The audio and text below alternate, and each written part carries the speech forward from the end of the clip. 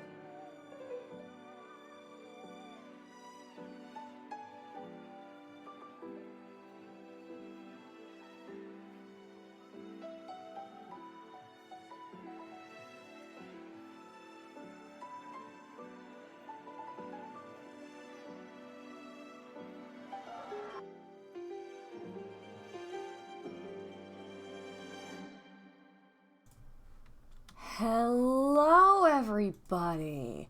Oh my god, you know what time it is.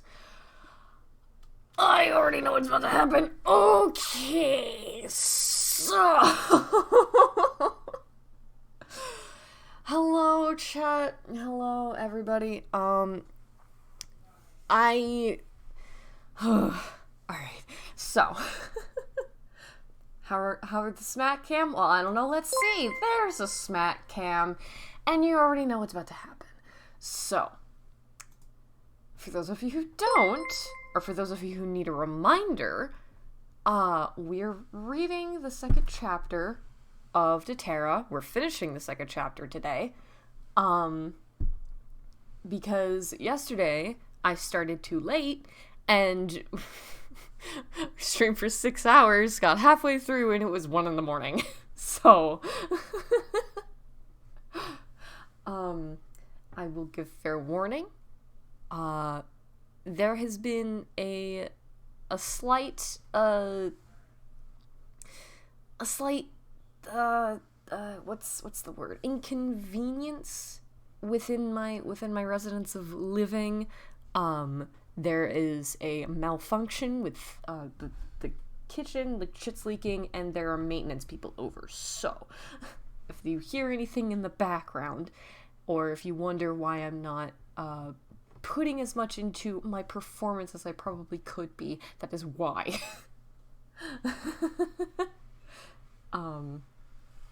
But, you witness the pain? Good. You should be. All Monster Mode well viewers, and you're still doing a good job. Thank you for your commands and everything. You're all on command duty. Thank you. my mods are so diligent. Like, y'all are awesome. All right, but as you know, before we get into any of it, we go through the triggers and stuff like that, just as a reminder of what you're getting into and what to look out for. So, Helen updated outer core. All right, that's not gonna be tempting as hell. All right.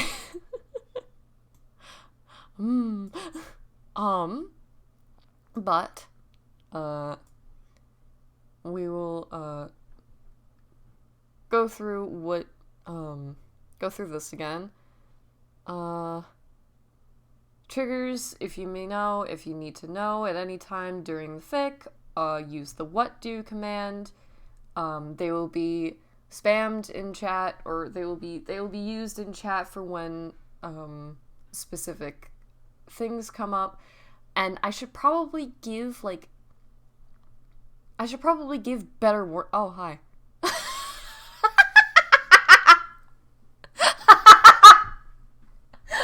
Hi, Helen.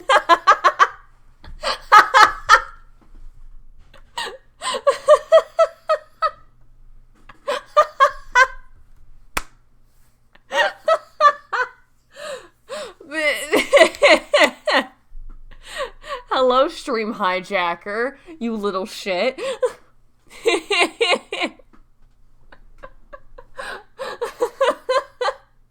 No, it's Heather now. Fuck you, shut up.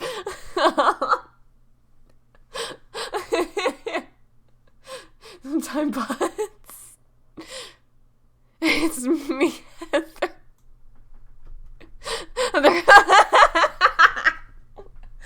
Heather Bass Strength terrible. You suck.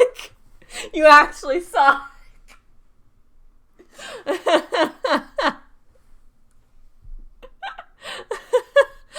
Love you, Helen.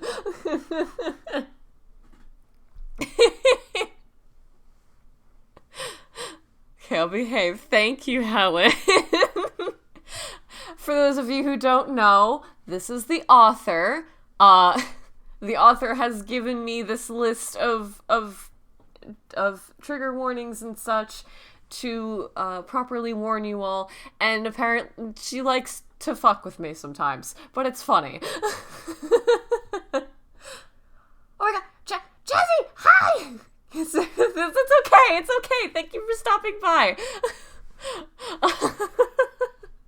Casual hijinks. But I will go through what we've already covered, but I will go through it again. Just as a reminder, general warnings is this fic is heavy. At sometimes I will yell. So if that gets abrupt or uneasy, I've like going back and watching some of my streams, I will tend to change volume very quickly and just make sure you're wary.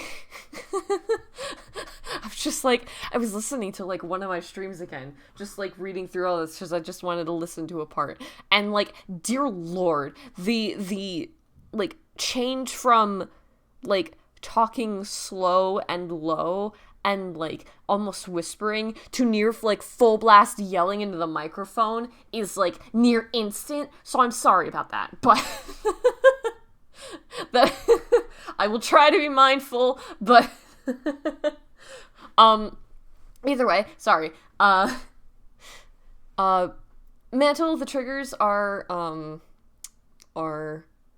second verse, same as the first, as far as like the chapters would go. Anger issues, somehow the lessons get worse. Depressive episodes, active self-harm in past and present. The toxic swamp that is the Ender Court. Depictions of suicide, but in the context of a dream. So this stuff we've already gone over. Very bad PTSD, brief physical child abuse in lesson 3. Allusions to drug addiction, not the main characters. Depression, learning how to cope, not a trigger warning, just there are good things, I promise. Rand sibling squad is like cheaper by the dozen, but they all fucking hate each other.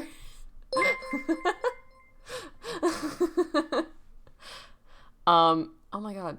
Thank you guys for the follows, by the way. And yes, as some of y'all will know, y'all have subs now. Y'all are subbed now. You've been gifted subs because people in my chat are fucking insane.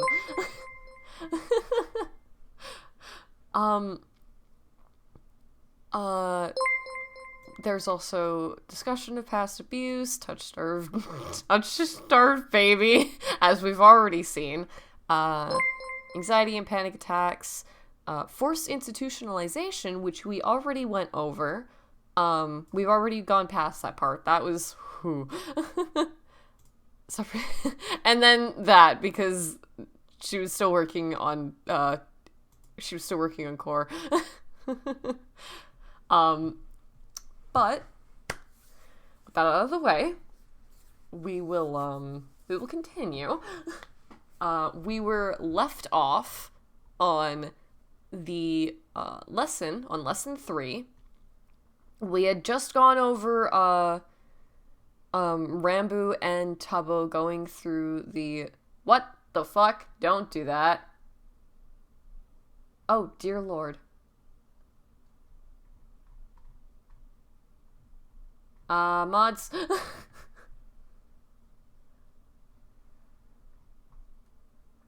Thank you. Or is it?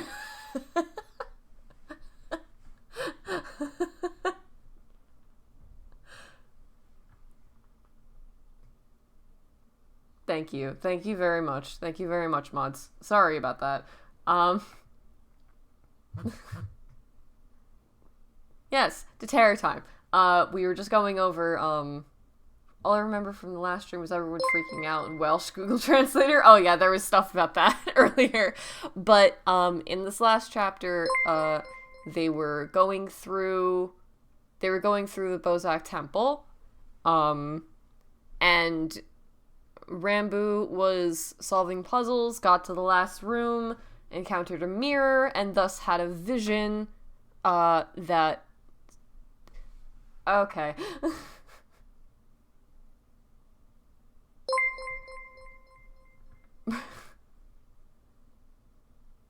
Thank you mods. Thank you mods.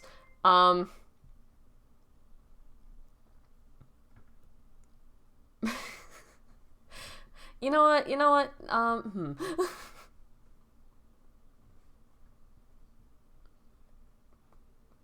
These aren't bots, are they? I do not know. I would not know. Thank you. Thank you.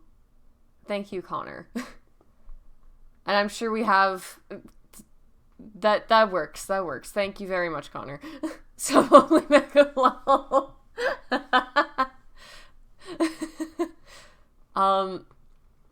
We can turn that off in a bit so everybody can yeah.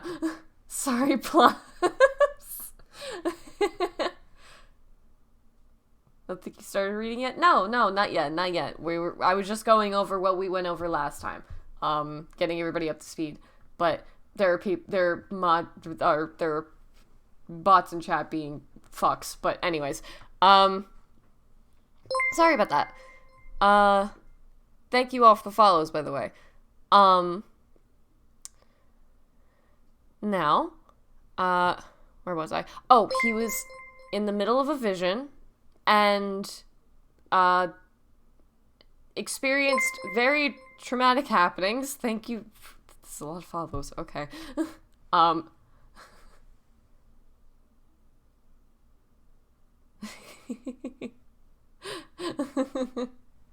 Okay.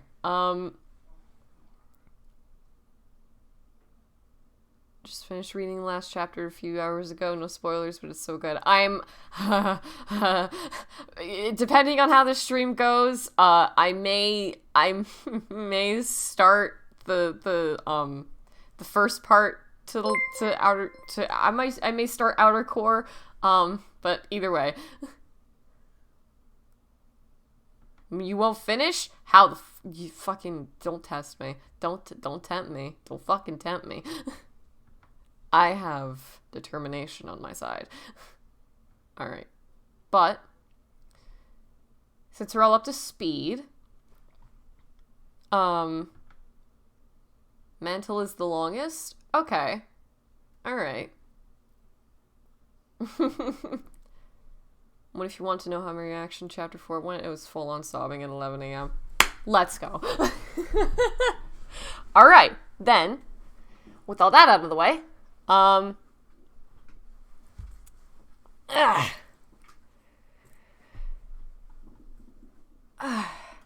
about we just fucking jump into it? How about we just fucking stop dilly-dallying and just jump into it? It's already been like 17 minutes in the stream. Let's fucking do it! Okay. Alright.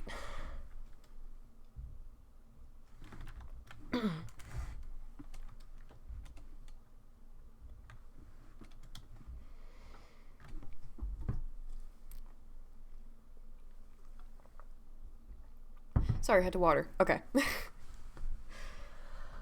Alright.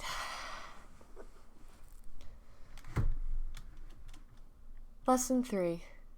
You do not belong to yourself, and neither did she. Rember's never seen Voidfall this swept up in something before. Hides in the shadow of a pillar and stares out into the chaotic stream of servants rushing past.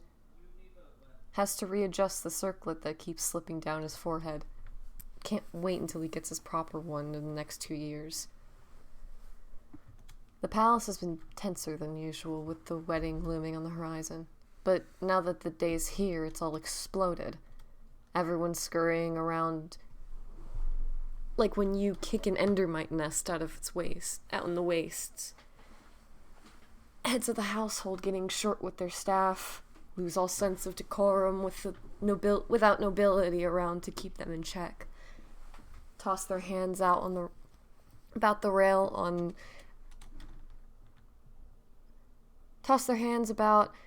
and rail on, and so far, there's been 6 servants sent home for the day, another 18 driven to crying, and Rambu tracks all of it with interest. So that one with the crooked nose has favor with the head of house care. From the tone of voice and lingering looks, it's not just for being good at their job. No braids in their hair, but can the peasants really afford beads anyway? Rambu thinks, tail curling behind him as he peers out around the side of the pillar, eyes eagerly taking everything in, mind more than happy storing all the new information for him.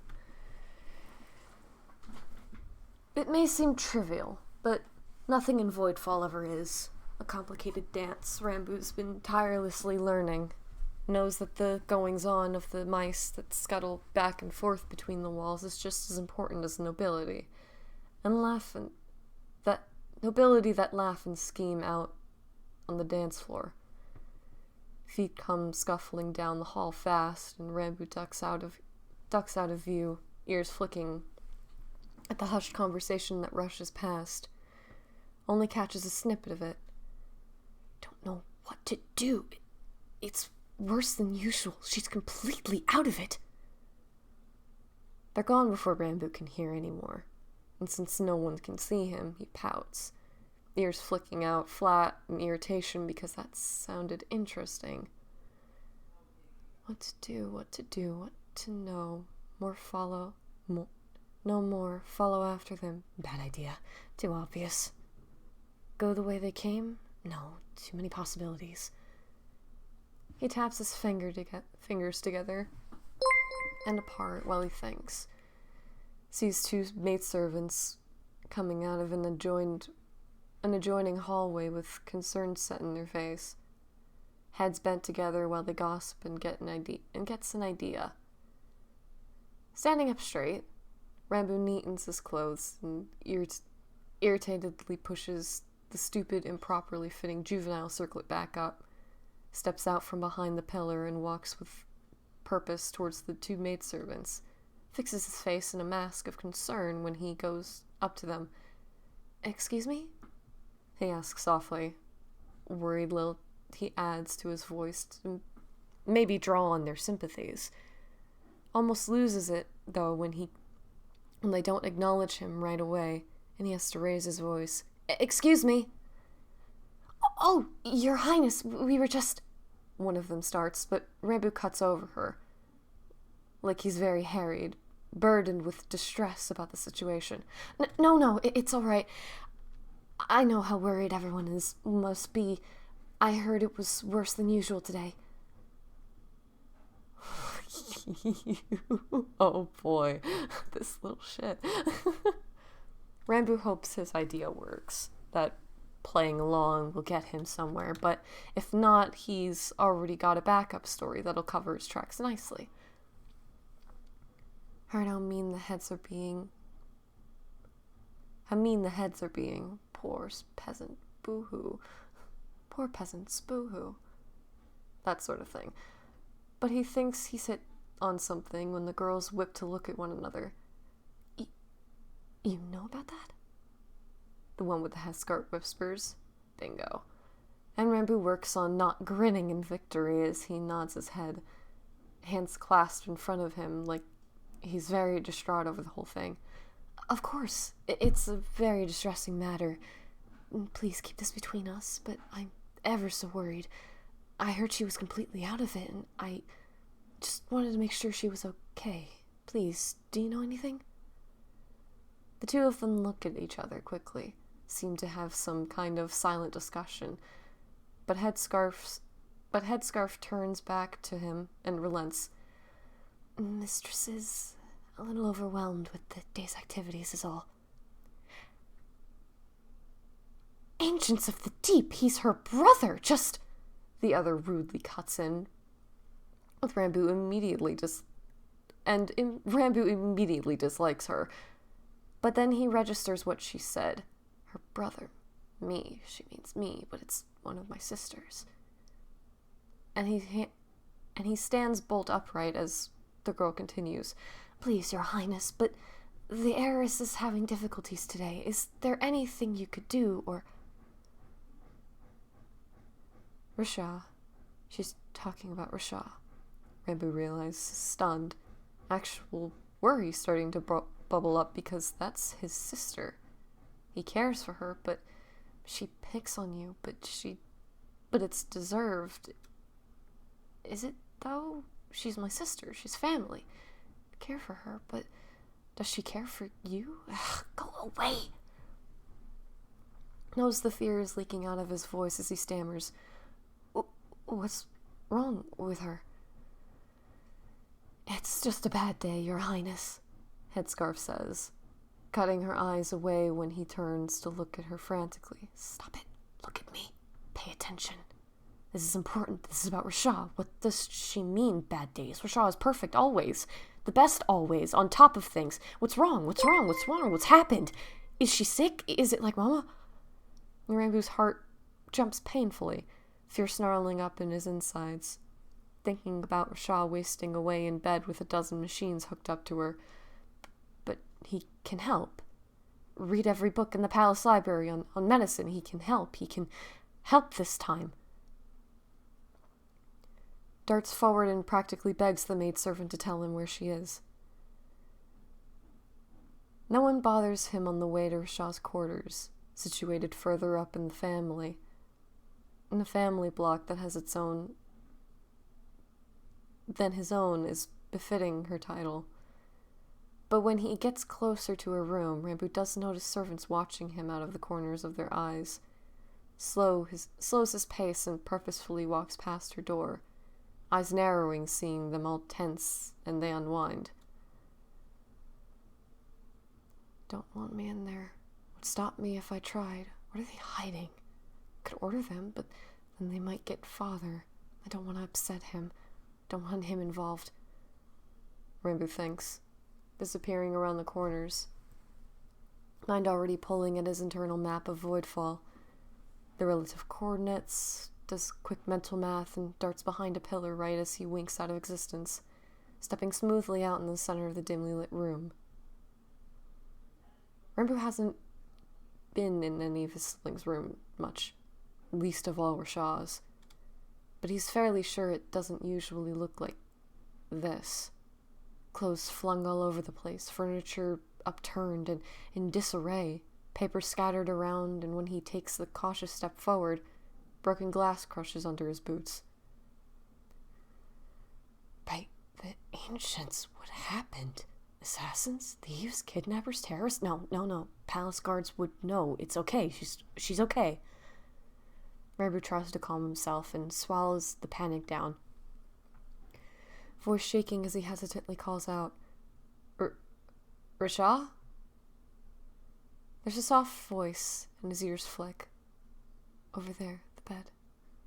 Sees in his mind, mother fading away, machines plugged into her arms, only barely keeping her alive, and rushes over. Fingers working themselves into knots, the sight of Rasha splayed out. Normally tidy hair, half swallowing her face in a monstrous tangle. Rasha? He calls out again, shifting nervously at her bedside, eyes fixed on the way her chest shallowly rises and falls, just like Mama struggling to breathe. Is she gonna die? Are you gonna watch the light fade out of her eyes too? Whimpers in the back of his throat and reaches a shaky hand out, tugging lightly on him. On your sister, Rasha! Rasha! Res! That gets her to respond. She groans, body moving sluggishly on the bed, head rolling to the side from in between snarls of black hair, a glowing green eye creaking open. Oh, great, Rasha says, voice slow and syrupy, unlike anything Rambu's ever heard. He drops her arm fast, folds his hands behind his back as her eyes narrow.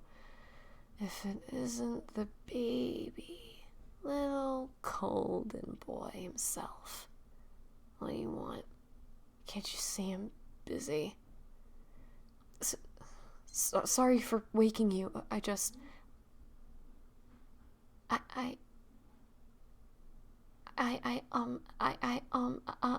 Shut up. Ancients. Your voice is just the worst. Rasha snaps, rolling to sit up, head hanging low between her shoulders as it sways a bit erratically, glaring at Rambu from under the mass of tangled hair. Every time you open that stupid mouth of yours, it makes my head ache. Learn to shut up and maybe I'll like you more. Sorry, Rambu whispers, but he trusts himself to say evenly, and drops his eyes to stare at the toes of his boots as Rasha scoffs. her voice pitching up to mimic his. Sorry, sorry. Ancients, that's all you ever say. Sorry, sorry, sorry, like a little broken record, skipping its tracks. But it fits, doesn't it? It's you, isn't it? A sad, broken little thing. Rashad giggles. Quick rustling that has Rambu lifting his head. Sees her trying to get up, but she must not be feeling well. Tipping to the side unbalanced, and he rushes forward to try and steady her. Suddenly reels backward at the sharp crack of his palm striking his cheek. Don't touch me! Rashad shrieks, hand raising threateningly like she's going to do it. And Rambu's quick to back up, one hand clutching against his burning face as Rashad stumbles out of bed. Hits her nightstand and knocks an entire slew of small rattling plastic bottles on the floor.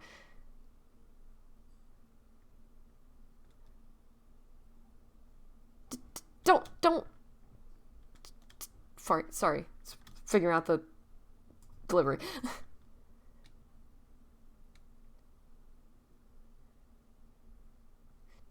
Don't you ever touch me. Don't you, and stop looking at me like that. Her eyes, how do you, it's, I said stop it!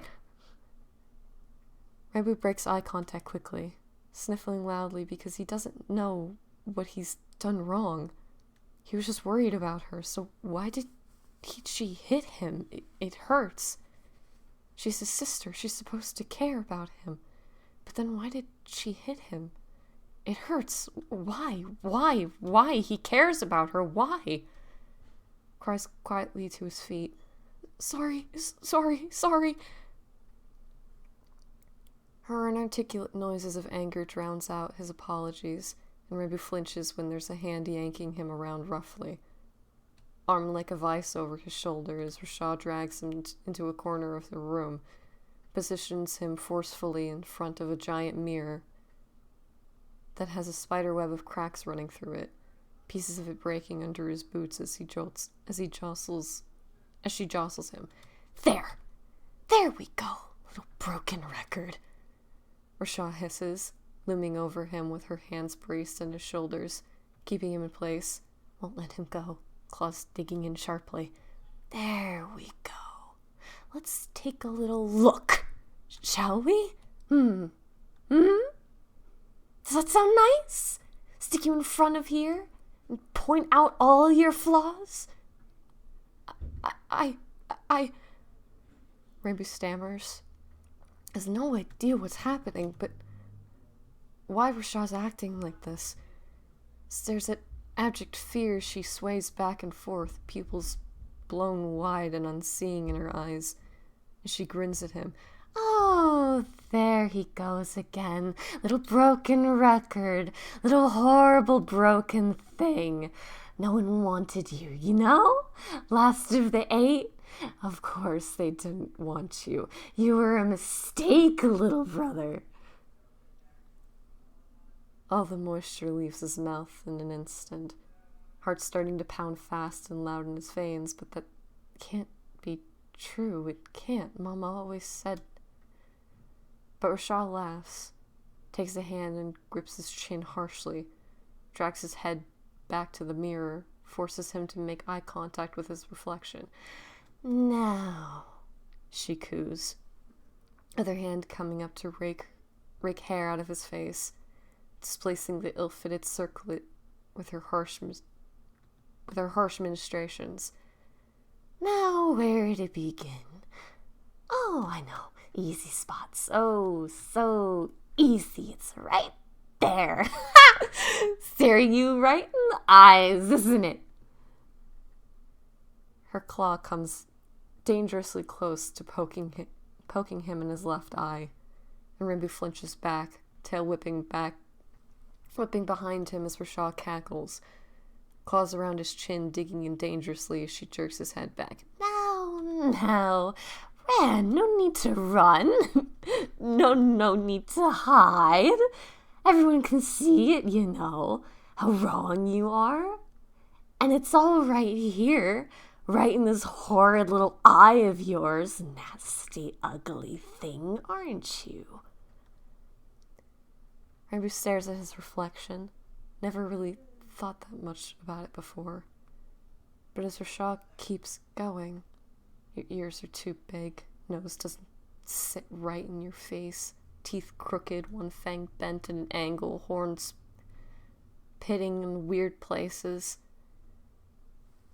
He starts to feel ashamed, gross, writhing feeling in his gut as he stares into his own eyes. The correct one, and the horrid, wrong, nasty, ugly one. It's there, something wrong with him. Has to be why. Is he like this? Why is he like this? What's wrong with him? You're repulsive. No one cares about you. No one's ever going to love you. How could they? Rashad laughs, hands smoothing down his face, rests threateningly on the sides of his neck, bends over and rests her head against his, whispering scratchy and angry against his ear. Bet they'd let you marry whoever you want. Give you his fucking blessing. Already got her bead. He yelps in pain as her fingers tighten out of nowhere. Claws breaking through his skin in a few places. Forces himself quiet when he shakes him roughly, voice pitching up sharply. Shut up! I don't want to hear it! You stupid fucking little golden boy. Mommy's favorite. Why? Why were you her favorite? How? You can't talk. You're an idiot. Can't do anything. You're just the worst. Ruby doesn't expect her to shove him. Goes tripping to the ground and cries out as his hands slam harshly into the floor. Turns a trembling palm over and panics, seeing black blood oozing out. Dangerous shine of pieces of glass embedded in his skin. Whips his head up and hears Shashash scream, "You're worth nothing! You never have been! Do you hear me, you little shit? No one cares about you! None of them do!" He scrambles away from her, hot sting of more glass cutting into his hands. Rashad stumbles after him barefoot, hands slicing through the air erratically, hair flying around while she rears his head. What makes you so special? Why do you get everything I want?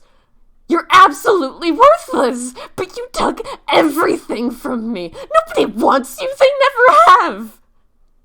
But that's not true. Mama wanted me.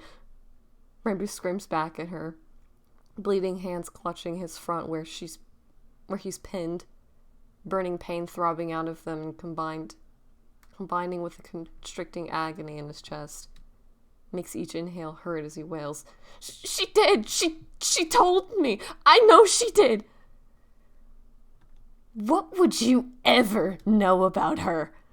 Rashad yells, foot lashing out at him, but he stumbles, goes crashing to the ground, and gives him time for Rambo to scramble away, sobbing as she shrieks, "You fucking killed her!" Rambo howls, but he didn't. No, he didn't. No, he didn't. No. Wants to get out of here. Needs to get out of here. Has to get out. Go get away from her. Is forcing his way through reality without any thought. Comes tripping out of his jump and slams into a wall. Reality reeling around him as he flees down the hall. His lungs scream for air as he races through teal-lit corridors, sobs bubbling up out of his throat like noxious gases out of the wastes, lightheaded and delirious to the point none of this feels real, 'cause she's wrong. He didn't. He never did. It wasn't him. He didn't kill her. He didn't. He couldn't. No. horrid thing killed her. You killed her. It was you. It was all your fault. Hisses in his mind. Sharp bite of claws in his shoulder. And Rabu squeezes his eyes shut, frantic to get away from there. But it's like it's gone with him. The memory of Rashah hanging off him like a nightmare he can't wake up from. Wails hearing her murmur, "Good. You deserve this. Never forget that, you little mistake." And he never does.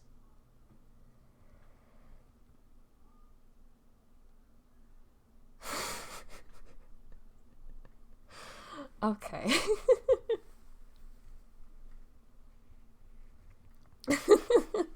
Fuck these lessons, bro.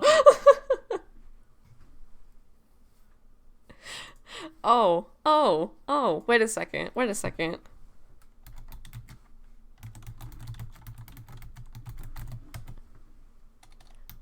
on a second.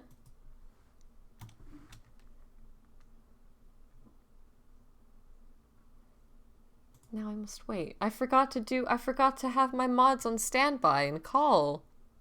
Oh my god, there's one! Whoa, hold on. Oh! There's...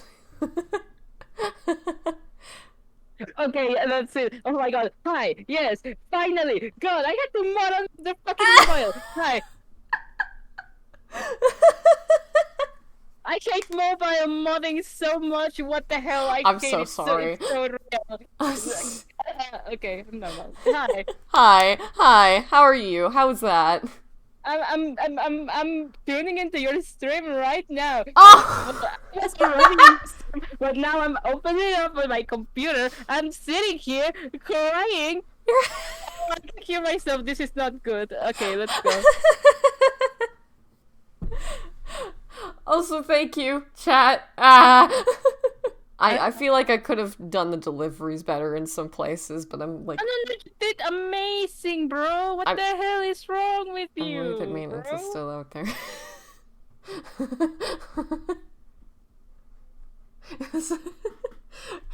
My volume control is very bad, but now I'm too nervous to go outside and check. Oh my god, wait, did it die? Oh, Wait, no. no. Oh my god, hi. Shit. Thank you. Are you good? Yeah, okay. Sorry, it's I didn't have anything set up. Take your fucking time, dear lord! Bro, you have... Yeah, I'm fucking in the mod, bro! Yes, but like, take your time! God, you're not obligated to be here! Bro, you will actively shit and die if you have no fucking mods here. What the fuck? I mean, my mod right here, right now. It's okay, I'll survive. Yeah, right. Yeah, right. I'll survive. You will die. You will die. Actively and passively die. God. Okay. Okay, I'm set up. I'm normal. Hi. You're normal. So cool. You are so cool. Thanks. I'm gonna deafen now. Yeah. Enjoy the fic. Yeah. Thank you. I will continue, and I will call back to you when needed. Yeah. All right. Okay. Yeah. Okay. Ah. When it gets bad, by the way. Oh. Your trigger warning, please? Yeah. Okay. Alright. Oh, I'm sure it does. Okay. Oh boy. Alright. Lots of TWs in this part? Alright. Then I heed your aid. I heed all of your aid. Thank you, Helen. Thank you, Connor, and anybody who has read through this and is willing to help. You're allowed to. I mean, I won't won't say no to the help, you know. Alright, normal time. Let's go. Alright. No spoilers. Thank you. Yes. Alright. Time slows to a crawl. Huge stretches of crackling gray static spacing out, brief blinks of black nothingness, where everything's finally quiet. Where he can forget he exists, where he can pretend he's dead. Those fleeting moments of unconsciousness are the only thing keeping him moving. Reality pushing him to the brink. Every agonizing second it drags on, but then fatigue will finally yank him under before he takes its step over the side. Smother everything so he forgets briefly, when he wakes up, that he doesn't want to be here anymore. Coming out of sleep is the best time of day. A few short minutes of blissful confusion that always get destroyed as everything else comes roaring back in, tearing at his insides, ripping his veins to shreds, splintering his sense of self to the point that Rambo loses the idea of where he begins and where nothing ends. Starts to think they're one and the same. He's been awake for... he doesn't know how long, actually. But that hazy feeling has long faded. He's been staring blankly at the gray wall by his bunk side, losing seconds, hours, years maybe, into the sinking, dragging pit of the center of his being. Breathing hurts, blinking hurts, living hurts. The thought of getting up, impossible. The only thing that sounds halfway appealing is the comfort sleep brings. The desperation at knowing the relief of death would be better, but he'd have to get up. And can't. The bed behind him dips as a body shuffles in discomfort, protesting at being still for so long, but he refuses to leave. Forces himself to stay. Why do you do this to people? Why do you always hurt them? Just end it, get it over with. 2 arms tighten around his waist, and it should feel nice. Be warm and comforting and grounding, but Rampu can't feel anything. Will you try to get up today? Hushes into the back of his neck, tip of a nose pressed into his hairline. The amount of anguish in his voice, the sadness, the fear, and the pain. You put that there. You hurt him. Makes Rambu clamp his eyes shut, desperate to be rid of it. It doesn't have to be much, okay? Just sit up and watch a movie with me. The silence drags on, distorting and warping at the edges, curling inward like reality bending around a black hole, crushing everything out of existence. Wish it'd get you. So tired. Don't want to do this. Be here. Can't take one more day, one more second. And a shaky exhale ruffles his hair, faint burn from the tears that rolled onto his skin. Fuck, please. Boo, please. I love you. I want to help you, but I don't know what to do. Let me die. Oh, fuck. Ah! Oh, this sucks! Ah! Oh, this sucks! Oh.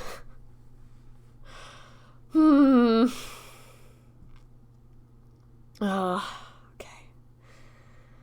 Swirls in his head like the curls of sand out in the waste. Tiny, sharp little particles of it that stick to everything. Get grit in your eyes, under your claws. Forget me. Move on. Take that braid out of your hair and just let me go. Painfully cutting edges that you can never get rid of. Always finding them clinging to something. Stop loving me. Whatever you do. Whatever you see in me is a sham. Nothing's ever been here. You're deluded. I love you. There's tears in his voice, tripping it, trailing down his face. burn where they strike Rambu's neck. Red-hot tip of a thermal knife, but it's time you learn. Lean into it, begging them to cut a little higher, a little deeper. End me, you cowards, you scream at them. Queen's past, I love you so much. Please be okay. I love you. Stay. Queens, please, please, promise he'll stay. He can't. He can't. Not a promise he can make. And his continued refusal to voice anything. A hand carefully grabs at his gentle moving around his taped up, busted open knuckles. But Rambu can feel the way Tubbo's fingers shake as he laces them together. How he curls his head down behind him, doesn't bother sifting the quiet sobs that slip free.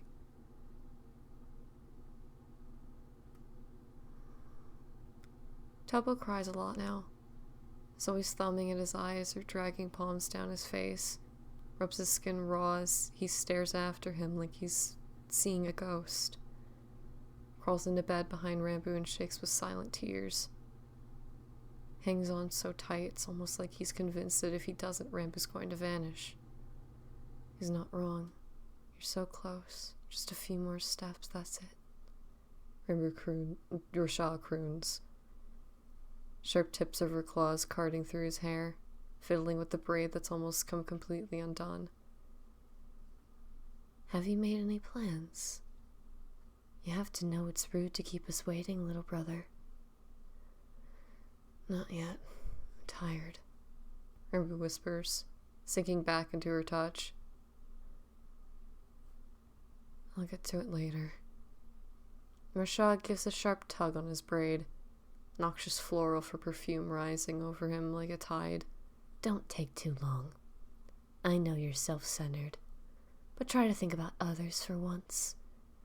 The burden you are to them, get it over with. I know, I'm trying. But Rambu feels like his body's made of lead. A neutron star in mortal form. The mere thought of getting up so exhausting.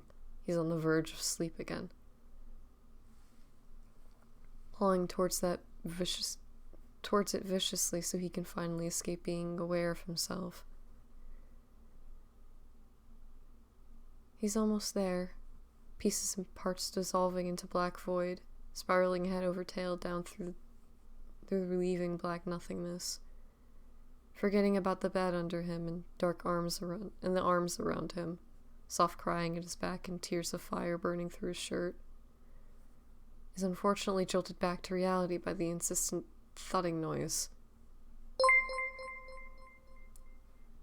Tubbo drags his dead weight closer for a second, static clouding Rambu's ears as he doesn't hear what he says, rather feels the word press into his skin before Tubbo gets up. Love you. Please stay. Please hang on. Love you so much. But then he's gone, leaving a gaping hole behind Rambu, but that he wishes wasn't there, curling into himself tighter. Rambu barely catches the quiet swish of something opening and closing, muffled voices, another round of door letting someone out, and then the bed's dipped at his back again, but less like the weight of someone crawling in, just resting against it. Hey, you any good at making cookies?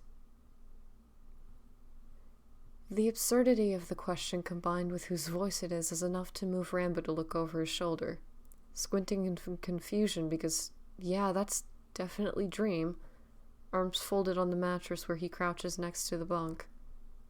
Well? Dream asks, round head tipping to the side in question, voice light up and airy as he prods. Are you or not? 'Cause I could really use some help. What the hell? What the fuck? Why does he care? What's happening? Go away. I don't want to deal with this with you. Rambo shakes his head no, tired and confused and bewildered. Just wants Dream to go. But the shifter shrugs his shoulders, holds a hand up apologetically. Sorry, didn't hear you. Could you say that again? Fucker know what he wants. What game he's playing? Ranboo hangs his head, lets his hair fall across his face and hides the grimace he makes, arms starting to twinge where it's propping him up. Easier to just give him what he wants and he'll go leave you alone. To avoid giving, no use fighting, and he clears his throat, hoarsely snapping. No, I don't. Great! So we can learn together then. Come on. Dream, I love you! Good man! Dream announces far too chipperly, and Ranboo jerks his head up, glaring at the hand being held out in his direction. Go away. Leave me alone. What's the point interacting with a corpse, a shell of a thing, nothing inside but depthless dark? Lips rolling back, baring his fangs, fully intends to flop back over and ignore him because getting up sounds miserable. But Dream isn't going to let this go. Ranboo knows him. Knows he's not going to leave, accept defeat, until he gets what he wants. And the longer Ranboo puts that off, the longer he's going to have to deal with people in his room. In his face, in his head, in his life. And he sighs in defeat, swinging around and gives Dream his hand. The contact cracks through him, zaps down his nerves and tingles in his chest, like someone's just pressed the defibrillator pads in his sternum. And it hurts. But not as bad as his arm when Dream hauls him up, the tension pulling his skin tight, pulling too much stress and half-healed cuts. Ranboo sways once he's on his feet, has to throw his hand out to right himself, black spots swimming in his vision, and glares at Dream from under hooded eyelids as the other says, See? Not too bad. Come on, cookies don't make themselves.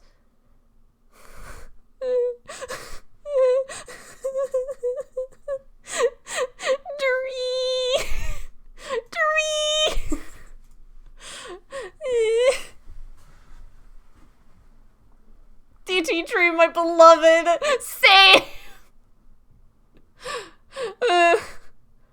It's a good lad. Our beloved. Stumbling through the disaster that used to call itself their room, Ranboo has to make a conscious effort to move his legs, remind his joints that they're supposed to bend and not lock up like they're crippling with rigor mortis. Everything aching like he's had the shit kicked out of him. He did, though. Don't you remember that mission? That bar? Those assholes? Sharp biting taste of blood in your mouth? Ranboo flexes his fingers, knuckles protesting as he clenches them into fists, spits back at the voice viciously. Wasn't my blood. He doesn't grab anything before they leave. Couldn't find it anyway. When's the last time he got up? When's the last time he looked? When's the last time he cared? Shuffles out of the hallway in sleep pants and a long-sleeve shirt. Feet bare and quiet, falling after Dream, hair hanging down in a tangled mess. Cannot believe you left the room, looking like that. Disgusting, disgrace, absolutely shame to your family, your title. Maliri snaps, wavering in between him and where Dream is up ahead. Ranboo rolls his eyes hard, clacking his teeth at her and mocks. Absolute shame to your family. Yeah, I fucking know. Who the fuck cares? I'm dead anyways. Calm your fucking tits.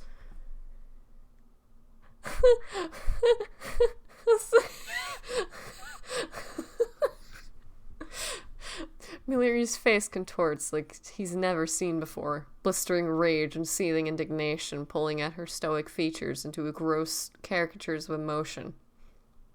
Entire form wavering sharply as she yells, The nerve! Never taught you to speak like that. Never should have taught you to speak at all. Is it him? Is it that degenerate that's That's wrapped you?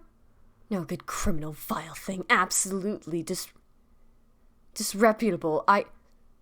Say that about him again and I rip your throat out with my teeth.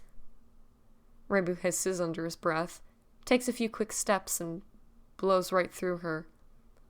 Claws flexing out as he, at his sides, looking to snag those parts of her dress, tearing into her skin like he's torn into his own. Like her words have torn into him inside a ragged, bleeding mess. Okay, wait, hold on a second. I need to save this section because I really like this. Sorry, just saving a screenshot of that because I want to draw that later. Anyways. I just like the expression I'm imagining on his face with this. Anyways.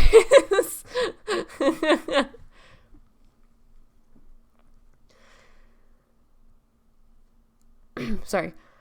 Like her words have torn him up inside, ragged, bleeding mess that he can't stop, just keeps oozing out around his fingers, drip, drip, drip down his ribs. Do you want it to stop? Do you? Do you? Do you? Did you say something? Dream asks, cocking his head cocked to the side, and Rambo almost laughs. Not for you, not for anyone. No one's there that you can see, only for me. Did you know I see people constantly? Mine's cracked in 2 and in 10 and 1,000, never been right, should have never lived. Rolls his head back and regards through slitted eyes. No. There's nothing put together about him right now. Mask slipped and broken in a dozen places. No control over his face, over anything. Probably looks absolutely insane. But Dream lets it go, meandering down the hallways of HQ with his hands tucked into his pockets. Asks in such an offhanded manner, it's clearly very intentional. What happened to your hands? They okay? Boots scraped against worn floorboards, freezing cold snap, teleportation ripping you out of existence. The fuck are you doing in there? They'd laughed. Nasty sound of it echoing in the small bar.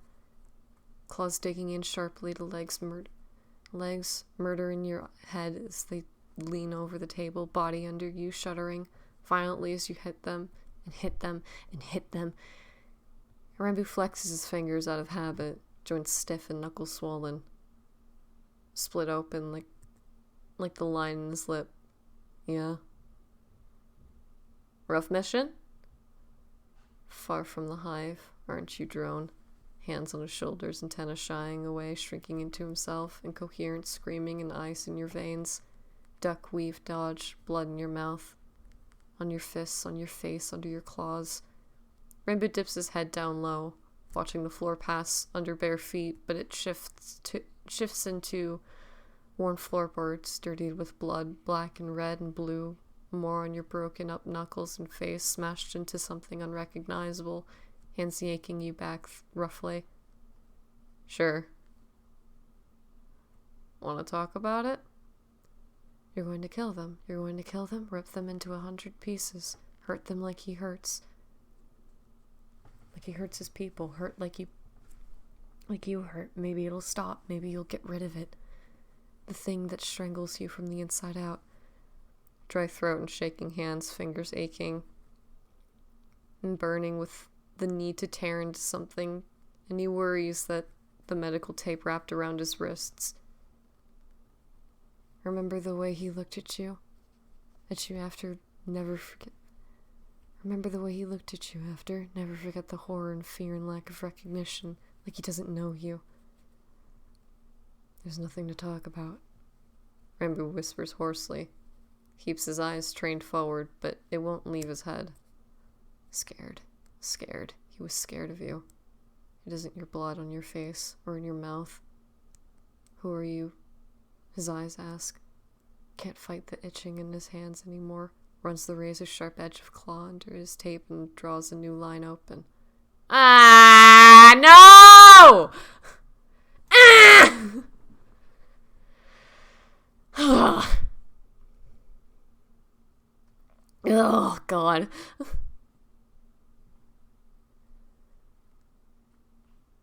This is a new thing.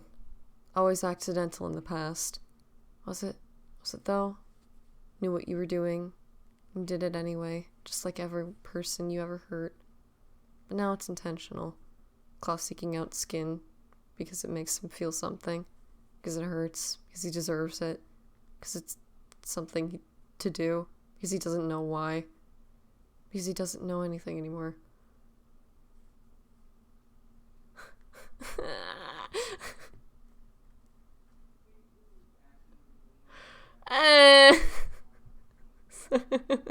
Sorry.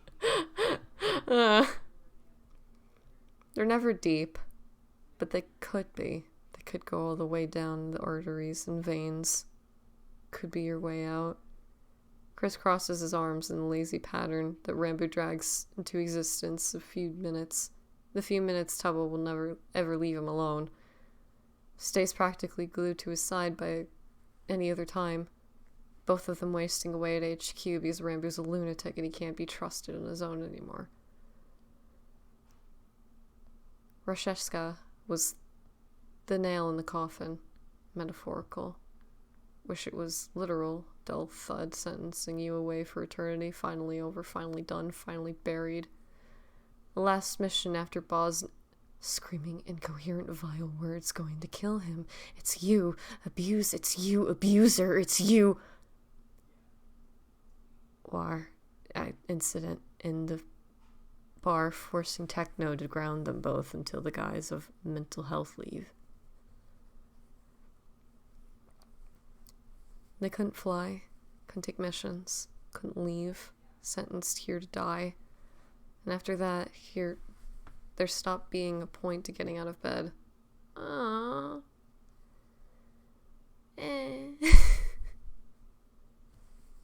Oh. Okay.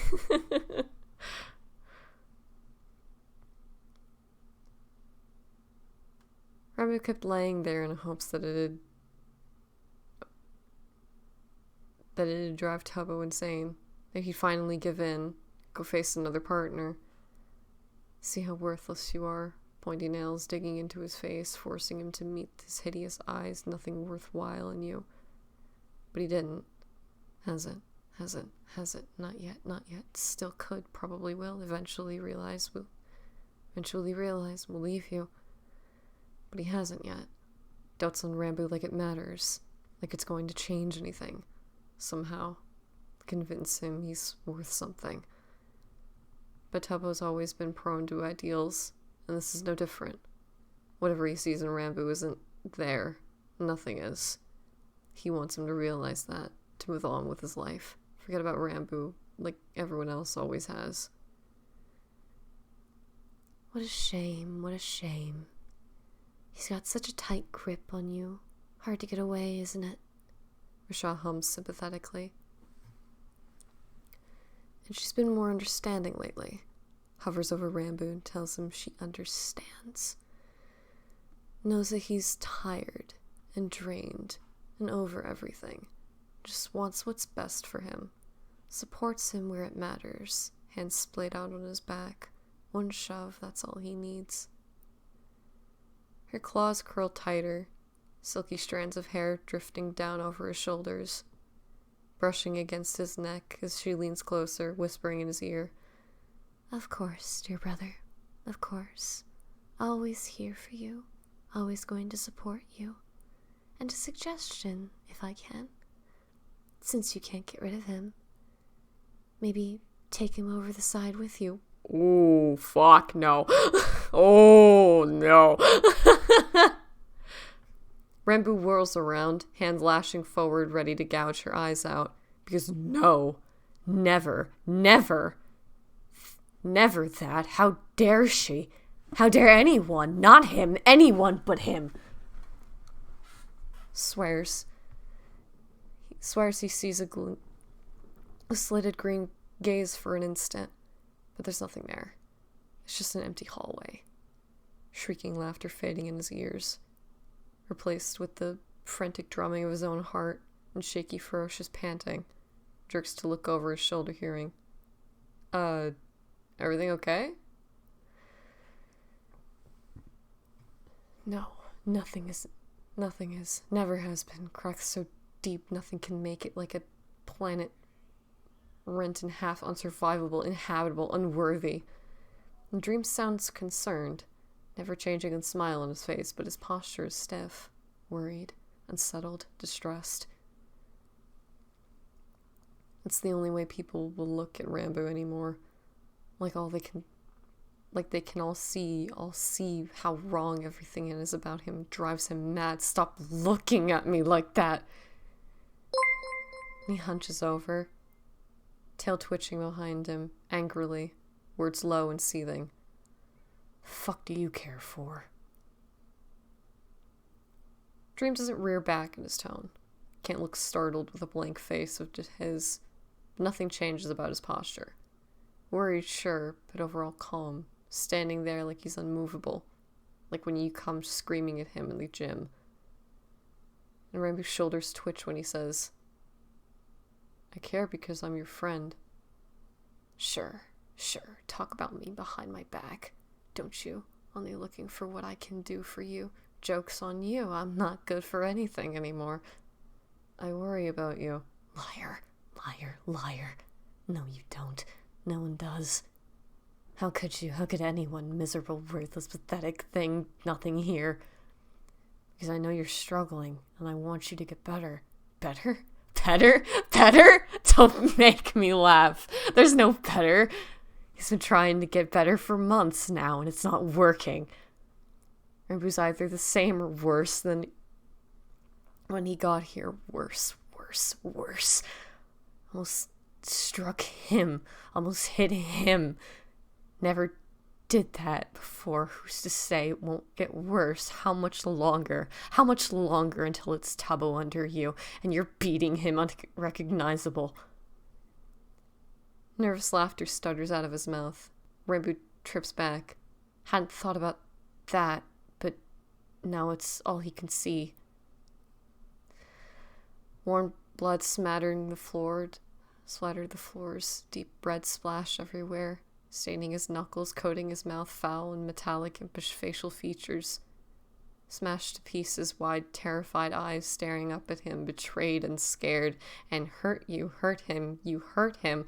What have you done? What did you do? What's wrong with you? Hey, Rambo, you're okay. It's okay. Just breathe, okay? In 1, 2, out 1, 2. Can you do that for me? He can't. Electricity crackles through him, singing under his skin at the jolt. The jolt knocks Nightmare and Terror, the worst thing you did, this abuser, out of his head. But Rambo tears himself from Dream's hold, stammering, Stop! Don't! You can't! I'll hurt you too! No, you won't. You don't know that! Rambo shrieks, claws digging in harshly into his head. Yanking and pulling at his hair, doesn't know what else he can do to get them to see how wrong, how broken everything about him is. Sharp edges cutting into everything around him. Get away from him. You have no idea how many people there have been. Probably, but it's not as many as I've killed. Dream says it so easily, not uncaring, but like it's a wound that's long since closed up. Scarred over, memory of pain lurking under his words, and nothing else, voice growing quieter and yet clearer as he draws closer. Life is shit sometimes, like, so actually completely fucked up, but it doesn't make us bad people. Stop it! I'm not innocent! I'm nothing like you! I did this to myself! Rambo stresses, points where his claws are dug in like blazing embers, but they start to unlatch, life seeming to draw away from his limbs, leaving him very aware of how exhausted he is. Existence weighs on him like nothing else ever has, and he really wants to collapse to the floor, hopes he falls straight through and keeps going. There's no one to blame but me. I had a choice. Rambo can see Dream in the corner of his vision, hovering just in front of him. But it's still a surprise as dry hands wrap around his own, but pull them gently from his head. Feels like someone punches him in the gut when Dream hushes. But you didn't have a choice. Not really. We don't get to choose how others treat us. This was done to you. It wasn't your fault. Wrong. Didn't have to let it get to you. Could have been better, stronger. Should have known all along this isn't how to behave. This isn't right. And Rambo shakes his head frantically, throat constricting tight like there's a pair of hands wrapping around it, choking him out. But Dream won't let up. None of that should have ever happened to you. You didn't deserve it. Do you hear me? There is nothing you could have done to deserve being treated like that. Yes, there is. He doesn't know the half of it. Rashaw cackles, arms draped casually over Rambu's shoulder, her head tipping into the rest against his as she flicks a hand counting things down on her fingers. The servants you had executed? What you did to the Monet family? All the lies you've told just to get what you want. Anyone you've hurted for fun. Do you ever think, little brother? Do you ever think that maybe you've driven someone over the edge? Something you said that made them jump? Knife under his ribs and his throat, punched clean through his trachea. And Rambo tries to swallow past it, can't, and chokes on anything he could think to say, his left numb and muted and terrified, staring at Dream's simple face, just wishing he'd leave him alone, that everything would leave him alone. He doesn't deserve any of this. He doesn't want to feel this. He doesn't want to feel anything. But ever the bastard, Dream won't go, drops his hands with a sigh. Alright.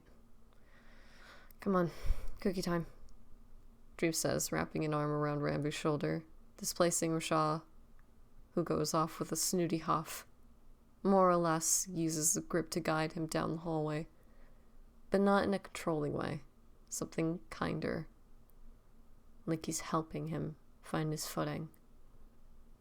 It's only slightly awkward at first. Rambu's taller than Dream, but for a second it feels nice, like he's small and tucked away out of sight, ghost of a memory whispering through him. Cuddled to her side. Everything's okay. Nothing can get you. You're safe now. And ever so gently, he leans the barest amount into the contact. I'm normal. Anyways.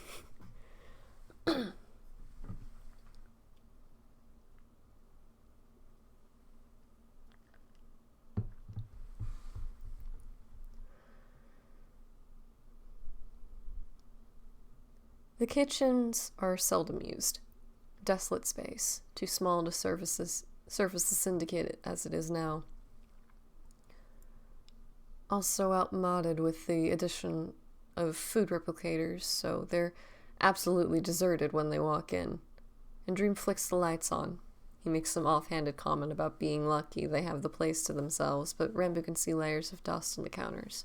He knows it wasn't a coincidence. Dream knew no one else would be in here. Brought Rambo in here specifically because of that. Doesn't know how to feel about it. Picks at the cuffs of his shirt, sleeves long enough to cover anything up to his wrists, but not the ugly mess the rest of his hands are. Kinda wishes they were. So tired of looking at medical tape stained black in spots. There's a smaller replicator in here.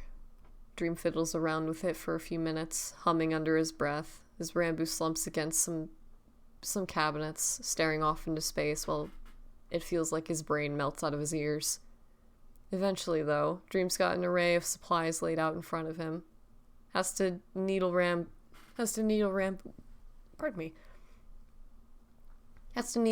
into moving But he does. Drifting over, his dream clasps his hands together excitedly. Alright, let's get started. You might want to roll your sleeves back before we start. Don't want to get them dirty. Ah. I know.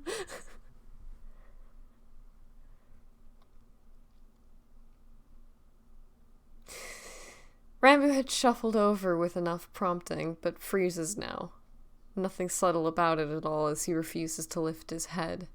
Hands stilled over where they were going to grab a bowl of white, light-looking powder. Eyes looked at the end of his shirt sleeves, but nothing is visible. He made sure of it.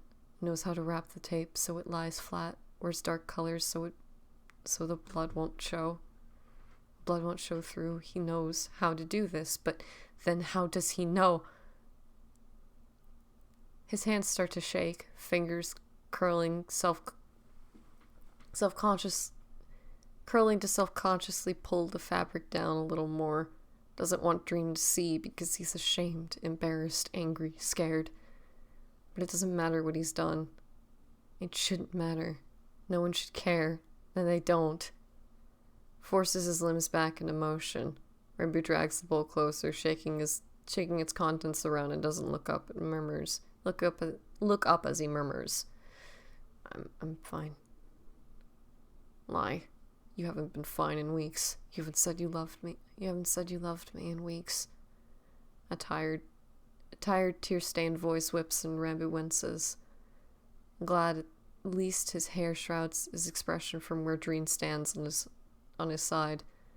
Some tension bleeding out of him as Dream's easygoing voice. Yeah, okay, whatever you want. I'm taking off my jacket, though. Alright. Rambo mumbles confused, not sure why that's pertinent information.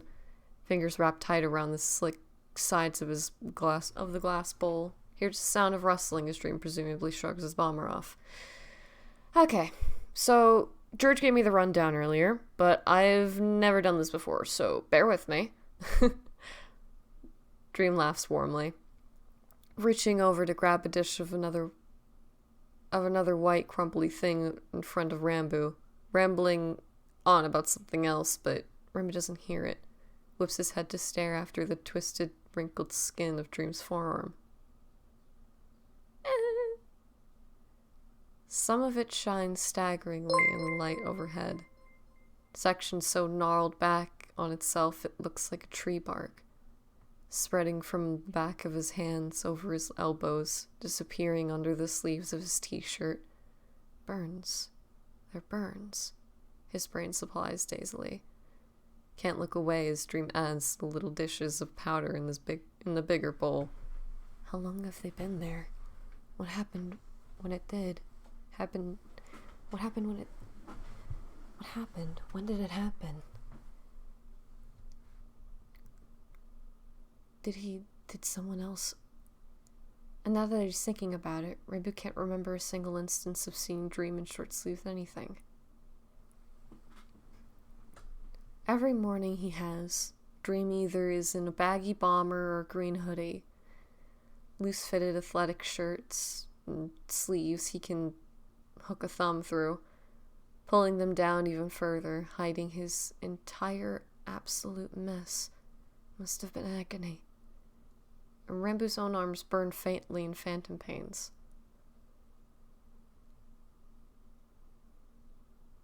I don't only wear long sleeves because I'm ashamed or anything. Dream begins conversationally, head tipped down to where he's working on stirring all of the dry ingredients together, posture relaxed. It's kind of habit at this point. Don't have a lot of feeling on my skin anymore, so it's easier to just see if I've been injured when my clothing's torn. What happened? Rambo whispers, horrified. How practical, how morbid. Fingers flitting up without much conscious thought, touching shakily at the medical tape he's been hiding from view, covering up the thin slits in his skin. Dream shrugs, reaching for a carton of something. It's how they would discipline us back where I used to be. get metal rods real hot and just... He pantomimes wrapping something around the inside of his forearm, hands then dropping to trace some of the ridges it left behind. It was less likely to get infected that way. Plus, it just fucking hurt. That was always a huge selling point for them. Oh, could you pass me the mixy thing? Rambo hands over what he's pointing at in a haze. Can't stop staring. Can't stop thinking about his own back there. Dim lights and cracked concrete stained dark when they hastily mop up his blood. Frigid burn of it sliding down his face, dripping into his eyes. Searing heat in his neck. Fingers digging into his shoulders. Harsh keeping him in place. Scared songbird croaks out desperately. I'm so sorry. Fuck, Dream. Ancients, I don't know what to say. That's okay. Thank you for sympathizing with me. Dream says softly, head turning to face him while he mixes the absolute shit out of something light yellow. And in this form, he's always smiling. But Rambo can hear the real tone in his voice as he continues. There's not much else you can say, but it means a lot, knowing you're there for me, Rambo. But Rambo tries, knowing his words fall flat in the face of this kind of monstrosity, or weak and hollow and do anything, but clamps his mouth shut as Dream reaches over to place his hand over one of his. I know it doesn't seem like much, but you're worried about me, upset on my behalf. You care about me. And that's more than enough, really, it is.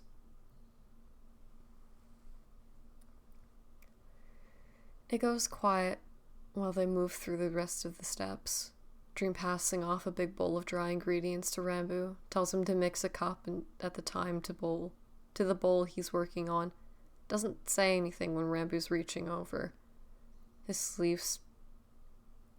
rocks back, pearly white bandages standing out starkly against his skin. Doesn't say anything either when he yanks it back down. Could make fun of you. Doesn't. Could mock how easily you give in, but isn't. Could press the issue, but won't. Rambo thinks, mind turning end over end and back around, so very lost and tired. Not sure what he's doing here. Watching Dream whip some confection together with his scarred hands. Rambo's own braced on the countertops and making his abused skin pull. Don't you remember anything I taught you? Only supposed to need yourself, whispers through his mind. Muffled sound of a riding crop striking a hard surface, but it fades away like the quiet winds of the slackened storm. Words drifting over him like slow sand particles, and not cutting deep like they can. Only rely on yourself. Can't trust anyone. Have to be alone. Can't rely on.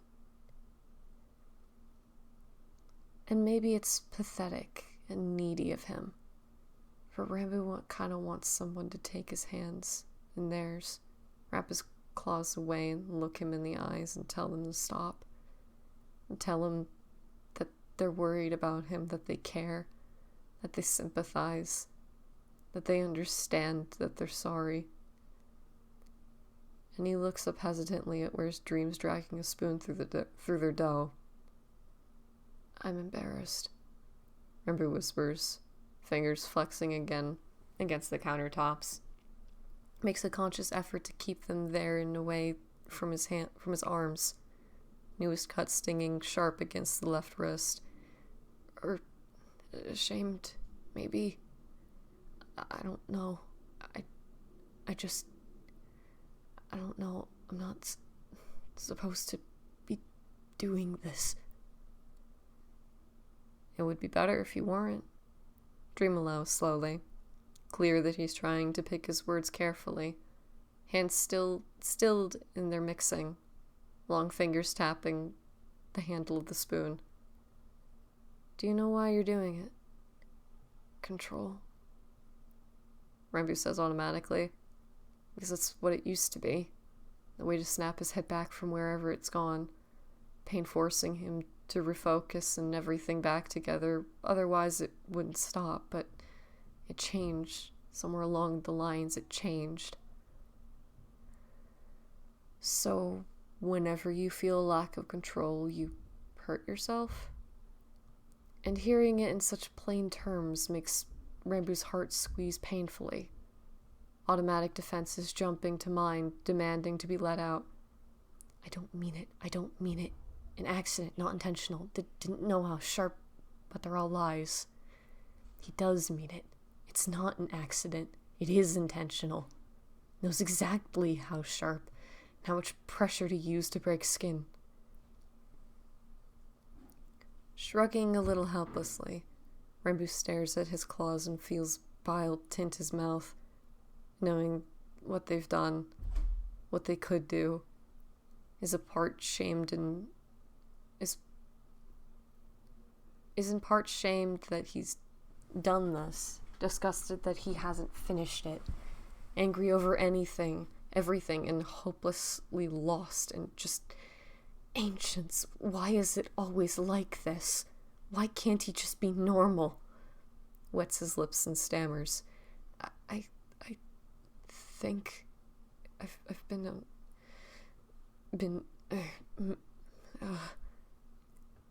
because I feel like I have to. Like, if I don't do it to myself, I'll do it to someone else.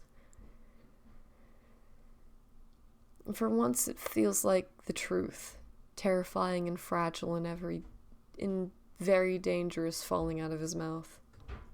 Could shatter apart so easily, could shatter him apart very easily, so very easily. But gentle hands catch it, cradle it carefully, so they don't pry for more. I'm so sorry you have to live with this fear, and I understand how much it hurts. I used to feel like that a lot too. Rambu looks over at where Dream's fiddling around with the oven, poking at buttons while he tries to get the thing turned on. But he stops when he feels eyes on him, tips his head to the side even though he doesn't have actual eyes. It doesn't have actual eyes right now. Makes sure he's meeting Rambu's anyway. I could tell you a million times you're not going to hurt anyone. But I know it doesn't help. At least, it didn't for me. Can't believe him. Won't believe them. Deluded. You've tricked them. Convinced them. You're worth something. Anything. Manipulator. Everything in his mind wails at the time. Like a steady wind that blows and blows and blows. Never seems to run out of the power that drives it. And Rambu hangs his head, defeated set to his shoulders. He mutters, I just feel like you're lying to me. I know. And I promise I'm not. I'm really, really not, Rambu. But I don't know if saying that helps. Do you know if it would help if I said it? Do you know if it would help if I said it more? Or would you rather me express sentiment another way? Dream asks like these are easy questions to answer, not basically the hardest fucking things Rambu's ever been asked. He doesn't want Dream to express sentiment, to lie to him, but he does so much because he's not lying, but he is trying to manipulate him, trying to hurt him. He's genuine, caring about him when he shouldn't. What have you ever done for him? Absolutely nothing, only bother him with your shit, worthless. And Rambu snarls a hand into his hair, yanking on it harshly. Just wishes things would make sense. Hey, it's okay if you don't know. You don't need to beat yourself up over not having an answer. Dream hushes. Rambu rolls his eyes hard because that's supposed to be what he's good for. Knowing things and having answers. But he's useless like this. serve a purpose. Just a giant jumbled mismatch of a person that keeps trying to self-implode, but people won't let him. He's kind of waiting for the day either he gets lucky or, more realistically, they get tired of stopping him. Soon, soon, soon, hopefully soon. The skeletons jitter from behind their unchained doors, peeking out of cracks and grin at him with macabre smiles. It's been going on for so long. You think you're tired. Think how tired they all are. Or soon, soon, soon they'll all stop caring, stop watching, stop listening. Just let you go like smoke escaping out of hands and lost to the night. Could you help me farm the cookies? Oven should be ready soon, and I need an extra set of hands. Dream's lilting words cut through the echoing voices. Needs your help. You can do that. Be of use. Wants you here for some reason. Just like can't do this without you. Stay with me, boo. Please stay. Rambu's hands slip limply out of his hair, hang uselessly at his sides until Dream takes one of his, and gently eases it into the light brown dough. It's sticky and faintly warm under Rambu's finger pads, and he presses them experimentally into the substance. Brief flicking of interest at the feeling of it, moving up between his fingers, watching as Dream scoops up a little handful of it and rolls it in his palms, triumphantly holding a lumpy ball out towards Rambu. Between the two of them, they get all the cookies rolled out fairly quickly, and Dream lets Rambu space them out on the cookie sheet, shaky grid overlaying the entire tray, showing him exactly how far apart to place each one so it's even. It blinks in and out of reality, brain struggling to maintain it, but it's nice. Makes him feel more like himself. Makes him feel useful, even if it's just setting treats on a metal tray. Would you be willing to try something else? Would you be willing to try something with me? Dream asks as Rambu finishes the second to last row, flicks Dream a glance and shrugs his shoulders, not sure unless he gets more information, and Dream hums like he understands. It's nothing bad, just some coping techniques I think he might help you. Coping techniques? Rambu murmurs back, setting the last cookie ball in the place, and then doesn't know what to do with his hands, presses his fingertips together to cement them with the glue like leftover dough, pulls them back apart with a satisfying little tugging sensation. Dream takes the finished cookie sheet and slides it into the oven, leaning against the door of it while he cleans his hands off on a spare towel. Yeah, we can start with a couple if they help, great, and if they don't, that's okay too. We'll figure it out. Does that sound like something you'd want to try? Does that sound like something you'd want to try? Rolling the greasy dough paste between his fingers, Rambu doesn't know what he wants, except the towel Dream holds out for him to wipe his hands down. Stares at how nasty the medical tape around his knuckles has gotten, covered in cookie dough and old blood like it is. He's been so exhausted for weeks now. Hasn't had much interest in anything, but the flicker of something stirs to life in his chest. Rambu clenches his fingers and winces when he pulls at his knuckles. And he's so tired of everything, but he's extra tired seeing this. Taped up bloody knuckles, bandages covering his arms like a corpse, smell of blood and antiseptic. Look up and ask, what would I have to do?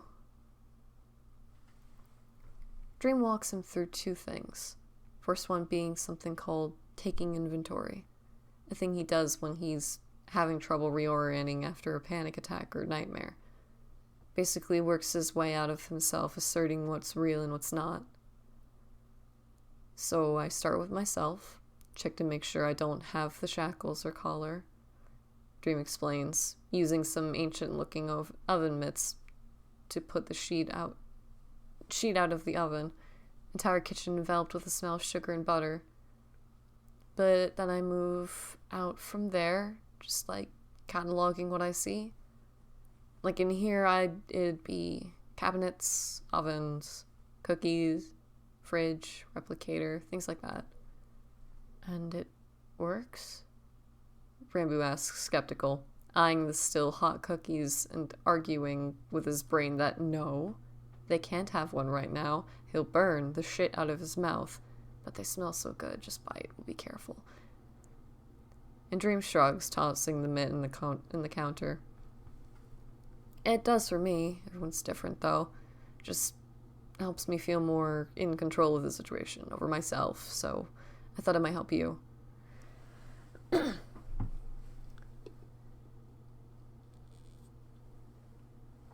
Sorry, my voice is already going hoarse. This is horrible.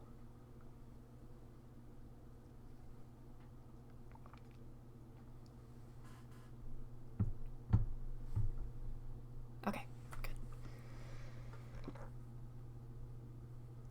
Second technique is harder to listen to.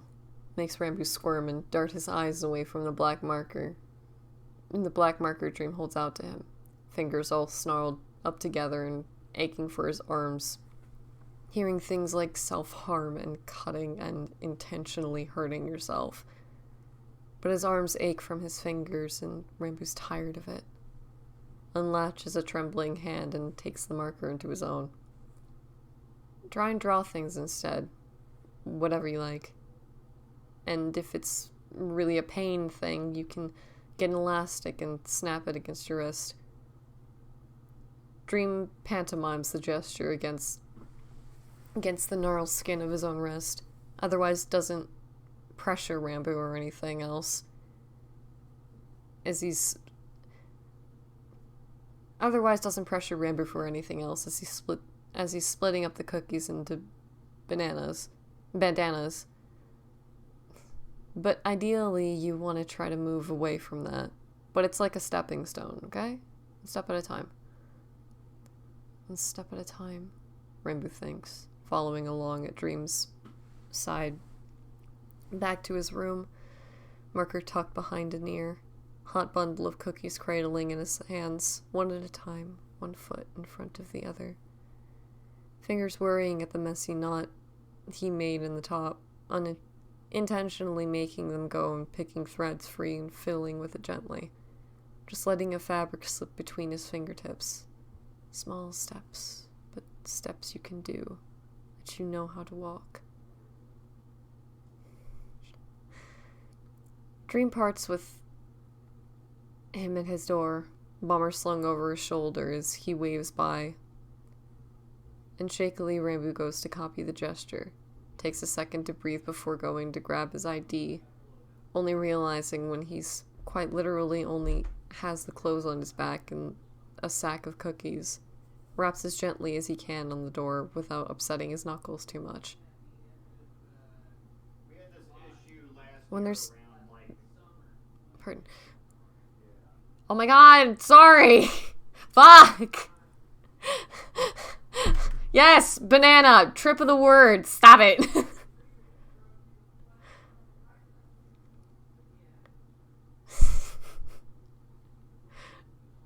When there's no response...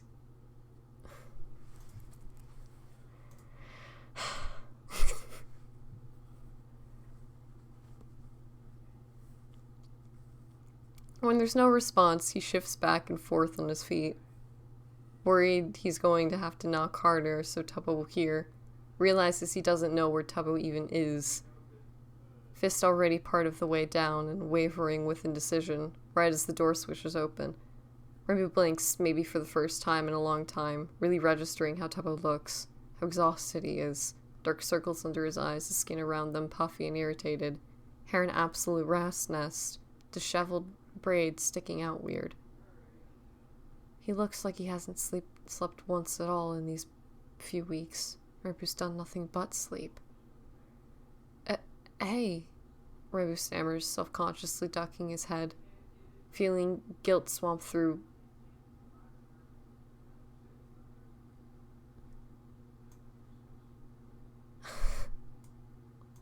Hold on.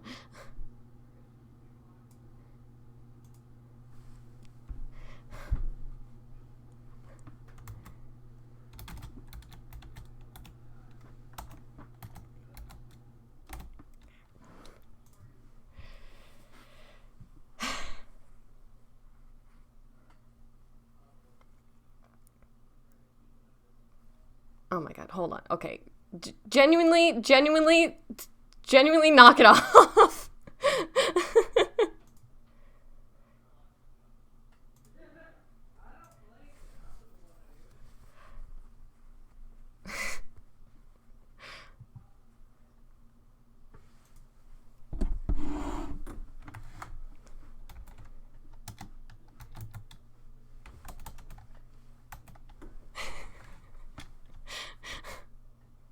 Okay.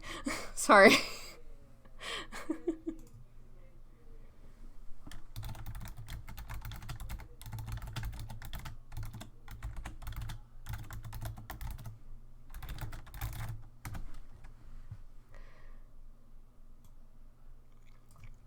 Where was I? Sorry. Anyways.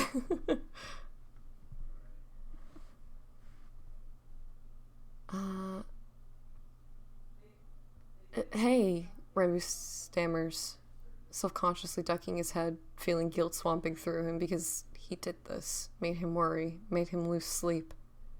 As a sick, curling thought of dragging open new cuts and punishment, ones that'll really hurt this time.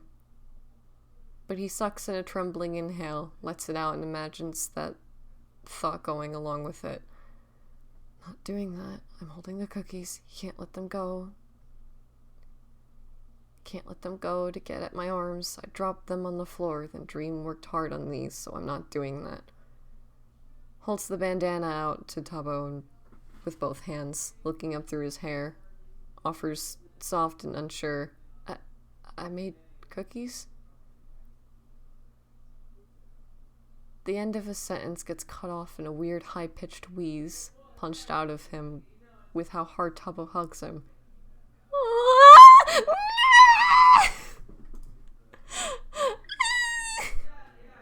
Arms encircling around him like a vice, wings flared open behind him as he buries his head under Rambu's chin, thoroughly smashing the cookies. He's mumbling something from where his face is pressed into Rambu's collarbone, too slow and indistinct for most people. Too low and indistinct for most people, but Rambu leans down, ears flicking as he finally picks up. Love you, love you, love you, love you, love you, love you.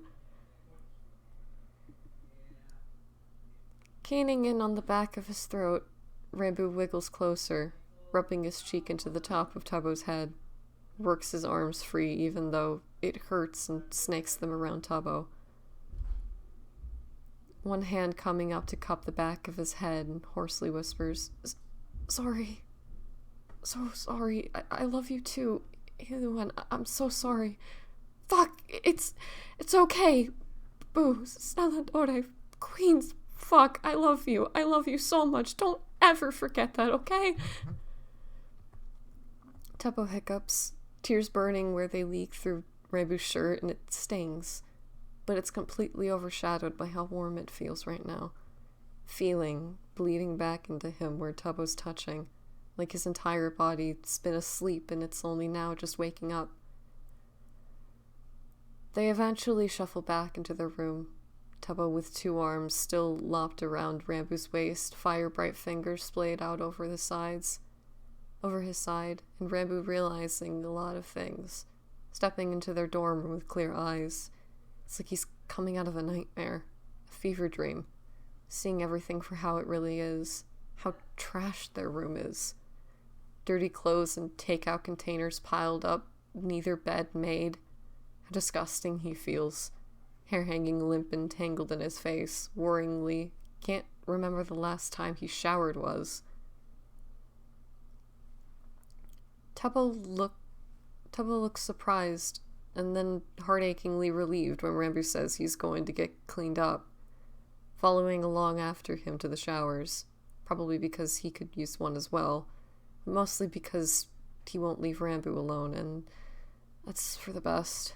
Rambu needs that right now. He's still trying to decide if that's okay or not, while scrubbing the grime out of his hair in the sonic shower. Mind darting back and forth in between, don't deserve it. Didn't want to stay, don't make him hold on. And the look on his face when you walked up, the feeling of him in your arms, Ancients, how could you forget? How did you ever forget him? Fingers fiddling around with the almost completely undone braid, and one he hasn't bothered asking Tubbo to touch for weeks now. Rambu's slowly working on his mother's bead, free and untangles it, make sure it gets cleaned as well.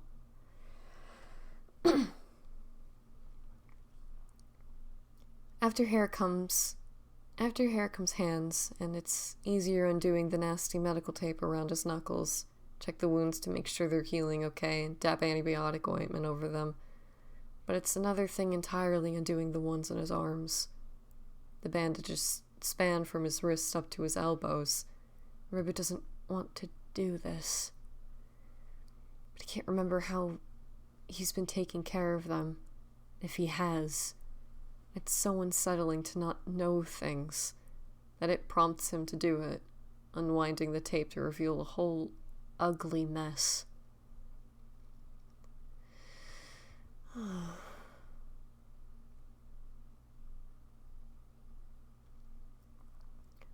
Razor-thin lines crisscross his forearms in a jumble, a lot of them inflamed and flushed with dark purple-black around the edges, all of it in desperate need of antibiotic ointment and a chance to breathe. And the first task is easy, super simple, doable, but not the second. Fear and worry and panic and judgment, and people will see, they'll know what you do, how broken you are, resorted to this because your head's so wrong. Running careful fingertips down his arms, Rambu hates the way it feels. Skin all raised and bumpy and gnarled. Recoils at the sensation, panic flaring in his chest, because what if it doesn't go back now? What if it doesn't go back down? He did way more and way worse than he ever has before. What if it's always like this? But then a light voice curls through the anxiety. I'm not ashamed or anything. He remembers Dream with his horrible scars and easy smile in his voice. Arm around his shoulder, dragging him and making him feel safe. No judgment, and one step at a time. Rambu takes a deep breath, lets it out, and shakes, but that's okay. He's going to be okay. Slipping his clean shirt on, Rambu tugs his sleeves down, out of habit before leaving the shower stall, throwing away the wadded up ball of medical tape on his way out. Meets Tubbo in the main part of the bathroom. He's fiddling with his handheld, probably messaging his old friend from the academy. Tommy in it, recently 20, lieutenant in the Imperial Sun Fleet, loudest person you've ever heard. But pockets it as soon as Rambu walks up, smiles at him a bit hesitantly, unsure, shape of it broadening into something more real when Rambu offers him a timid smile of his own. It's on the way back to their room that Rambu knows what he needs to do. Crosses the threshold with trepidation and anxiety burning in his gut, but he knows what he needs to do. He's got to roll his sleeves up, and he needs to let the cuts breathe. He has to tell Tubbo what he's been doing, and if he hasn't already figured it out for himself. And doing that is a bit like unwinding medical tape. Scary and terrifying to reveal everything, but nothing will heal right if he doesn't. Rambu has to start somewhere. Gets Tubbo's attention with a quiet, "Hey, I need to ask for a favor. I need to ask for a favor?" "Of course, Boo. Anything you need." Tubbo says, getting his caddy of shower supplies down, and immediately comes back to stand in front of him, And it's a lot, having him right there. But Rambo drops his eyes, fingers latched desperately on the cuff of his shirt. You can do this. You can do this, one step at a time. Dream wasn't scared, and you shouldn't be either. Slowly works the fabric back. I need I need you to keep an eye on me. There's no sharp intake of breath, no gasp of surprise, of horror, no screaming, no crying, no laughing. Just two warm fingers hesitantly spreading over his skin, stopping just at the edge of where the abuse begins. Touch gentle and loving as they caress the inside of his wrist. Summer's soft voice murmuring, "Of course, Stella. I got your back, okay? You're not alone. Remember what I promised you?" Sitting on the edge of the Asachi ramp, quick, fast, panicking bag sitting behind you, wondering where he is, if he made the right choice, terrified it's too late, but then too many things in your chest, seeing how he runs to you, disbelief and joy on his face. Hears the words in his mind, but wants something more real to hang on to. Wets his lips and pleads, I do, but tell me again." "I'm never leaving you. You don't have to be alone ever again," Tubbo says. It's not word for word the same, but the feeling it soaks through is tender and honest and adoring. It gets Rambo to lift his head and make eye contact, left speechless at the fierce light in Tubbo's eyes, reminding him of seeing solar flares snap and curl off stars, raw power and absolute beauty of the single entity. "Thank you," Rambo whispers, shifting his hand to actually hold Tubbo's own, tail wagging gently, feeling the way their fingers slot together, like Rambo's found some piece he didn't know he's been missing. And Tubbo looks up at him, love so very painfully obvious in every line of his face as he smiles. "Anything, anytime, Rambo, I mean it. Whatever you need, just ask." It's very obvious all of a sudden how bereft he feels with his braid, and it's probably a placebo effect. It doesn't really weigh much, nor is it super intrusive, but it's strange, having all of his hair unbound. Just ask, just ask, just ask. He's your husband, just ask. Don't deserve him, shouldn't want me, but he does. He stayed. He cares about you. He loves you, just ask. And taking his unoccupied hand, Rambo fishes the Cariad bead out of his pocket. There's some part of his mind needling at him, and he isn't worthy to be called Tubbo's husband. Should be just leave the braid out and not bring it up again. Let him forget.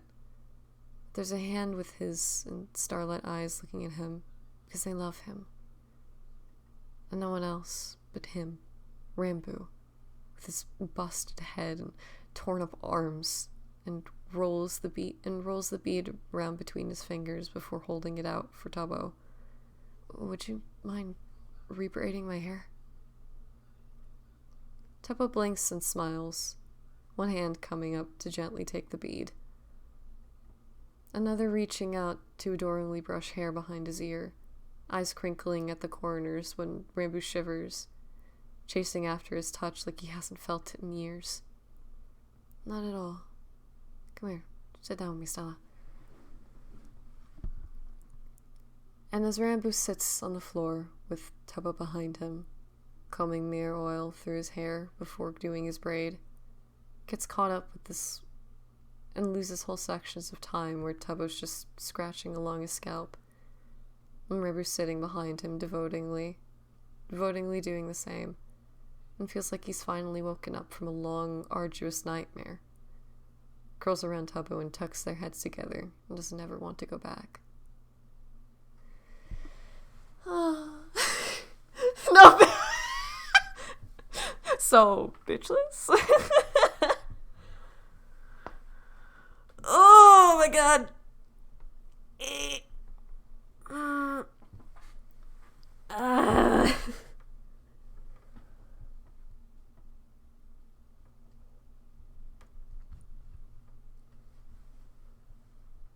Thank you for the warnings throughout that, mods and chat. I that hurt. Fuck this lesson. Oh no. I did not realize that was going to get as graphic. I mean, well, yeah. But I mean, obviously, this thing was making me not normal. Finally, you admit it.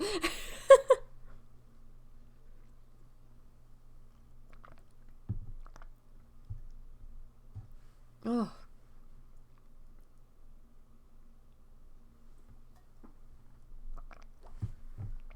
Pardon. I'm starting to sound like a frog is in my throat. It's great. Oh, it's a short lesson. Okay. Alright. Well, short, relatively. Who the fuck?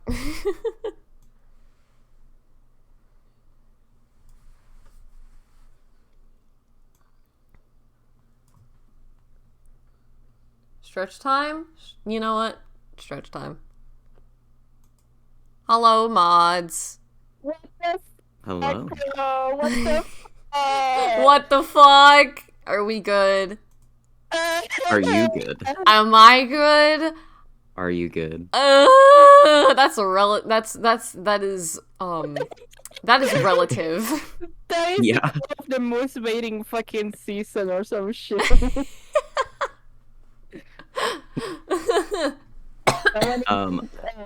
Stretch and hydrate. Yeah. Mhm. Yeah.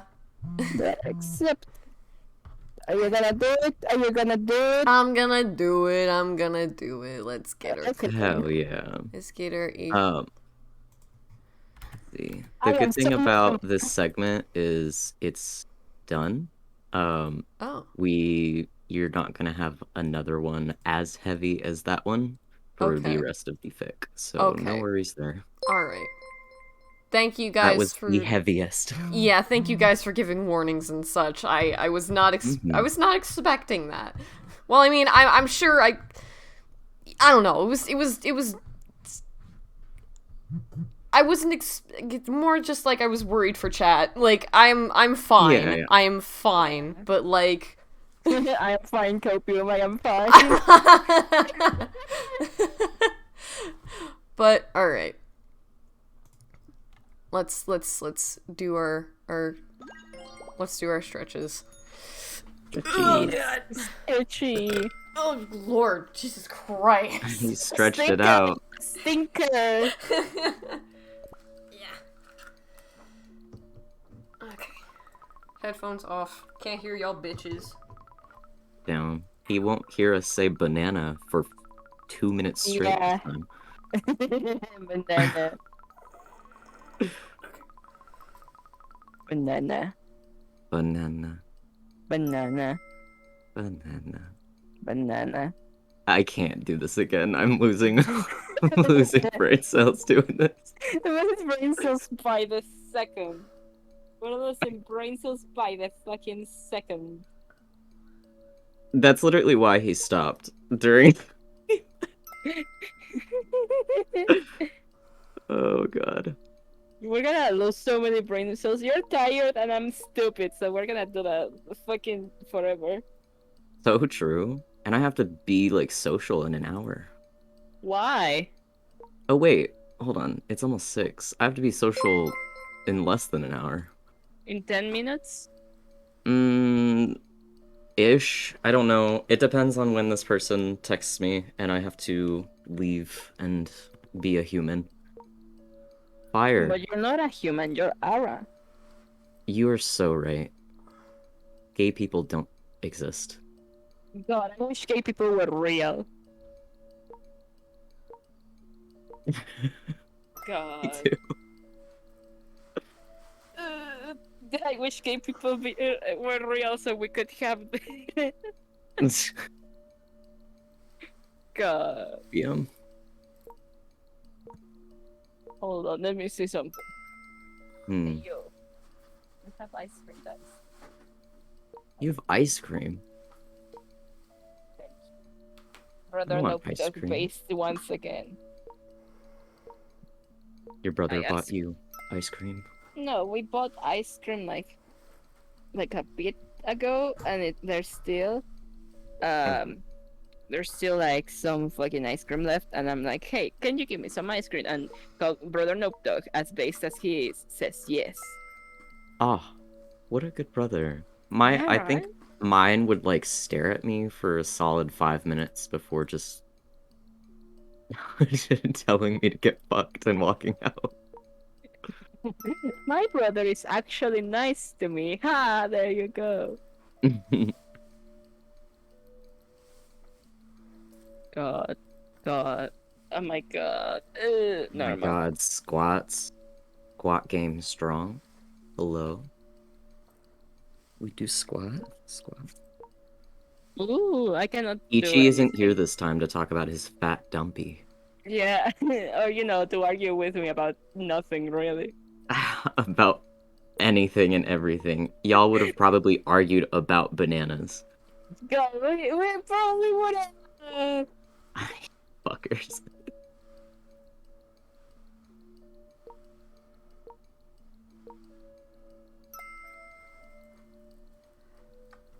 If you tag Moon on Twitter at the Lost Moongazer, What? we'll be able to see it. Yeah. What happened? What happened? What happened? Someone made you fan art. Someone made me fan art! Ah! Mm-hmm. Oh, that's Huh. great. Ugh. One of the Mooners. What the fuck? So based. What? So based. What? What? But that's me? What? Send it your DMs. Holy shit. I think I need to make like a proper like hashtag for people who want to make fan art for me because it always gets lost in my mentions. Like, does anybody else have the problem of like you get mentioned in a photo or you get mentioned like in the thing and it does not fucking show you? Influencer Yeah. moment. No, it's just like not even that. Just it never fucking shows. Like it doesn't show everything, and it always infuriates me because then I'll like find something that was posted like 2 months ago that I was tagged in, and for some reason I didn't fucking get a notice for it. It's infuriating. Yeah, it You should happens. make a hashtag. Sucks. Should I make a hashtag?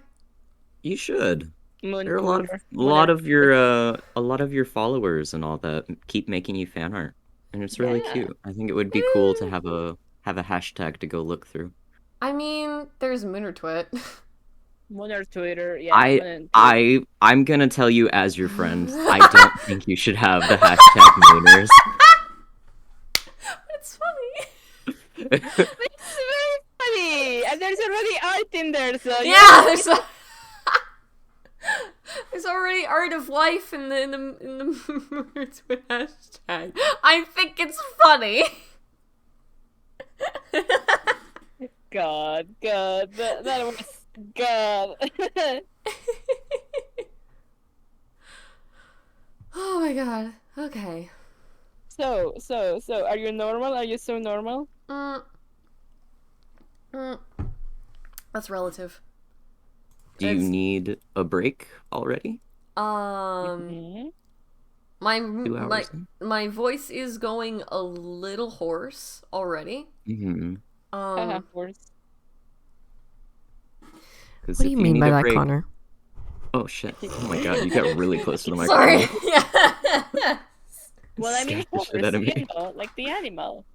Sure. I do. Sure. Uh-huh.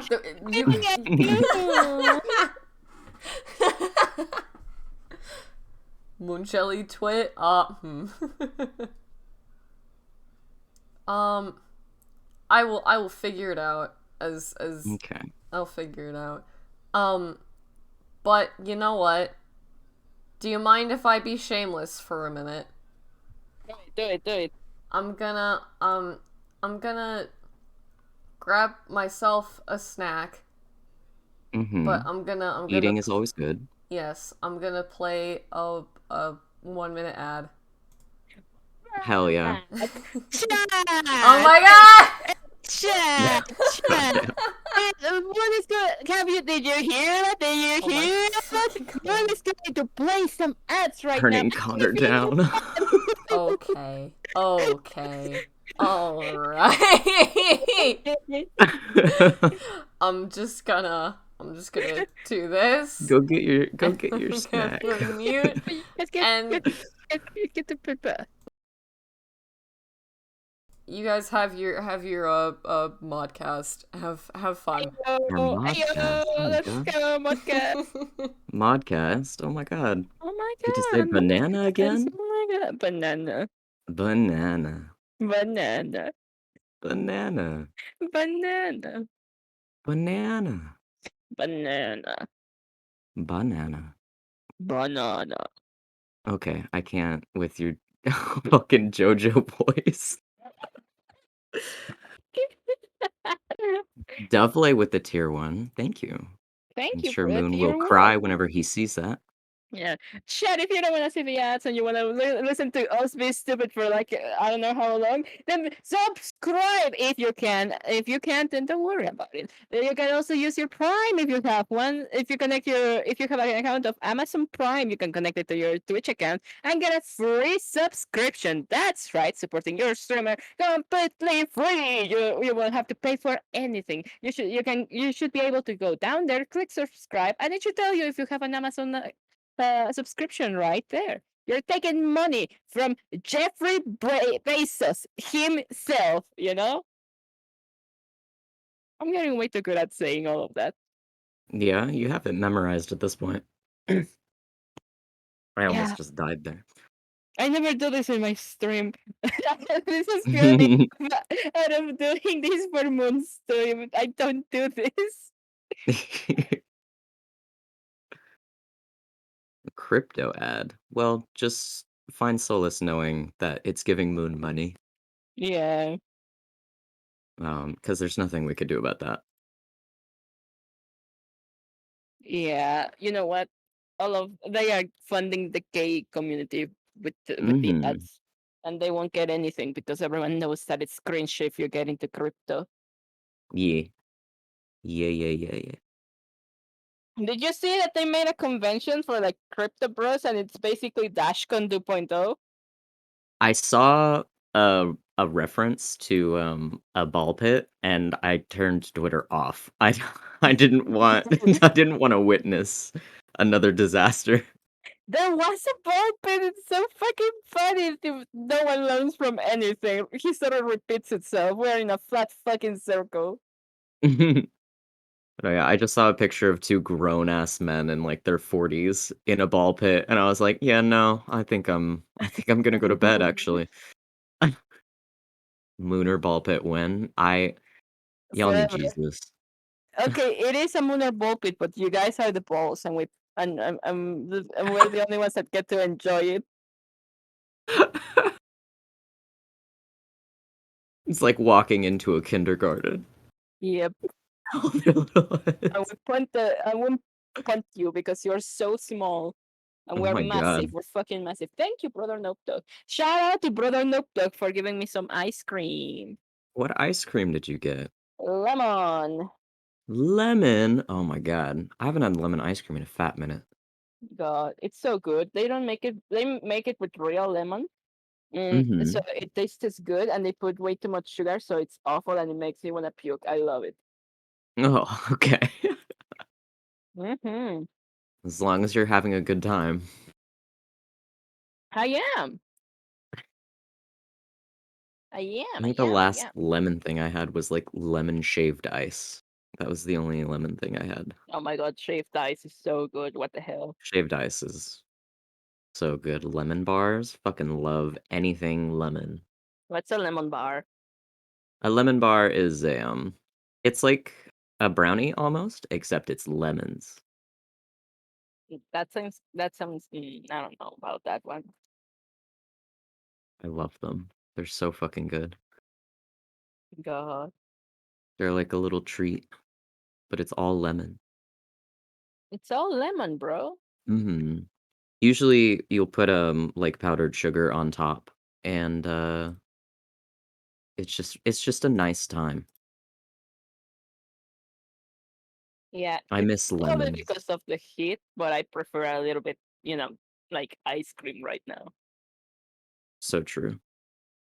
Taste. Hmm. We do a little Q&A. We do a little Q&A A Q&A. Oh my with god. only two of the four mods. We got half of them for Two of the the four for the modern little time mods. I'm here. Oh yeah, and then it's just gonna be me again. Fuck, It bro. yeah, forced to do your moderator work. No, I have to actually do my job. This sucks. Ichi is at work currently. That's Mm-hmm. why. It just at work. Inkty is like on a trip or something. I was Mhm. going to be social in like a little bit, Mhm. and I'm just sitting here. I'm forever free. This is my course.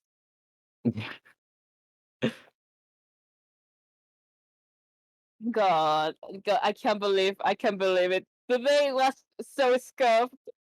God, we got fucking people like putting like fucking hentai fucking faces in the fucking chat, and I was in my phone when that happened. I was like, fuck. Oh, gross. Oh my god, oh my god, bro, it's so An sad. unstoppable annoyance. We Yeah, already do we that. already have four of those. Yeah, we we already have 4 what time should I order the pizza? Fuck. The social begins. Um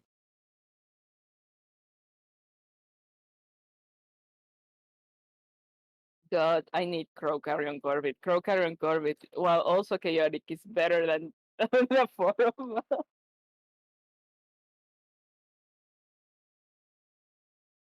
What's going on in here? Well, we're mod chatting. No, no, no. mhm. Moon is getting some munchies because he doesn't take care of himself properly, and I will hit him with a car for it. But that's what's happening right now. Yeah, I will go to the United States and punch Moon and be like, "Yo, take care of yourself, or I'll kill you." Hmm. Okay. Oh, there's some good ice cream. It's so good. It's so well made, and it also makes me sick. I'm not bad at self-care. Well, I mean, that's completely up for debate. Um, Based on on the public opinion, no, yeah, you are. You're so bad at self care. Heart emoji. I'm better than I used to be, and we're proud of you for that. But you're still shit, bro. Fuck you guys. God damn. Oh my god, that on stream. You're doing great, Moon. Yeah, yeah, heart emoji. We love you. You're Heart. dumbass. We love you. Oh, did I die? No, I'm good. No, you're okay. Yeah. Being cyberbullied by your own mods in chat. See, that's our job, honestly. Yep. We're here to mildly annoy him as he's trying to read a really, really intense part of the fic. And also here to bully him whenever he can't he can't yell back at us. Mm-hmm. Yep, yep, yep, yep. But we also do That's our the duty of the job. mods. God,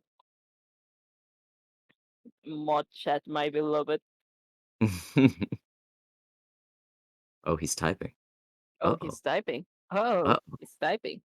Oh Oh, no. he's typing. Oh my Oh god. no. Oh Oh my no. god. We're in Oh my trouble. Oh god. no. Oh my Shit, god. shit, shit.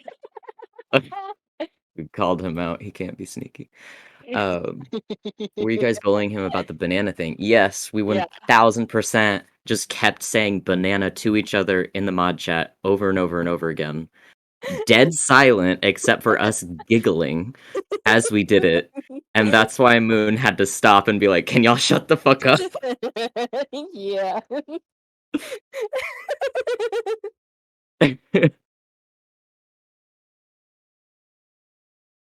We really just sit here and bully Moon. Mhm.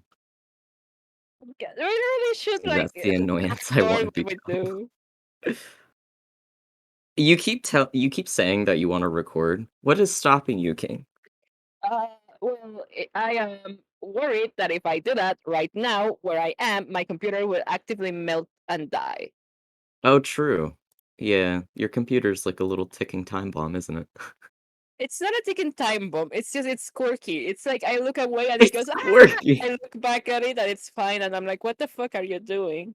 It's in a silly, goofy mood. Yeah. Also, Simply the this quirked place up is white hot as boy. hell. Yeah. A Is it quirky still muggy? boy with a little bit of swagger, busting it down sexual style and goaded with the sauce. Oh my god.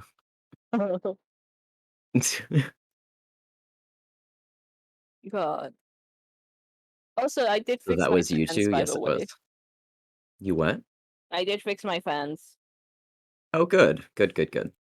Well, it wasn't me. I because I did what I could, and it didn't work. So I was like, okay, before we actually pay someone, I'm gonna ask my dad because he knows about shit. So I was like, so I went and I was like, hey, they stopped working. Can you check them out? And he checked them out, and it worked for him. And I was like, what the fuck?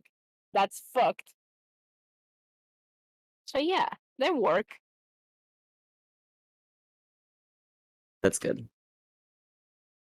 I don't care about Easter. Well, you don't care about Easter. I don't fucking care about Easter. It's fucking stupid.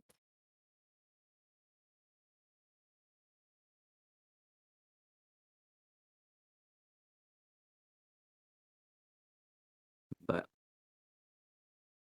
oh, It's I'm so like glad I don't work this okay. weekend. Oh yeah.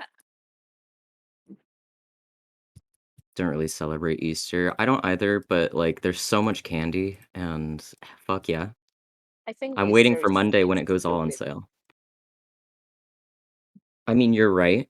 It's like bunny holiday. What the fuck is up with that? There's literally It's so many holidays going on right something now, about bro. someone's birthday. Fuck your birthday. Fuck your birthday. We don't care. Candy is the best part of Easter. So true. So true. At If you my say old this job to your on friend, what? someone put in chat. If you hate Easter, you're French. No, I'm Mexican. I don't celebrate that shit. It's fucking stupid.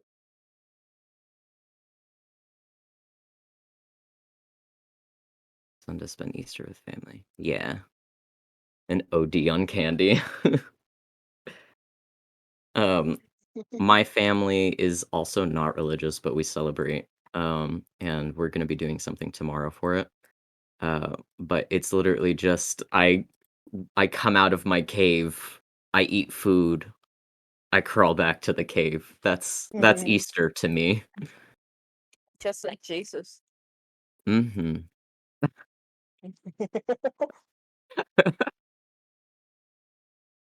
Oh my god. I'm French, that's why I'm stupid. Don't worry. Okay. French/neck. French. Italians and French, DNI. Exactly. God, so base. That was so base. Always so base.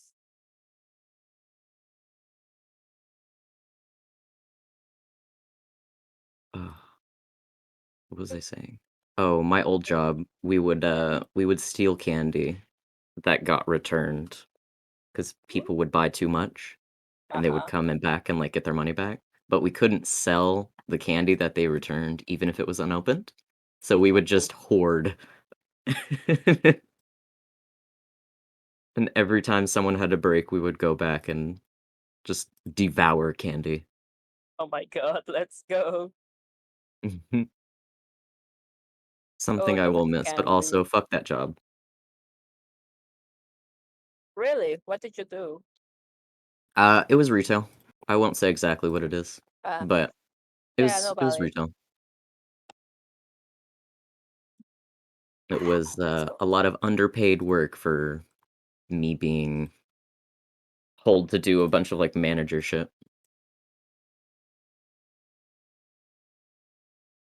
So I don't feel bad that I ate the candy. no, good for you, Kick. Good for you. Honestly, Mhm. you're based for doing that. I had to find happiness in there somewhere. Happiness in the darkness, Mm-hmm. like a little shit. I work in an elementary school and I stole chocolate from a kid. God, I mean, I would too, but goddamn. I would be I've such a done that bad to my influence cousins for before. children. Ooh. Like fucking imagine me, Connor Nukta, working with children. Yeah, I don't I don't think that's a good mix. Mm. Judging from how before when we called the Mooners like a little kindergarten and your immediate response was I'm going to punt you. Yeah, I don't think you should be around kids. Yeah, I also don't think I should be around kids. It should be a federal crime for me to be like around kids.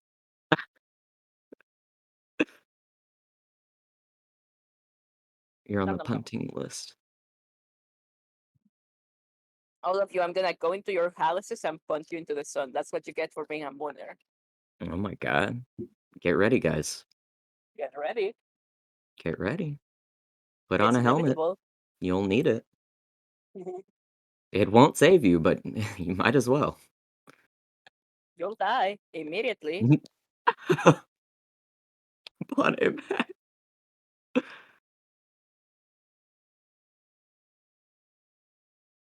You'll never take me alive. Well, That's that's the yeah. point. You won't be alive. We're really synchronized on that.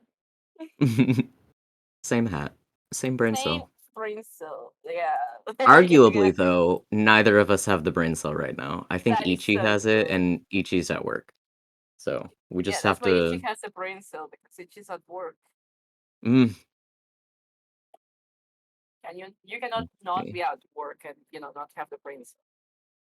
So true. I usually have a brain cell Monday through Friday, and then on the weekends, nothing. There's not a thought behind my eyes. I never have a brain cell. We know, Connor. We know.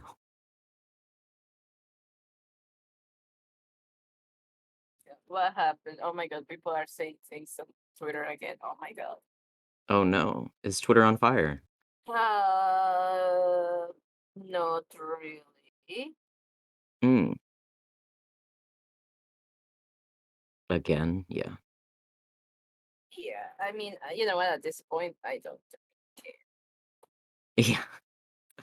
Half the time I have Twitter closed, so I'm just, oh, cat photo. Twitter's fine. Never mind. I'm having a great time. Twitter is fine. Never mind. Twitter is great. Cat photo.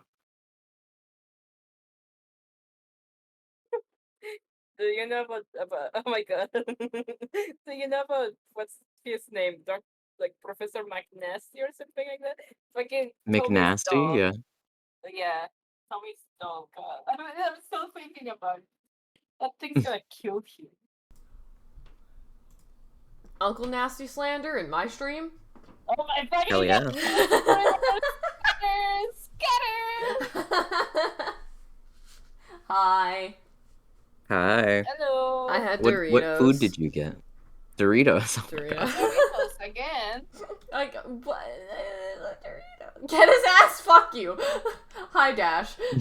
Ya piece of shit. I love you. Pile, no. Why? Like, They it's missed the streamer. oh, Ray Richards. yeah, fucking. I love how like half of the chat is fucking just run away, and then the other half is dogpiling him. The bitch! Get that fucking bitch! Get that bitch! Mrs. Streamer, I'm gonna punch him. No! I am little guy. Don't do that. Just a little man. I'm just a little man. Hey, get the hoe. Oh, I mean, it's true, but Damn. uncalled for. God. Listen, if you're the hoe and I'm the whore, what is Connor? Slut? The asshole. The asshole, okay. Then who's the slut? That's Ichi. Ichi. 1000%. Yeah. That's Ichi. And Went on about his fat dumpy for 20 minutes last night. It's Ichi. And Ink is the responsible one. The designated person. It's a designated driver.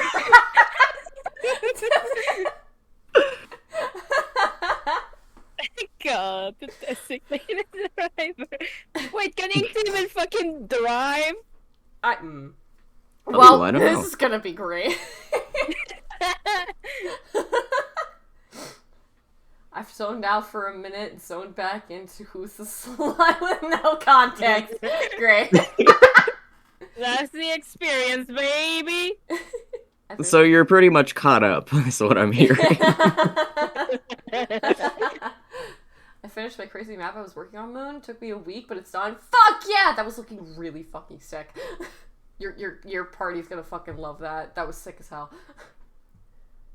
God, it's so hot in here. You're dying. He's I'm melting. dying. Oh, I'm God. melting. But now that I'm back, You are. yeah, I need y'all to fuck off. I'm kidding. Wow. I love you Wow. guys. Wow. I love you. Slash P. I love you. Look at Yeah.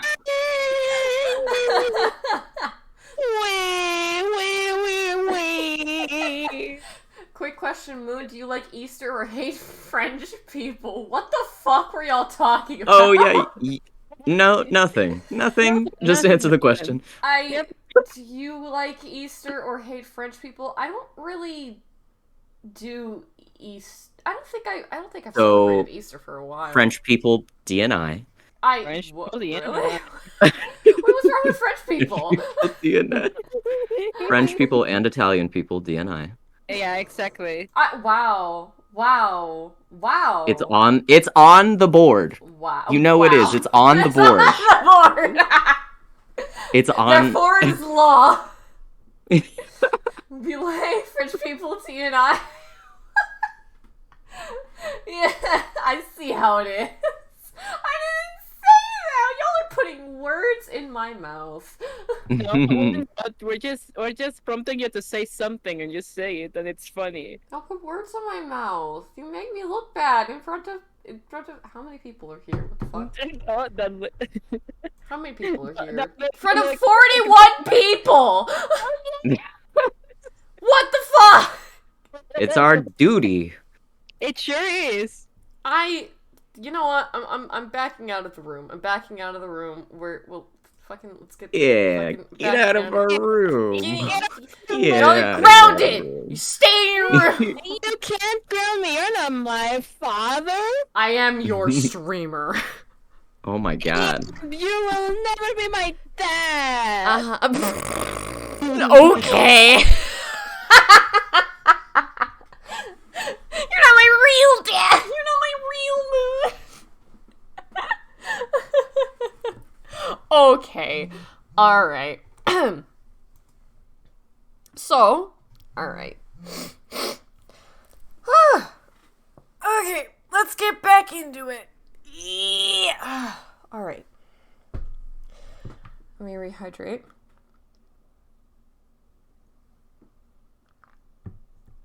I'm going to my room now because you told me to.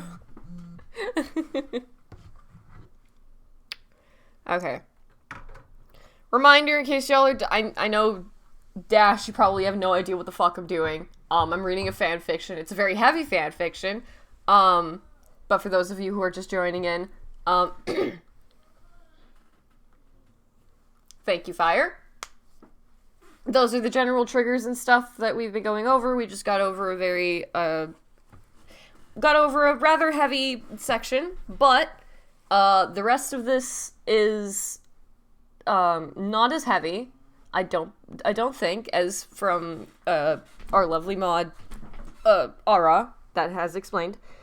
But be wary, nonetheless. There will be warnings put throughout. So, warnings put throughout the stream. When something heavy comes up, feel free to mute or step away for a minute if there's a section that comes up that is not your style. Practice self-care, take care of yourself, all that jazz. But we shall continue. All right. Lesson 14. Pardon.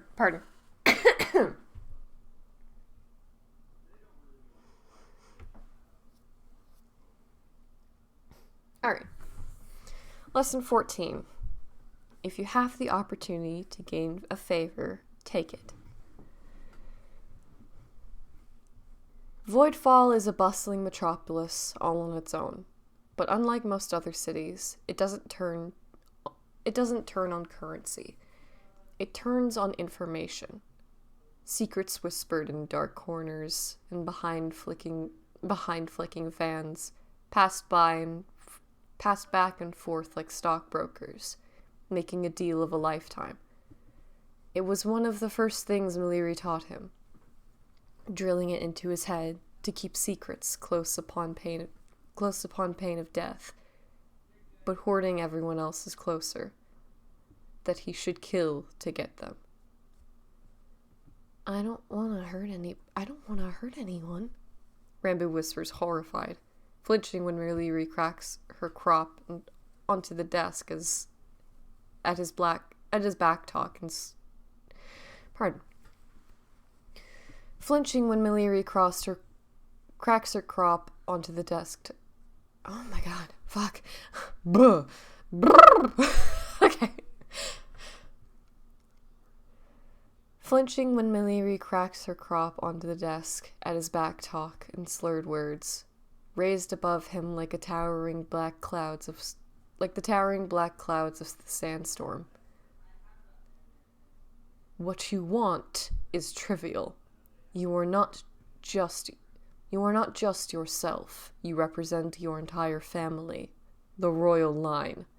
And I will be damned before I ever see that disgraced. Rambo knew better than to argue with her. Sit down, be quiet, know your place. Curled into himself and nodded his head, pulse stuttering fast and wild at the cold brush of leather under his chin. Forcing his head up. You are the last of 8, Your Highness. Nothing in your life is going to be easy, so I won't be either. But I will show you how to survive. He's tasked with finding information on his classmates. Comes back crying the first few times because of how bad he feels, digging through their things and using his title to scare them. But Maliri thunders at him until he stops. Until he shuts it all away and builds a big wall to shield himself. Cowers behind it while she carries on. Not real, not real, not real. It's a bad dream. Wake up, bad dream, wake up. But he never does. It gets easier as he gets older.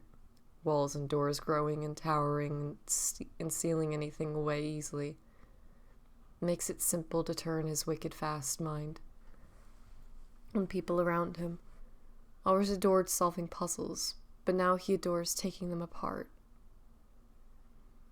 Nobles he has to be careful with. They have minds of their own, but the servants don't. They're easily swayed.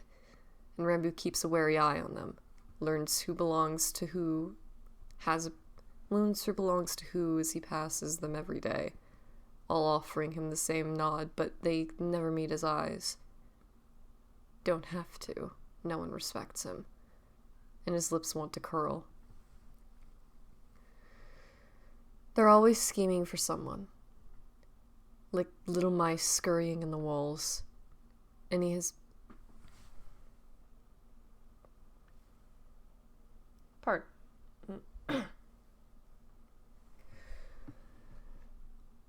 But it feels like every time he turns around after plucking up a hole, he finds another one nibbling on something else. It's exhausting.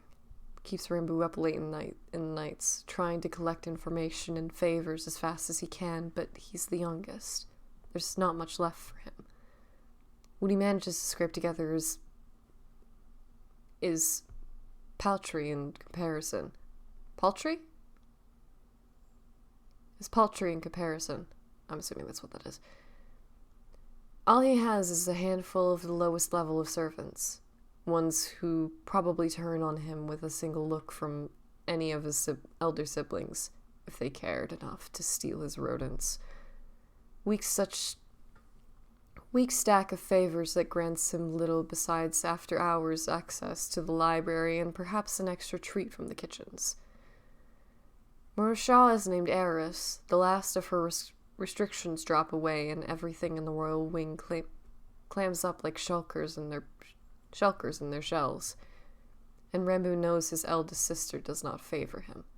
Knows he's not going to last long with the flimsy connections he has. Rambo's got to do better. Has to find a way to outsmart them all. Work with the shit hand he was dealt. Starts spending his sleepless nights teleporting into places he shouldn't be and learning things no one wants him to know. Finally has things he can leverage within the court. Courtiers start to mind what they say around him, but Rambo finds out anyway. Can think faster than they can. Sees underneath the underneath like he was born to do it. Steadily builds up enough of a barricade in between him and his siblings. And it's not as impressive a net as Rashad and Taysen and Etruz as any of them, but it's Rambo's, and he controls it beautifully. Rips the world out from under the feet of any who dares breathe a word against him. Garners something of a reputation for being able to pick people apart like the loose, crumbling black sandstone of the wastes. Just like his lady mother. Rambo catches servants whispering as they stare at him in fear as he yells, shriek back at his righteous indignation because how dare anyone besmirch her name? She wasn't like the rest of them. She was above it. She was good and kind and caring. And he makes sure neither one of them ever sees the light of day again. He learns how to play his game, how to do this dance, watches for daggers, the gloom, and the cobras slipping into his bed, sends boxes of scorpions in retaliation to one of his brothers, spikes his third sister's tea with laxatives during a courtship meeting. Each year, the retributions between them all escalating. Servants are dismissed, some are executed. Courtiers are flung down through the social ladder rungs, and brother breaks his nose, a sister's affairs exposed. Rambo has his incident on the roof, all casualties in a never-ending game of tit for tat he has his siblings play, each of them vying for better position at court, more favor, more time with father, all trying to shove the others under Rashad's radar, and valiantly trying to keep themselves off it. But no matter what he does, how many people he drags down with him, Rambo never feels safe.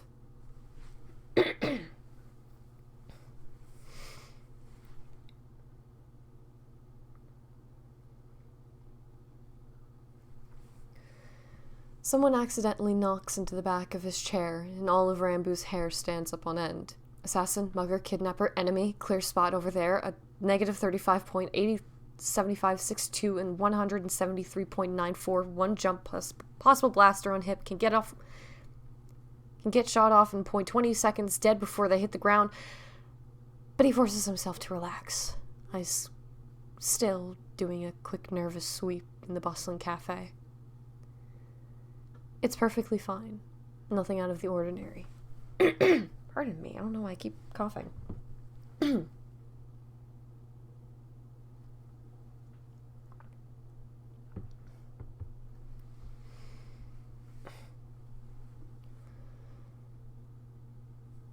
Nothing out of the ordinary, but a few other customers meet his gaze and anxious energy rolls through him. What are they whispering about? What do they know? Eyes on you. Stop looking at me. Can they see? Can they see what's wrong with you? Has his fingers starting to pick at the skin on his wrist. Realizing what he's doing. What he has half a mind to do to get this squirming feeling out of him. You know what you want. Rambo reaches up and pulls the black marker from his customary spot, tucked behind his ear, flicks the lid off and starts drawing. The tip of the marker is soft, glides effortlessly over his skin, doesn't drag and pinch and cut and rip like he wants. But he's making himself be okay with it. Focuses instead on drawing the most complicated diagrams he can think of. Rambo tips his head to the side, trying to find a better angle on sketching out this section of the Asachi's main engine. Clucks his tongue and wonders if he should get some thinner tipped markers just for doing fine lines. He's really absorbed in his work. Everything that's not his sketch pushed out quite nice. Sorry. Everything that's not his sketch pushed out quite nicely on its ass. Only thing he has room to think about are the blueprints and the inner workings of the machine engine. Rambo imagines rotating it like a 3D model, pinching and zooming in on certain areas, tries to find a good stopping point, because his ears flick hearing familiar footsteps coming his way. One acidic as shit Yubon latte and... Oh, shit, man, that looks awesome! Tubbo crows excitedly. Quiet thunk as he sets their drinks on the lunch down, but Rambo doesn't look up. Needs all of his concentration for the delicate wiring around the combustion chambers. Lips twitching up, though when Tubbo hisses, Oh, sorry, I'll be quiet. It looks good, though. Okay, I'm shutting up now. So sweet, so kind. Love him so much. Carry out my love, only one for me. Rambo hums happily, marker flowing elegantly across his forearm. Taps his foot around under the table until he finds Tubbo's, moving to hook their ankles together, tail thumping a few times, feeling him press back. Rambo's done a few minutes later, relatively pleased with how it looks given the lone marker he has. Holds his arm out for Tubbo to eagerly scoot closer to get a better view, a half sandwich stuffed in his mouth as he traces fingers over the dried lines. Dude, you're like stupid good at this, Tubbo praises, looking up at Rambo with shining eyes and a bright grin, always so easily won over by anything to do with their ship. I'm just copying what I see, Rambo tells him with a shrug, color rising to his cheeks, better at taking compliments from him, but only just barely. Busies himself with his latte and mumbles around the lip of the cup. It's not like it's a real talent or anything, just memorization. Bullshit! I could name every part of the Asachi blindfolded and drunk as fuck, but I couldn't do this, Tubbo tells him, fingers rapping a quick tune against the inside of his arm. And normally, Rambo doesn't like people touching him here. Knows they can feel the bumpy ridges of scars that are still healing, but it's okay if it's him. Different with you, sunshine. Always been different with you. Special with you, my one and only.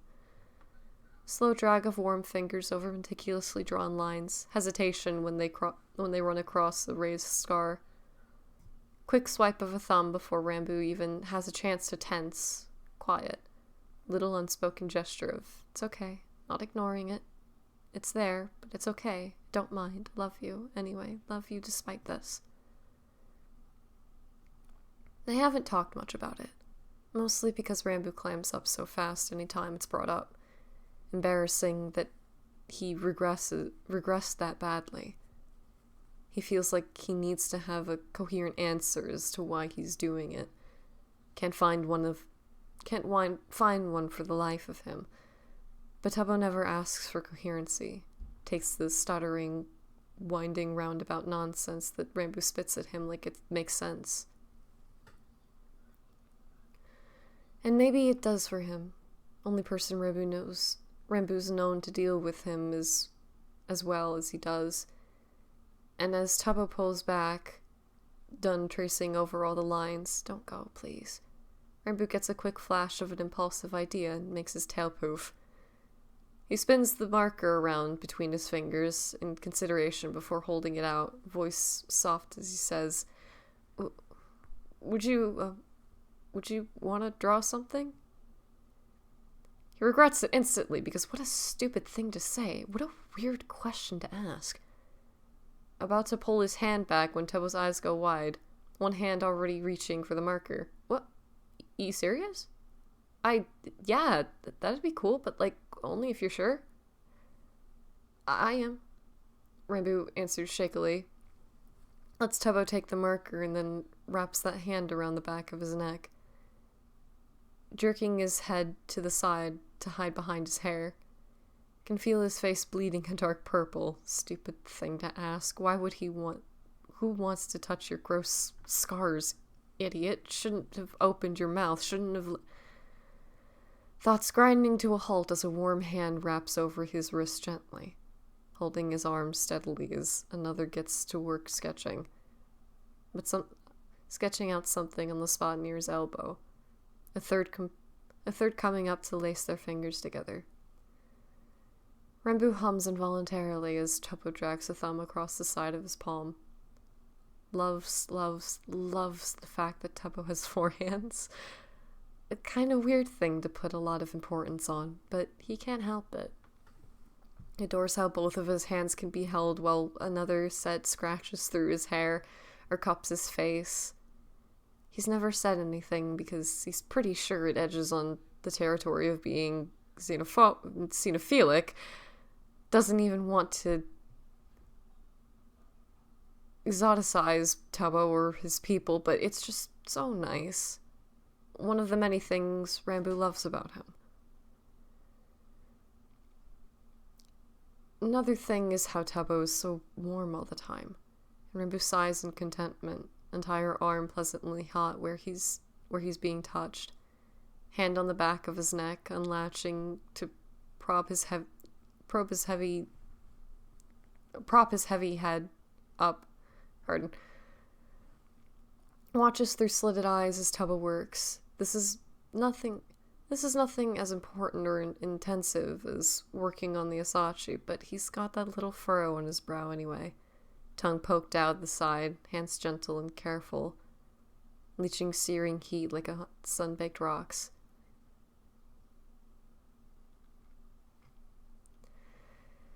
Ancients. Rambo wants nothing more than to curl back up in that feeling. Hums a senseless tune that rumbles deep in his chest, mind lazily re-rolling the memories from this morning and the morning before. Every morning for a week now, actually. How is this his life? Where Rambo's woken up tangled around Tubbo, deliriously overheated and happier than he can ever remember being. He knows they shared a bed a lot while he was not feeling well. But after he went a few days eating regularly and speaking a little... Pardon.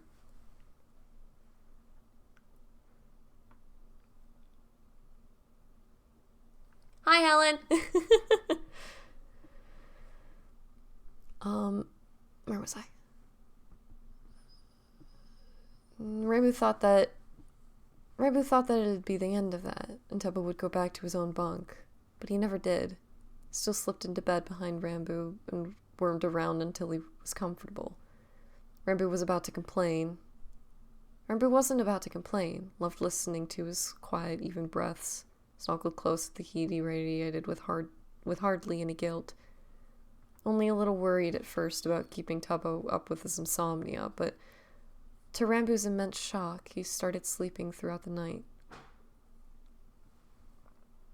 It's still a little jarring, finding himself waking up every morning, and not just the vague realization he needs to get up. But he can't say he minds it. Has noticed that he's been getting headaches less frequently, relieved to see the dark circles under his eyes clearing up finally. And yeah, he's feeling better physically, but the biggest change is the one he's most scared to acknowledge, terrified of jinxing it. Herbert ducked his eyes around the cafe furtively, calling out, "Millery, I'm going to stand up and start defaming the entire line if you don't stop me right now." But nothing answers him. Nothing shows up. He's alone in his hallway doors, silent and behaving themselves. No skeletal faces in the gutters. And his heart rate spikes up, hardly daring to believe it could really be that simple. That they're finally gone, that he's free. Oh, buddy. Buddy, it doesn't work like that. Oh. I'm happy for you right now, but buddy, it doesn't work like that. Too little healing. He's healing, it's good, but it doesn't just stop.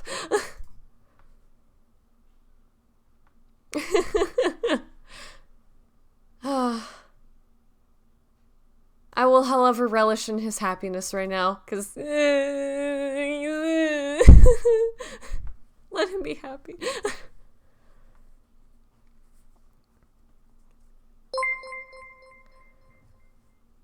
Thank you, Random54 or 48 for subscribing. What the fuck? Pardon me. It's been like this for a few days now. Thinking back, the last time Rambo heard from any of them was before he and Tubbo went into that meeting with Techno. But even then, their voices were faint, little more than blurry outlines dancing at the edges of his vision. At the time, he'd been petrified over that meeting, worried it was finally going to come to light everything that was wrong with him, that they were going to drag it out of him. But the specters were gone before he even went in, banished by a warm hand sliding into his, even without them lurking over his shoulder. Rambo was still nervous talking to Techno regardless of the buffer Tubbo provided. And yet he somehow managed to get through it in one piece. Convinced Techno he was sound enough to have a blaster again, and get them put on an auxiliary roster. Toa had practically skipped out of the crime lord's office, so excited to get out of HQ, he was scrolling through the latest missions on his handheld during the lift ride home. Not even fussing that they were... Hold on a second. Yes? Check the Discord messages, yo. Oh! We're trying to order food. Okay. If you want something. Thank you! Sorry, roommates.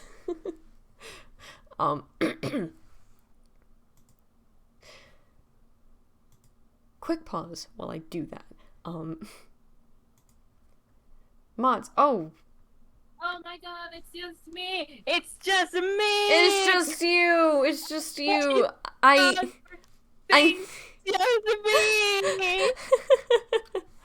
need you to distract. I mean, entertain chat for a bit. Okay, I'll try. Oh, wait. Okay, normal. Let's All right, go. all right. Let's go. Okay. Okay, alright, okay, let's go. Okay, let's go.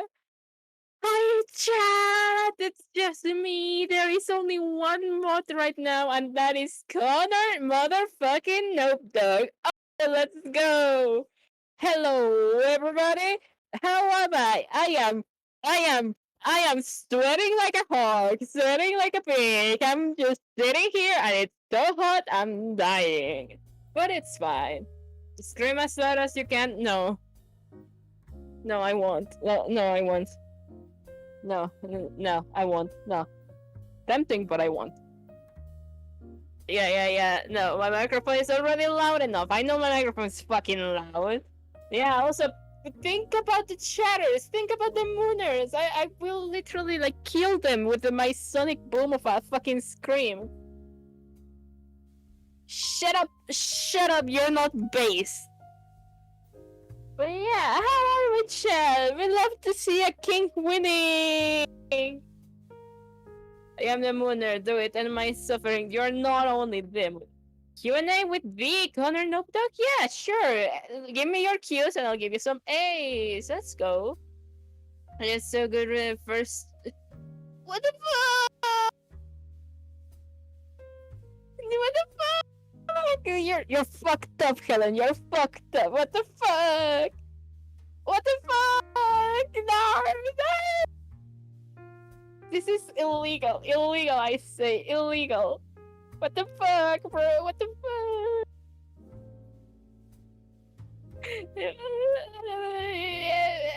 What the fuck? The streamer is gone and y'all decide to be good. What the fuck is this? Where are my people that burn the chat down? Where are my people that do arson in the chat, bro? God. What has been your favorite part so far?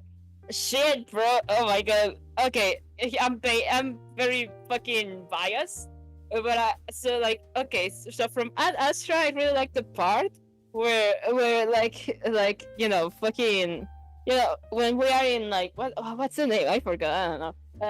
The part where fucking starts tearing Topo apart. Like I know it's so sad and it's so fucked up that he just went for the trauma like that, but the description of like everything and like how like he experienced like the feeling of like all of the chemicals and the smoke and whatnot. Oh my god, it paints such a pretty picture. Like I love it.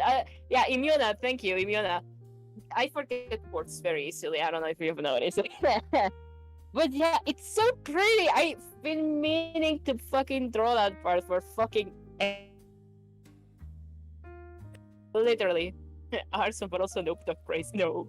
But also, and from the Terra, my favorite part right now of the Terra. Oh my god, it's just every. Yet again, fuck the part. Fuck, Connor, you will end me if you do. Then I have to do it. I have to do it. Once I finish all of my commissions, I will do it. I'm gonna make you father. You're gonna cry. I'm gonna kill you physically with my hands. It's gonna be awesome. Oh yeah, from the Terra right now.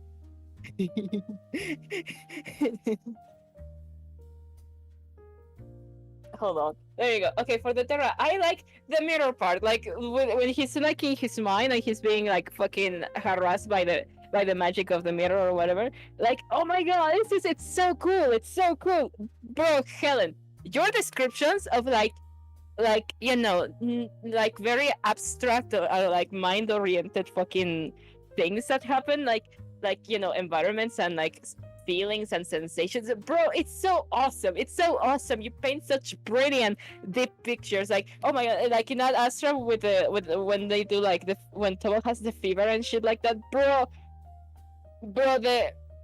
The fucking nebulas and the stars and shit. My goodness, I could see it. You have no idea. I want to get better at drawing, like at painting and shit, so I can paint some parts of Ad Astra, because there are so many parts I've been meaning to draw of Ad Astra. You have no idea. I'm sitting here grabbing my tablet, just gripping it and being like, fucking shit, bro. God. Yeah, there you go. Oh my god. Yeah. Also, like fucking. Also, fuck. I love the idea. I love the fact that you use like different languages for like the different. Well, yeah, the different languages for like. Bro, you literally write the thing that's like specifically fucking like made for me, bro.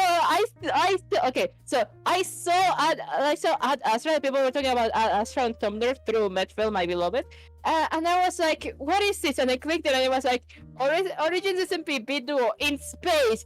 That is my shit. Literally, I love those things with like such a passion, bro. Like it's quite literally my jam specifically my jam, and you did it so well. Like kudos to you. Literally, I've been meaning to design the whole layout for the Asachi and shit. Like, oh my god, you're so cool. Oh, thank you. Oh my god, look at that. 5 gifted. Let's go. Woo. God, it's literally I read at Astra like completely all of it in one day, and I was like, oh my god.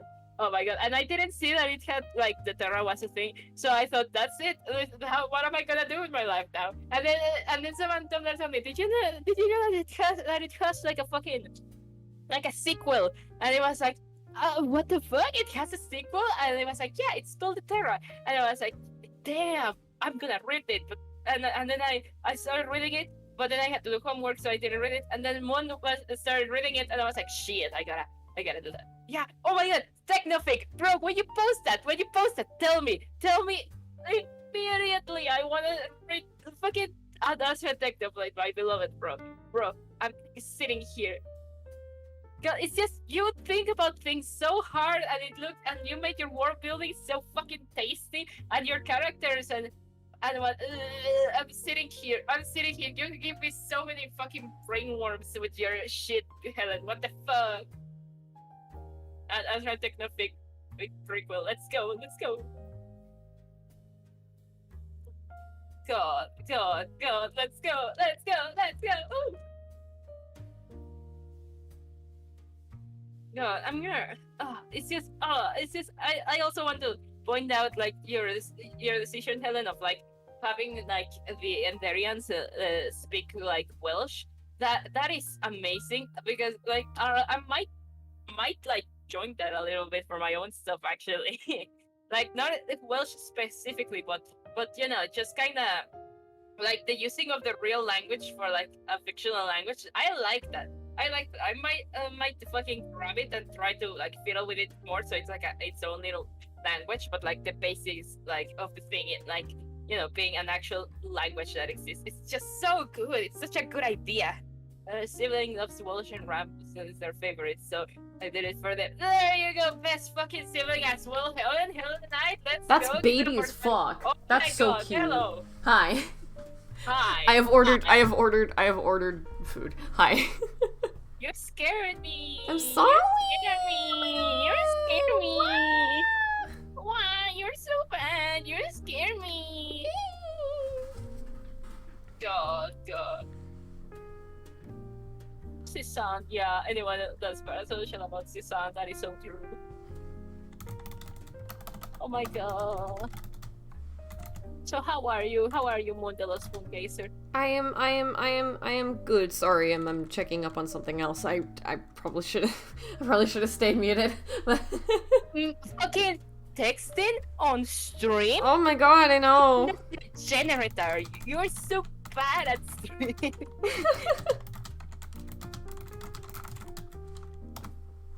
Oh my god, what is this? Random. What is this?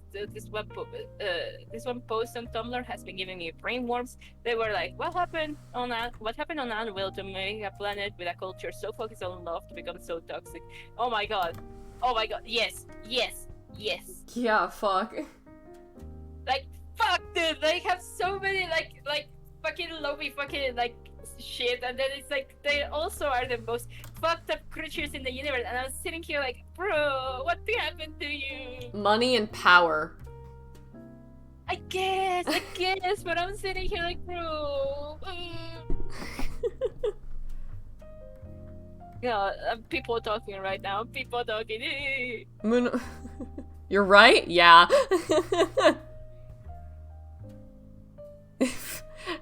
Fucking money, the root of all evil? Yeah. So true, so based. Helen based. God, God, I'm just sitting here. Okay. Alright. Okay. Alright. Okay, alright, okay, alright. Okay. Hello. Hello. Welcome. Okay. Okay. Thank you for entertaining chat.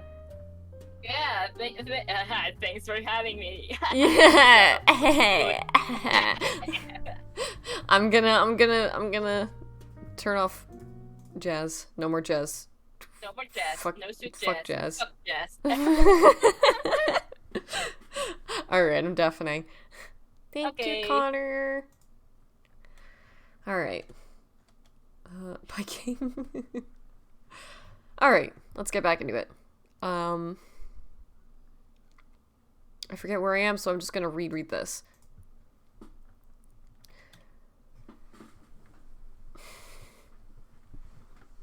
At the time, he'd been petrified over that meeting, worried it was finally going to come to light everything that was wrong with him, that they were going to drag it out of him.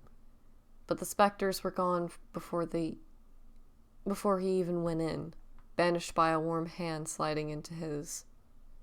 Even without them lurking over his shoulder, Rambo was still nervous talking to Techno, regardless of the buffer Tupper provided. And yet, he somehow managed to get through it in one piece, convinced Techno he was sound enough to have a blaster again, and get them put in the auxiliary roster. Tubbo had practically skipped out of the crime lord's office, so excited to get out of HQ. He was scrolling through the latest missions on his handheld during the lift ride down, not even fussing that they were relegated to supply runs for a few days. Think of it like a test run, Techno said from across his desk, speaking more to Tubbo than Rambo. He didn't mind, actually glad for it. Just to make sure everyone's ready to be back out there.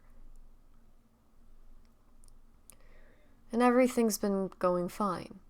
It's their last day of probation, actually. And since Rambo hasn't lost his mind, Tubbo doesn't have any gaping wounds, and the Asachi's in an excellent shape. As soon as they come home and turn their report, Techno will bump them back into the main active duty list. Finally free them from boring crap. This mission.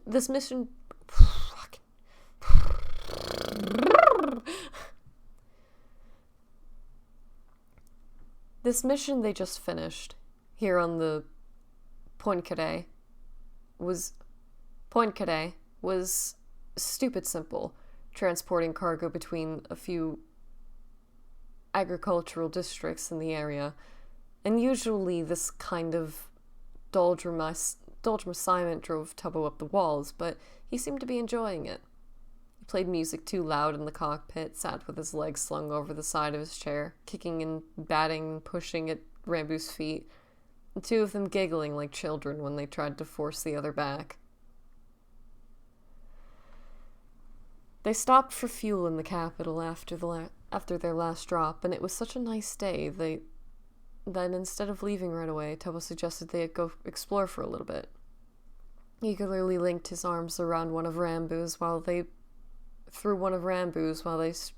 strolled down the main boulevard. Rylai's was sprawled. Hold on. Rylai's was a sprawling city, and yet still choked with trees lining the main street, old and regal in a way that reminded Rambo a little of Voidfall, but like a reverse image. Where everything on Anvil was cold and dark and sharp, all harsh angles and long narrow shapes, the buildings here were gentle sloping lines and creamy colors, delicate metal grating on balconies, rusting in rich teal, basking of vegetation splitting out into the street and curling around the gilded insignia.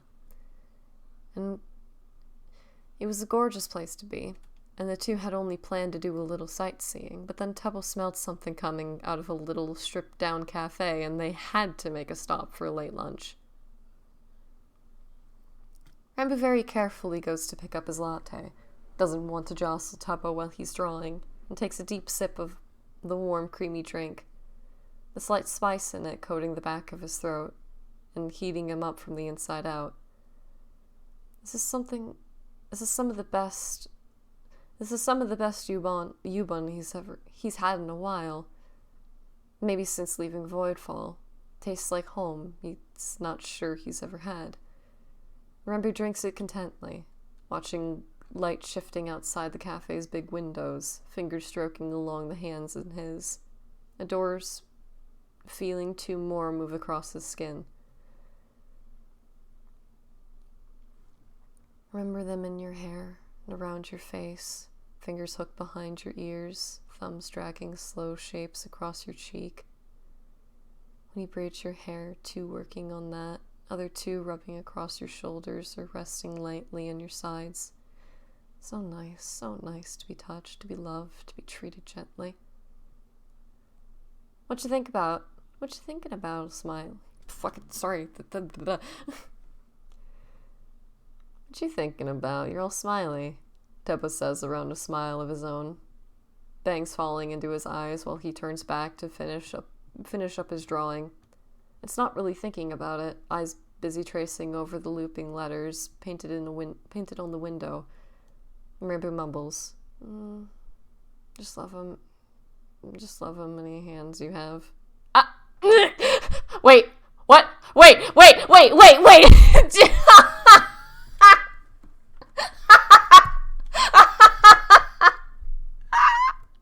Fucking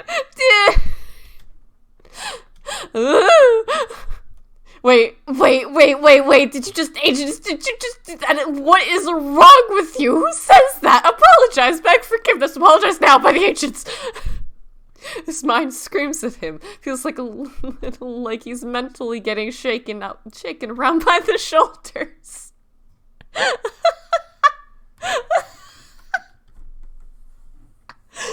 You're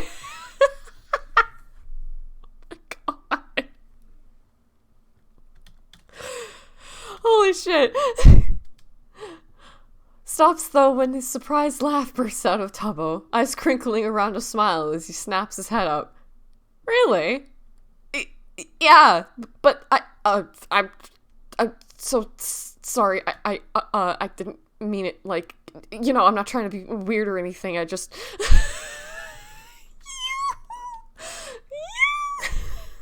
this dude.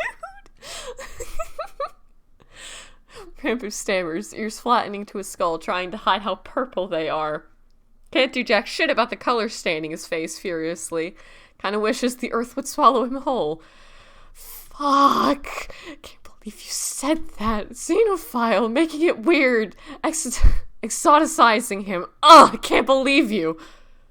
But Tubbo waves two hands at him, quickly saying, No, it's fine. Really, it's sweet. I like how you have a tail. You do? Rambo asks, bewildered, and the appendage on question flicks briefly. He has no idea what's so great about it. It usually just gets in the way. Easy to grab and fights and gets stepped on all the time, but Tubbo nods his head vigorously, red creeping up his neck. Yeah, it's really cute how much you emote with it. The little tuft on the top poops out sometimes, and it's nice having it, like around my waist. Fuck it! We're bitchless. His face is completely red by the end of his sentence. And Tubbo drops the marker to bury his head with two hands, antenna bobbing down nervously as he mutters, Queens, I'm sorry, why did I say that? Oh, God, I'm sorry. don't apologize. Rambo rushes out, trying to reassure him, worries it came across too demanding, and struggles to articulate all the bright, affectionate things curling around in his head. It just, it's nice, too. I mean, like, I like that you like it. Yeah.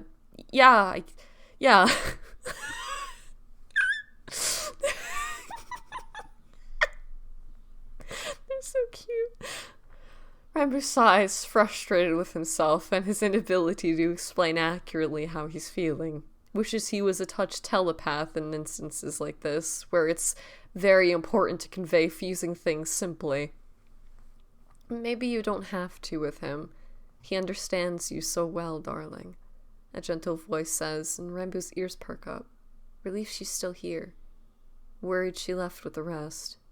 Mother laughs sweetly. Never leaving you. Not really. Promised you, darling. Promised I'd always be here. Now talk to him. I like that you like my tale, Rambo says, starts at the core thought, works his way out from there, attempting to untangle his ball of knotted, glittering sunlight. It makes me feel warm. I don't really like a lot of things about myself, and hearing you say you do, it helps me feel better about myself. Peeking from the gaps in his fingers, Tubbo slowly moves, starts to lower his hands, face still red, but looks less mortified, soft voice and unsure when he asks, really? Yeah, it makes me happy, knowing I do things that make you feel nice, like appreciated and loved, I guess. Yeah, sorry, I just, words are hard. Rambo exhales in exasperation, tips his head back, glances down when he hears a snort. Tension winding out of him as Tubbo drops his hands. You're telling me. Fuck words. He holds out a fist, and this is another thing Rambo's seen Syndicate members do. Brings his own up and lightly bumps their fists together. Meets Tubbo's shining eyes and reiterates, fuck words. Oh.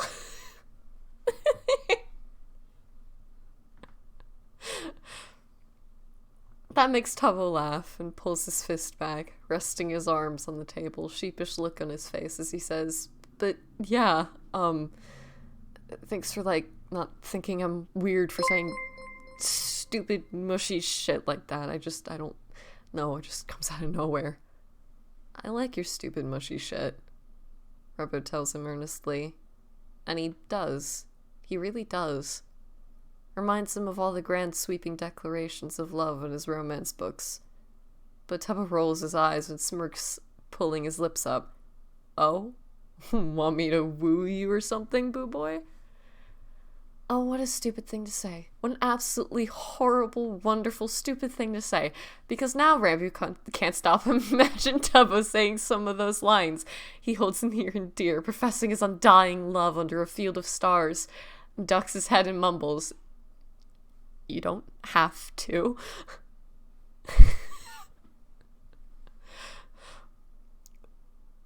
I'm not sure I know how. I don't really know much about Ender culture, if I'm being honest.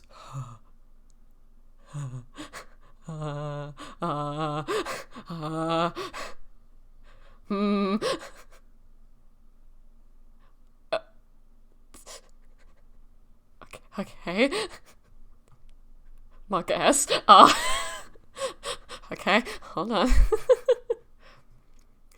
Tubbo says with an easy smile, and Rambo shrugs. Runs the edge of a claw around the lip of his cup. It's not that different from Nerox, honestly. A few quirks here and there, but I grew up in the palace, so things were different. Things are a little quiet after that, just the hustle and bustle of the cafe around them, soft syrupy laugh of the locals flowing easily. Thick and rich in the way Rambo knows he'd have to bitch of he'd have a bitch of a time trying to speak it.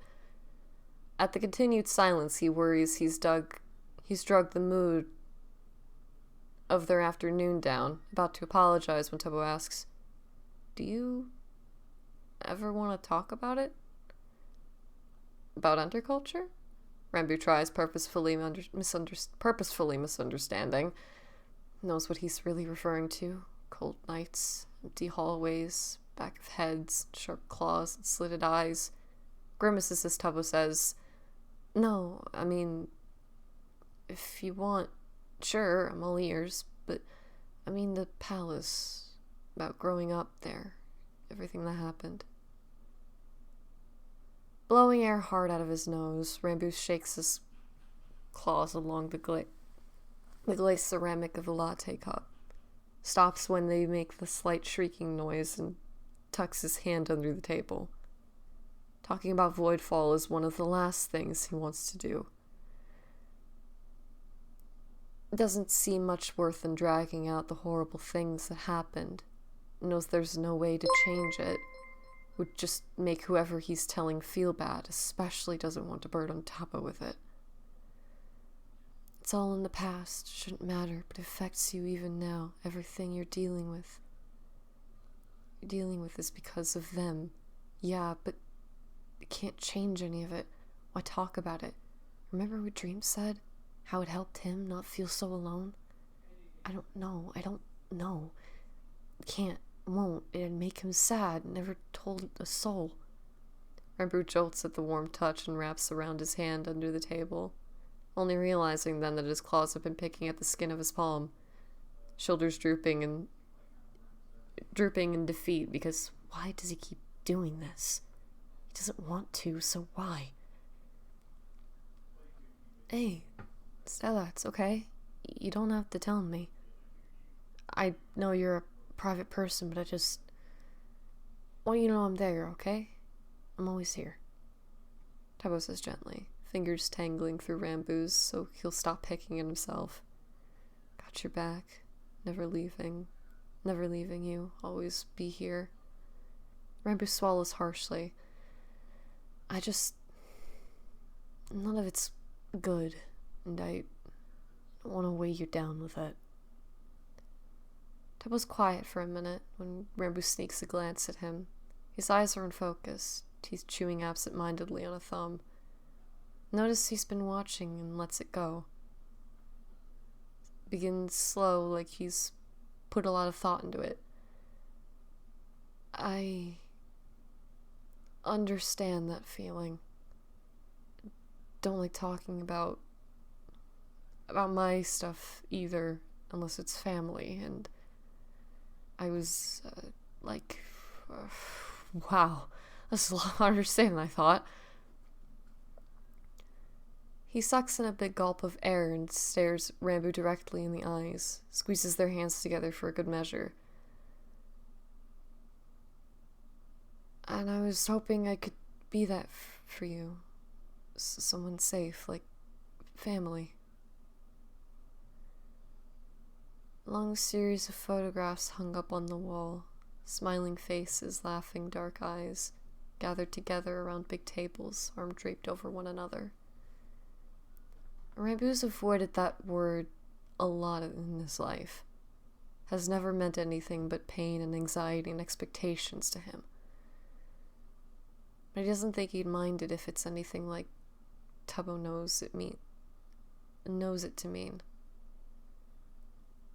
And they're married, making them family by law.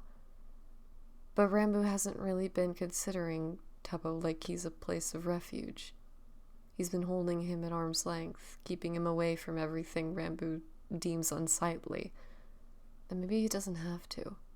Maybe he can trust just a little bit. Showed his physical scars, and Tubbo didn't leave him. He stayed. He's still here, sitting next to Rambu in the Railisen cafe, chair scooted as close as he can get, thumb dragging warm shapes over the hand that was picking at his skin like a blight. Got your back. Rambo takes a deep breath, because it's when he whispers, "You already are. My family. I mean, I love you." "I love you too," Tubbo says with no hesitation. Tips his head to the side, carry-eyed bead flashing around the side of his ear. My bead on his braid, my husband, my carry-eyed.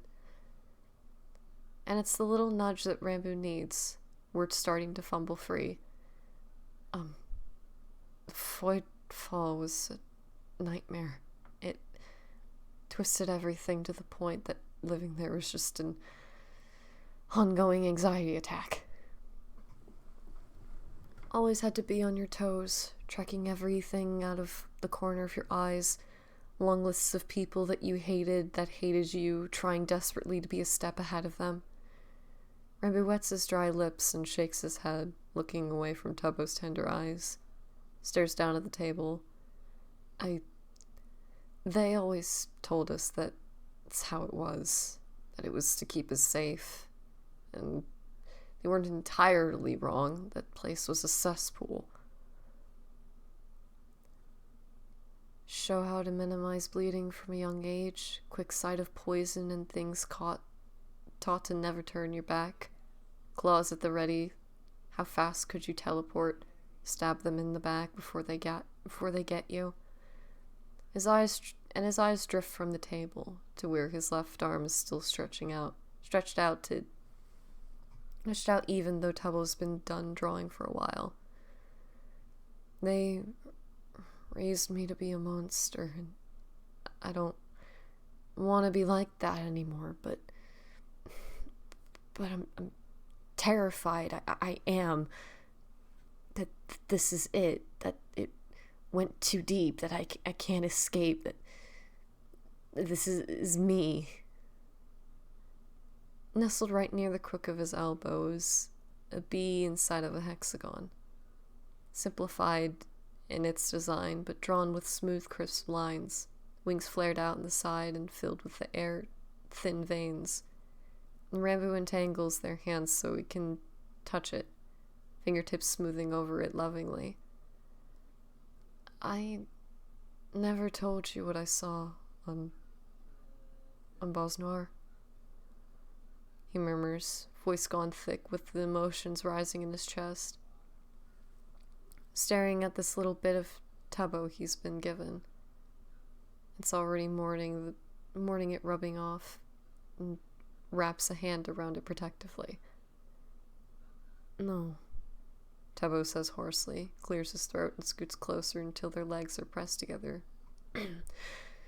Les said, she said it was supposed to be like a final test for the initiates, your greatest fear. Greatest fear, greatest nightmare, an absolute terror, worst thing you could ever imagine. Looks up from the little bee drawing, elegant and beautiful and perfect. Stares at the person who made it, kind, loving everything you're not. The person he loves more than anything, the one he'd die for. Whispers brokenly. It was you. It was you, Tubbo, and this... I hurt you. Like on Imuna, but worse. So much worse. I told you to I was them. Bo, I became them. You're not. Tubbo stresses, darting forward and cupping his face with a searing palm. Fingers curling behind his ear.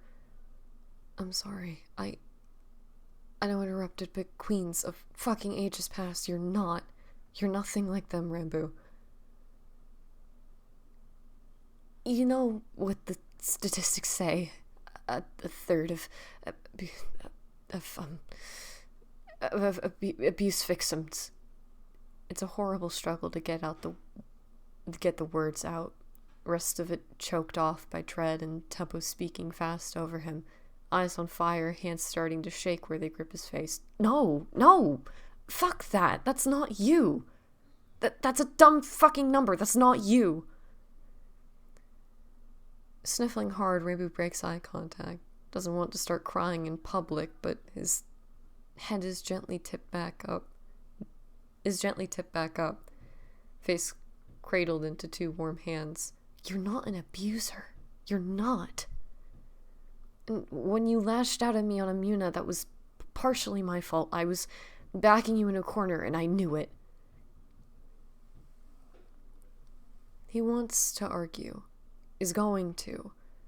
But Tuppo lifts one of his hands, tucks hair behind his ear, stroking along his braid, fiddling with the bead at the end. I'm so sorry, Boo. We hardly knew each other. I shouldn't have tried to make you talk to me before you were ready. Don't make excuses for me. Rabu chokes out, clamps his mouth shut because his voice pitches up at the end, betraying the sobs that are bubbling in his throat. Knows there's nothing that makes what he said okay. How he did it on purpose. How he looked Tubbo in the eyes and knew he cared for him, but shoved it out and went after him anyway.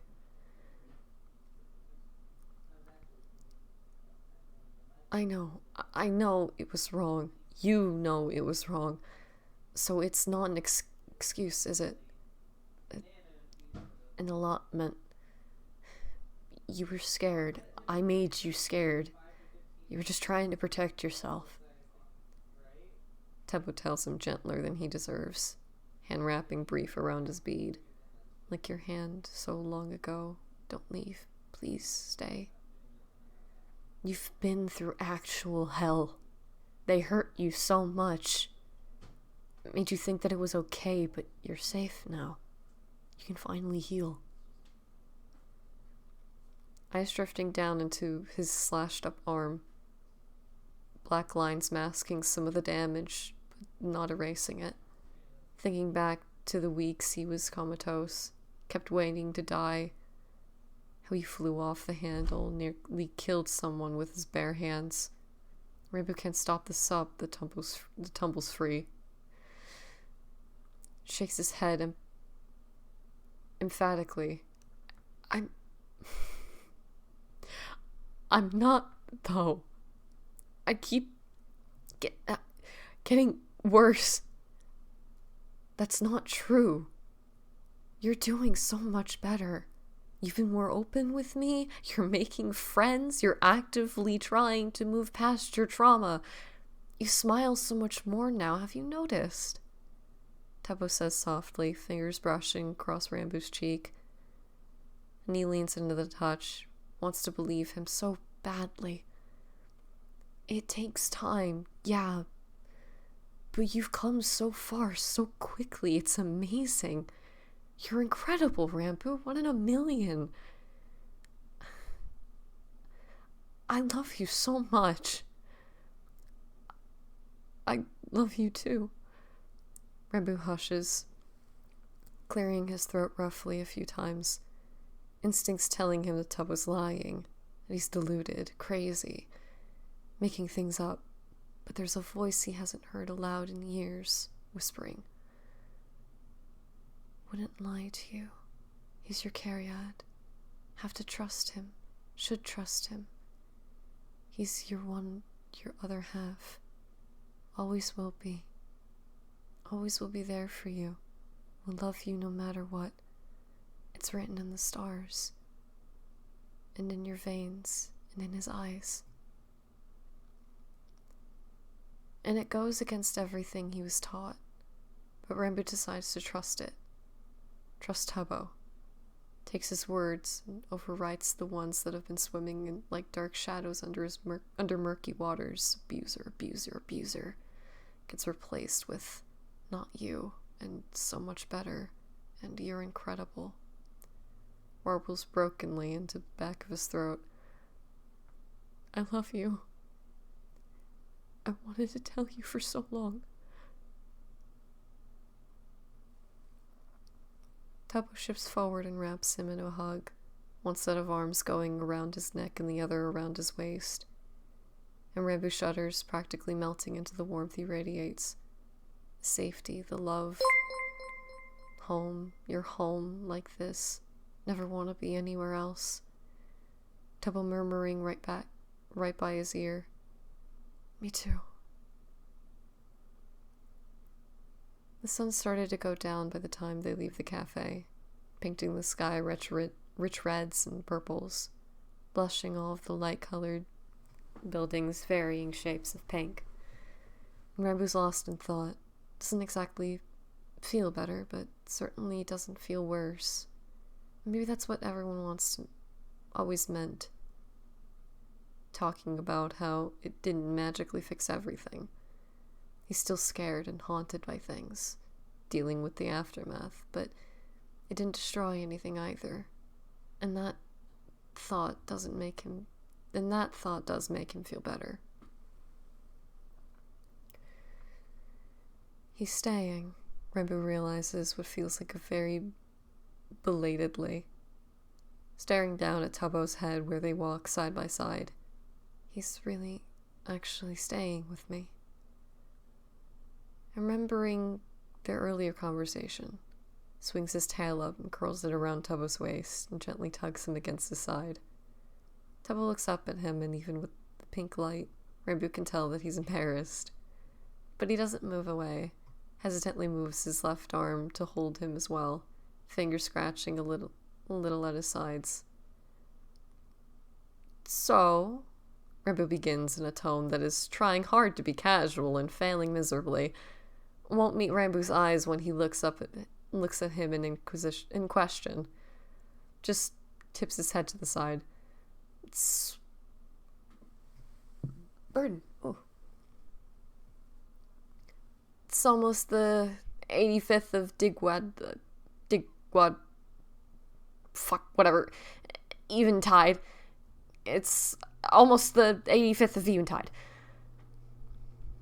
Rambo runs it back in his mind and does the conversions from annuals rotation cycle relative to HQs. Is shocked when Tubbo's right. It's the 85th in a few days. It's his name day in a few days. An entire year has passed, and Rambo could not have predicted this was where he would have ended up. Light years away from the academy, from Voidfall, married to his best friend, working for the Syndicate and exploring the galaxy with his Cariad by his side. Wow. He murmurs, a little choked up, reeling over how much can change in less than a year. Jostled out of his reminiscing when Tubbo coughs obvious and fake. Yeah, I kind of had this idea, but I'm realizing now a surprise might have not been what you prefer, so yeah. But anyway, I kind of maybe sort of have a party plan? Oh my god. Oh.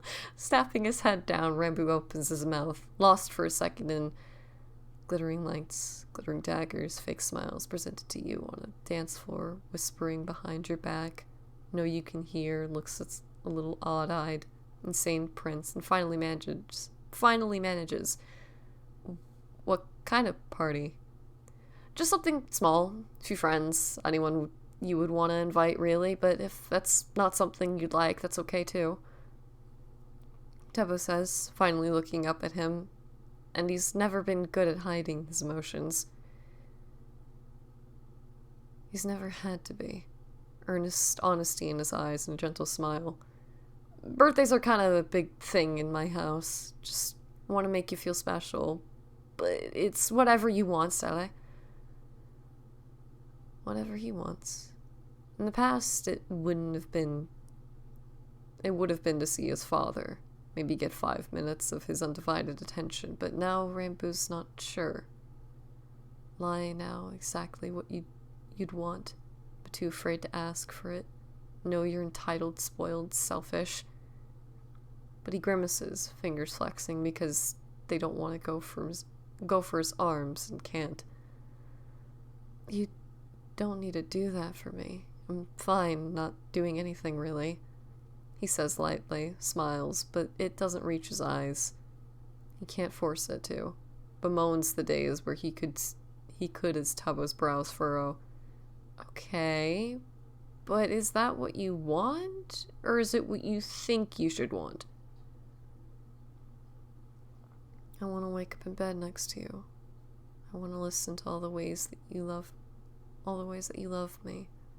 I want you to give me compliments and play with my hair and spend the day with me. Rimbu thinks desperately, ears bobbing down with nerves, just hearing it in his head. Knows it sounds hopelessly needy and clingy, but Tubbo's staring at him, waiting for an answer. He shrugs, dropping his eyes. I'm fine, Stella Dore. Rimbu glances up at that warning tone. Sees Tubbo smiling at him in exasperation. Stern set to his brows, but affectionate in his eyes. Figures he can compromise a little and tips his head back and forth. I'd just like to spend the day with you. Of course, Boo. No problem at all. Did you want to see anyone later? Ozzy, Dream, the others? Tubbo hedges, clear this is important to him, and the idea of him doing things for Rambo, organizing a whole event for him, no matter how small, makes his tail bristle in nerves. He's not sure how many people know who he really is. Rambo Silatad, third of his name, 8th Prince Fender, and 11th in line. But he's hyper aware of making sure he doesn't come across as spoiled or like he expects anything to be handed to him, like he needs special treatment. And all this party sounds like to Rambo is a chance for people to figure that out, to put 2 and 2 together, to look at him and go, huh, you know what? He is nothing more than a whiny brat and thinks the whole universe revolves around him. But Tubbo wants to throw a party for him. As insane as that sounds, for some reason this matters to him. Celebrating Rambo's name day was with a group of people, and he's trying to hide it, but there's a pleading light in his eyes, and Rambo caves, has never been able to say no to him. Yeah, that'd be nice. Just small, okay? Nothing major. He relents, and Tubbo tries to stop how he bounces in excitement. But Rambo can see the way that his wings flare open for a minute, smiles and smile at the palpable joy he seems to radiate. Yes! You sure? Okay, yeah, cool, no worries. We'll do small, just a couple people from the hall, things like that, and then I was gonna make... Tubbo clicks his mouth shut fast. Grins up at Rambo with a sly smirk and wags his finger back and forth with his questioning look. Nuh-uh. No more secrets for you, birthday boy. No more secrets for you, birthday boy. I'm going to spoil you rotten. Oh. No spoilers.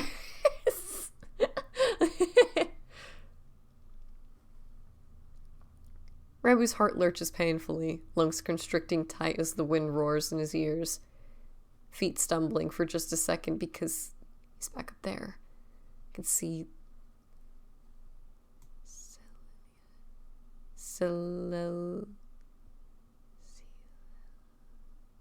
Hold on. Silelniad. He's back up there. He can see Silelniad spread out before him, and crystals and black sands as far as the horizon stretches. Shakes his head because it's not real. He's not there. Calm down. Get a grip. You're fine. Said he was going to spoil you rotten. What a joke. Doesn't he know you're already there? A deep voice intones off to his left, and Rambo spins on his heel, pulse jackhammering loud until under his skin, but there's no one there. There's no one there. He's hearing things. He's always hearing things, but no, he got rid of them. He's imagining things, aren't you? He's imagining things, aren't you? Poor little psychopath. Yep.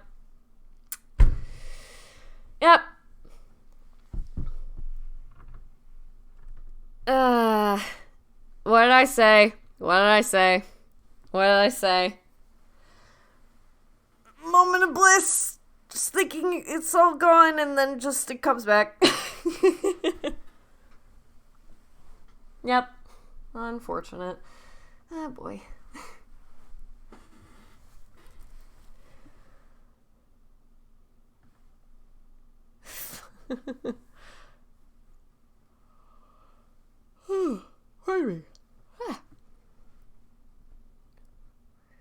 Shrieking laughter, and he jerks around to stare wide-eyed behind him, but the path is empty.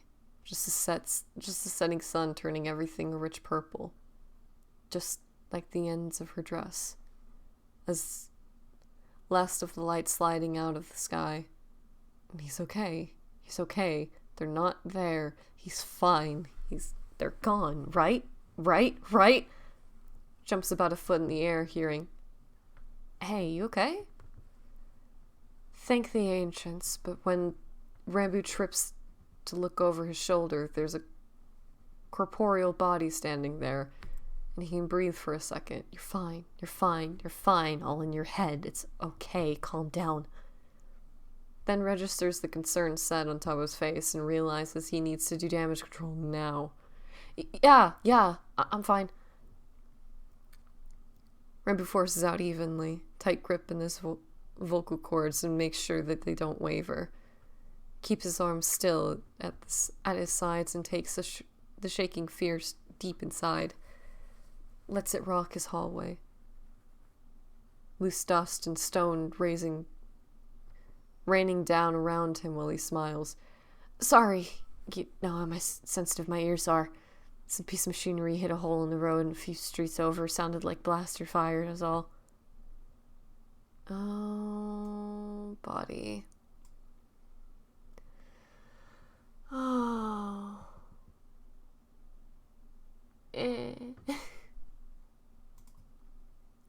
Believe it. Don't ask questions. Just take it. Accept it. Trust me. Don't trust me, but do it anyway. And Tubbo wavers for a second, eyes darting around like he's not sure he can see, like he knows. But he relents. He buys it. He doesn't ask. Tips his head side to side. Yeah, okay, boo. Sorry it spooked you so bad. Let's get back, yeah? Rambo hums his agreement. Steps up to Tubbo's side and wiggles his tail back around his waist as they head down the sidewalk again, trying to recapture some of the contentment from earlier. But Rambo's struggling to. Even after Tubbo tucks 2 arms across his back, rolls his neck agitatedly, and can't shake the feeling of claws curling over his shoulder. I will kill and maim. Oh, this lesson, I remember you. Oh, that's great. Oh, great. Oh, lovely. Okay.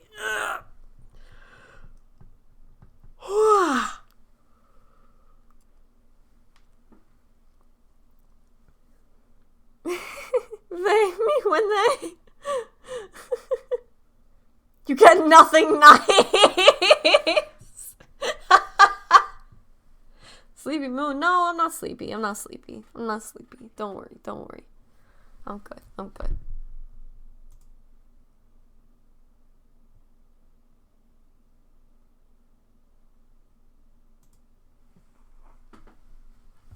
We cry, we suffer.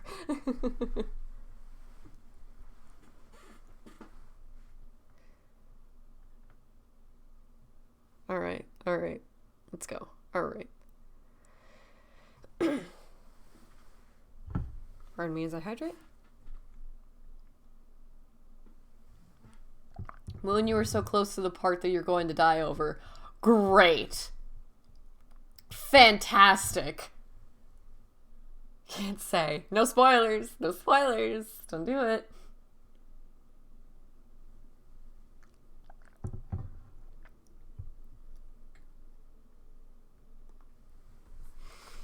All right.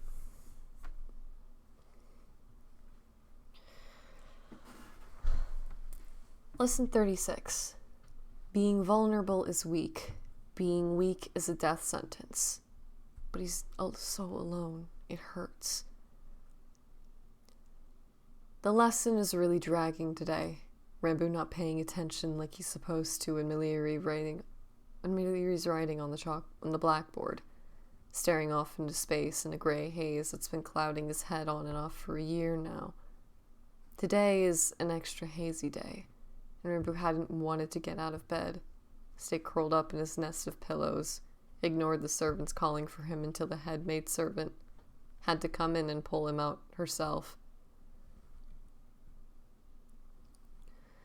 His tail drags behind him slowly at the memory. How her hands under his arms felt so good. Somehow managed to banish the full body aches that he was having.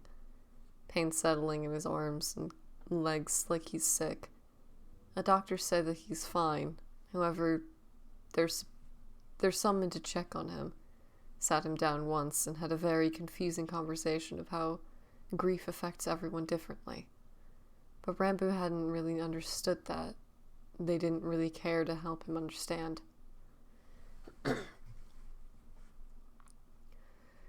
The pain's been creeping up on Rambo again since this morning, and it's making it hard to focus. Shivery cold twinges rattling up and down his spine, queasy pang in his nerves, like he's scared, but there's nothing to be scared. Shrill beeping that you drown out with your screams. Hands hauling you away, last image you see of her disappearing behind a crushing bodies. No, no, no, take me back, no, let me go.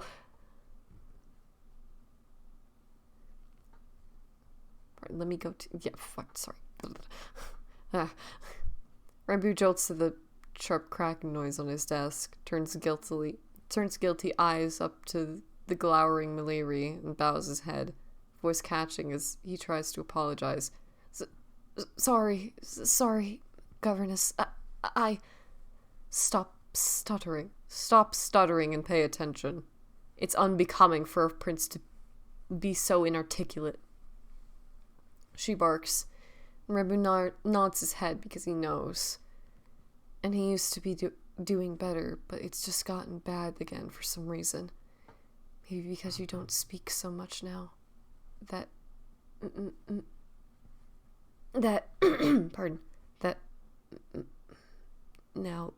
She's...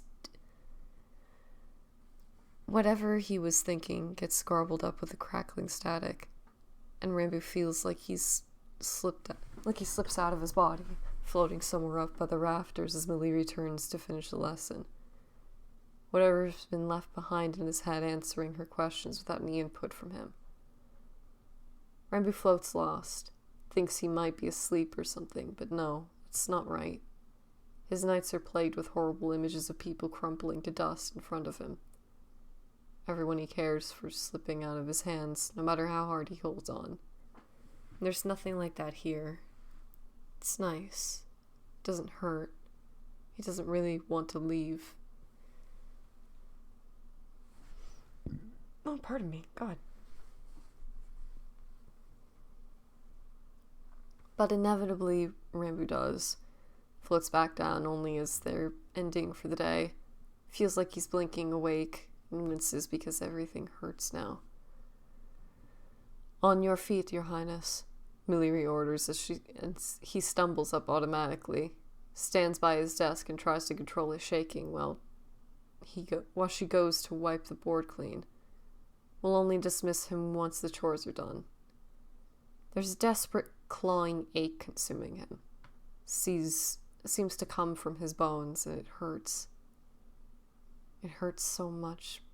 I have to make it stop. Ancients, it hurts. He's scared. He wants it to stop. Please make it stop. Mind helpfully reminding him of earlier. Made servant's hands under your arms. It helped me, made it stop. Try it again. Oh, buddy. Oh. Ah.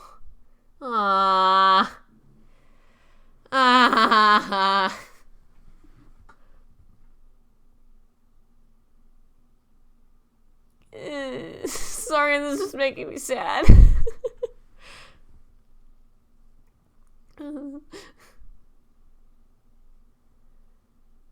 He sees one of Miliri's hands hanging by her side as she cleans the chalkboard, and hesitantly slinks up to her. For a second, everything's fine, as he wraps his fingers around hers. But then her hand is gone, ripped out of his grip like she's been burned. Miliri whirls on him, livid fire in her eyes as she demands archingly, "What, in the name of Void Below, do you think you're doing? Sorry, it hurts." Frantically tries to explain, curling his hands up to his chest so they won't reach for her again, and backs away like she slices a hand through the air. As she slices a hand through the air, "It hurts? That's your explanation? Ancients of the Deep, I am not your late queen mother. I am not here to coddle you, to make you weak. Do you understand me?" He doesn't. He doesn't understand anything. Doesn't know why his body hurts, why his brain can't think, wants his mama, wants to cry, knows he's not allowed to. Jerkily nods his head away, but Miliri sighs like she can tell he's lying. Fixes him with a stern glare. "Almost half a century raising royal children, and I have never lost a charge, and I do not intend to break that record with you. Don't ever be so familiar with me again." "Yes, ma'am," Rabu whispers, because that's a safe answer. Miliri dismisses him with a flick of her wrist. Doesn't tut as he cuts a perfect bow for once. Scuttling out of the study before he can break down crying. Every step back to his chambers jostles and irritates the pulsating pain settling under his ribs and his joints, as Rambu sniffling pathetically as he reaches out frantically for anyone that strays near him for a second too long. Serving girls pry him off like he's an endermite, shaking their heads and fleeing down the hall. Guards won't even stop. Sweep past on their way somewhere else. Footmen dog him. Handmaids break eye contact. Other couriers recoil as if he's diseased, tittering behind fans as he staggers into his room, slamming the door shut behind him. Sliding down to sit on the floor, Rebu sobs, arms wrapping tight around himself, trying to find some comfort because no one will touch him. They won't hold him or ruffle his hair.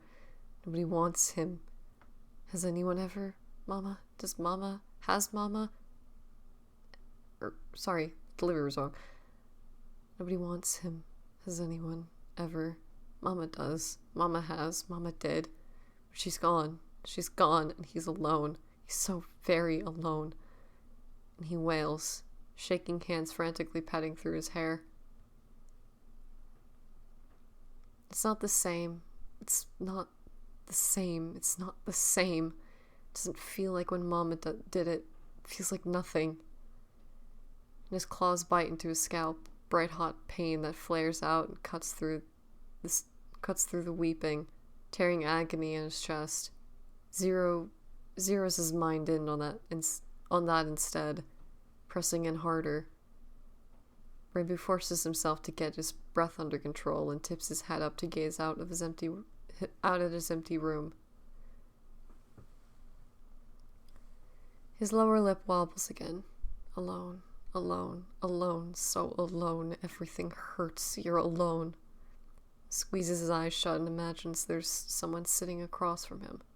Wavering, gossamer outline of someone that tilts their head in sorrow, moving to sit next to him, arm falling around his shoulder. Tell me a story?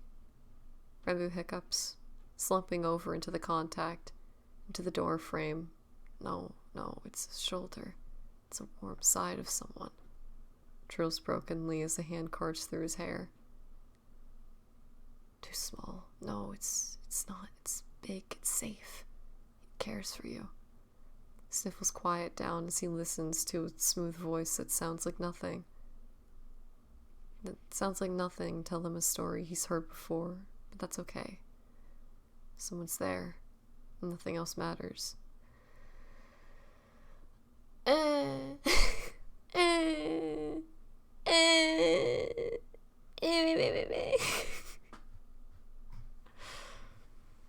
Okay. Fluff time? Yay!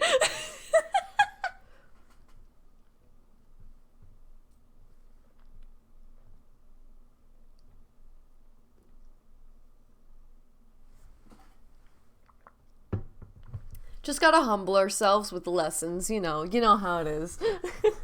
Moon fluff time! Yes! Let's go! Yes, I'm already hydrating, don't worry.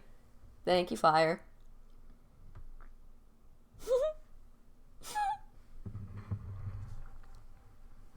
Good God, man, you make me smile so much. I'm glad you're enjoying yourself. Because I'm also enjoying myself. Alright, okay.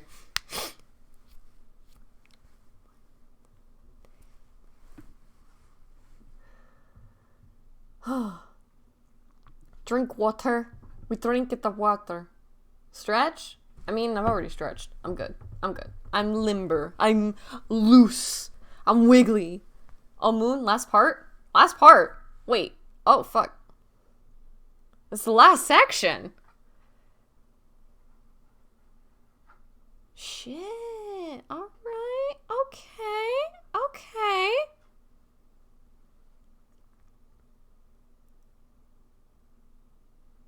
Alright, let's fucking go.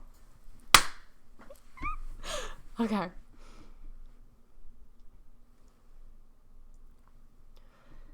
Mornings have become his absolute favorite.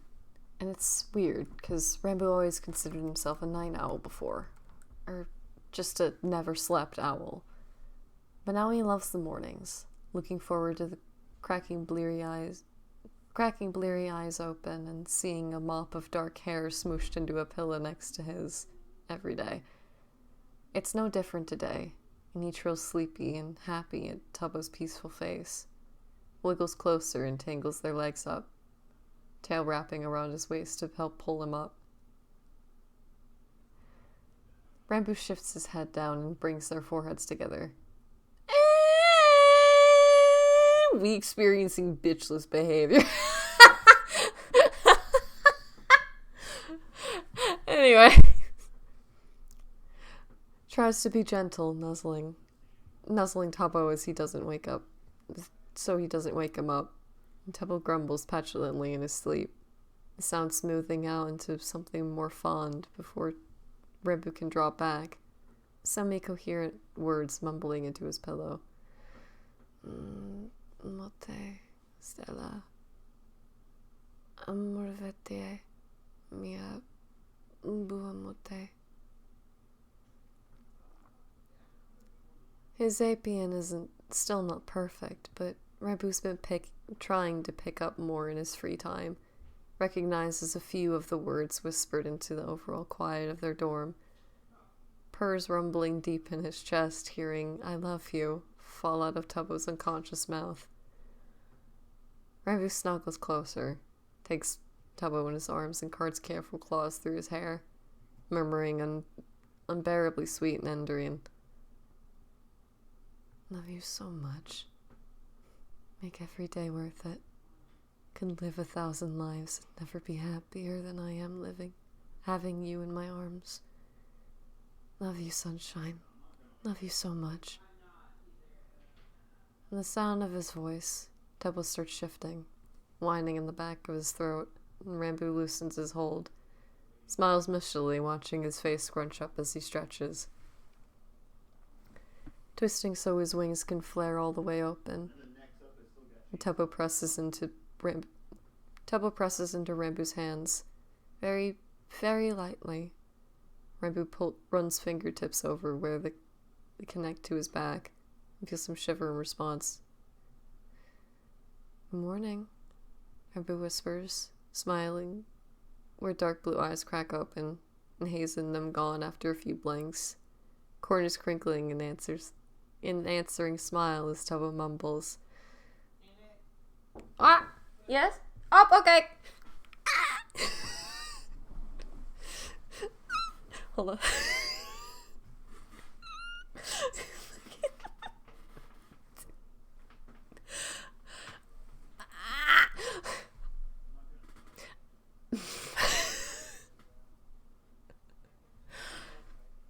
Give me 2 seconds.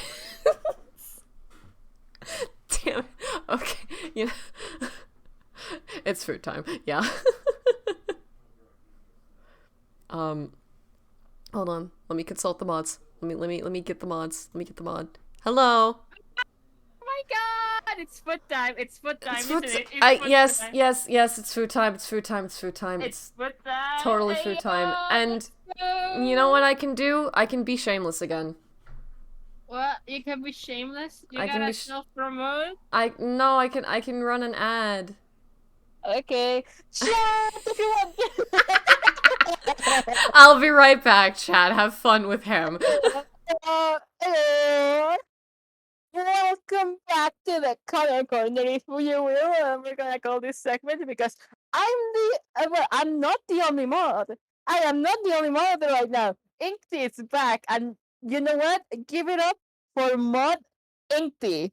Holy shit, coming in clutch for for the stream. Like, people clap. Let's go. Let's go. Inkty. But yeah, but I'm still the only mod with a working microphone. So it's still the corner. Hey, hello. The silent mode. Yeah, exactly. Inkty, beloved, works from the shadows like Batman. Inkty is the Batman of the mod chat. Let's go. Let's go. We love Inkty so much. What the hell? Anyways, before we say anything, I'm going to sell out Moon. I can do this. I can do this because Moon cannot stop me, and I think it's funny. So, chat! Chat. Okay, chat. We all know what I'm going to say.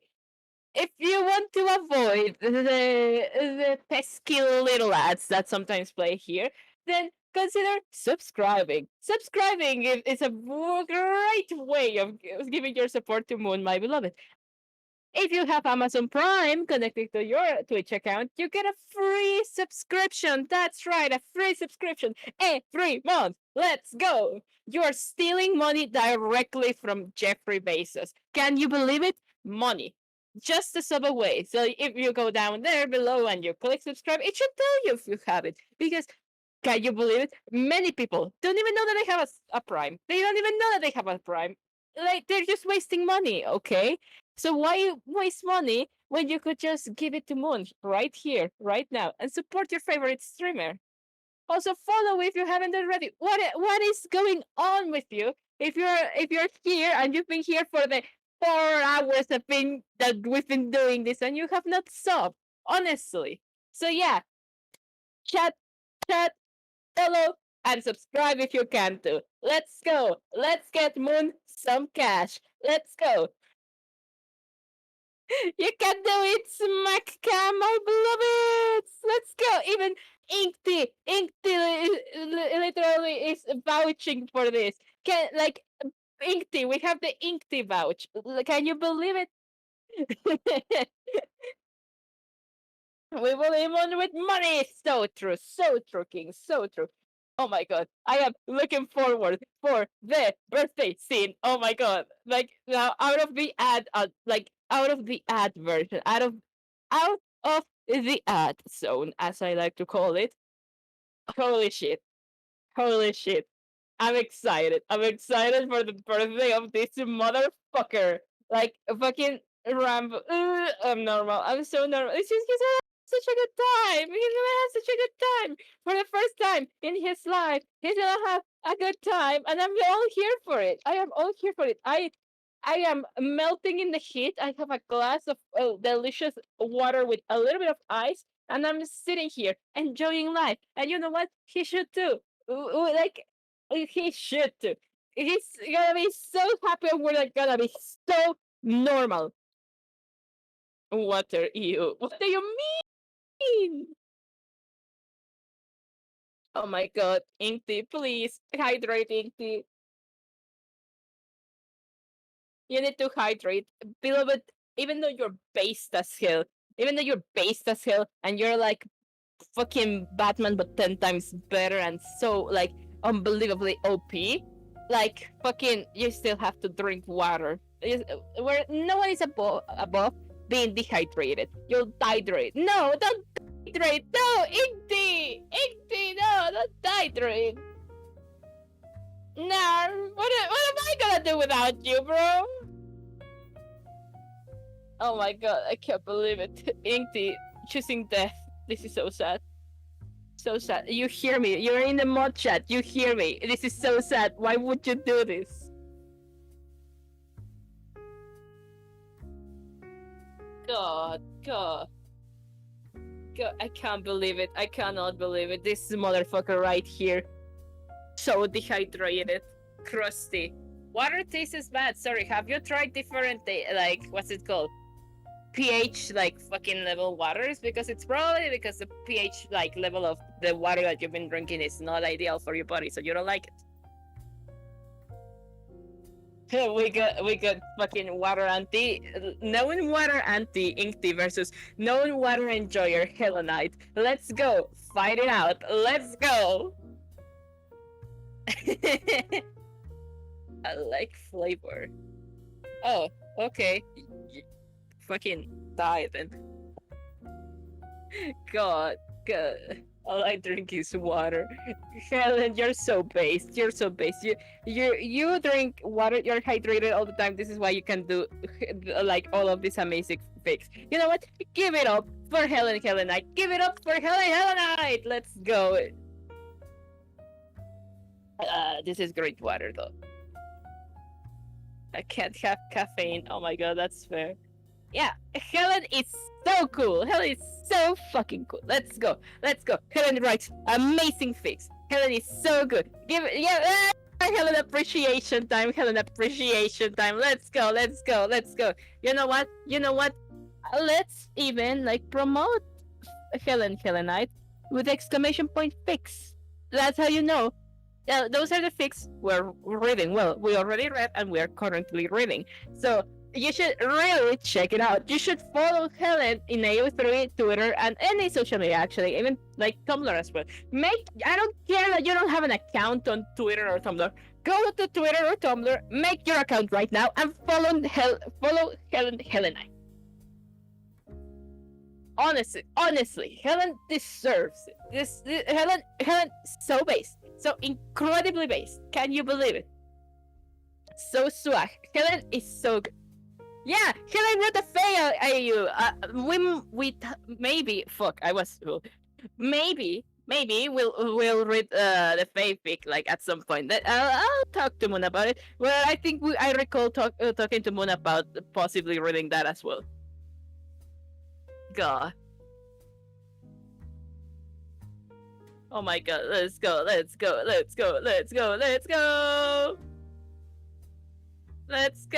it is.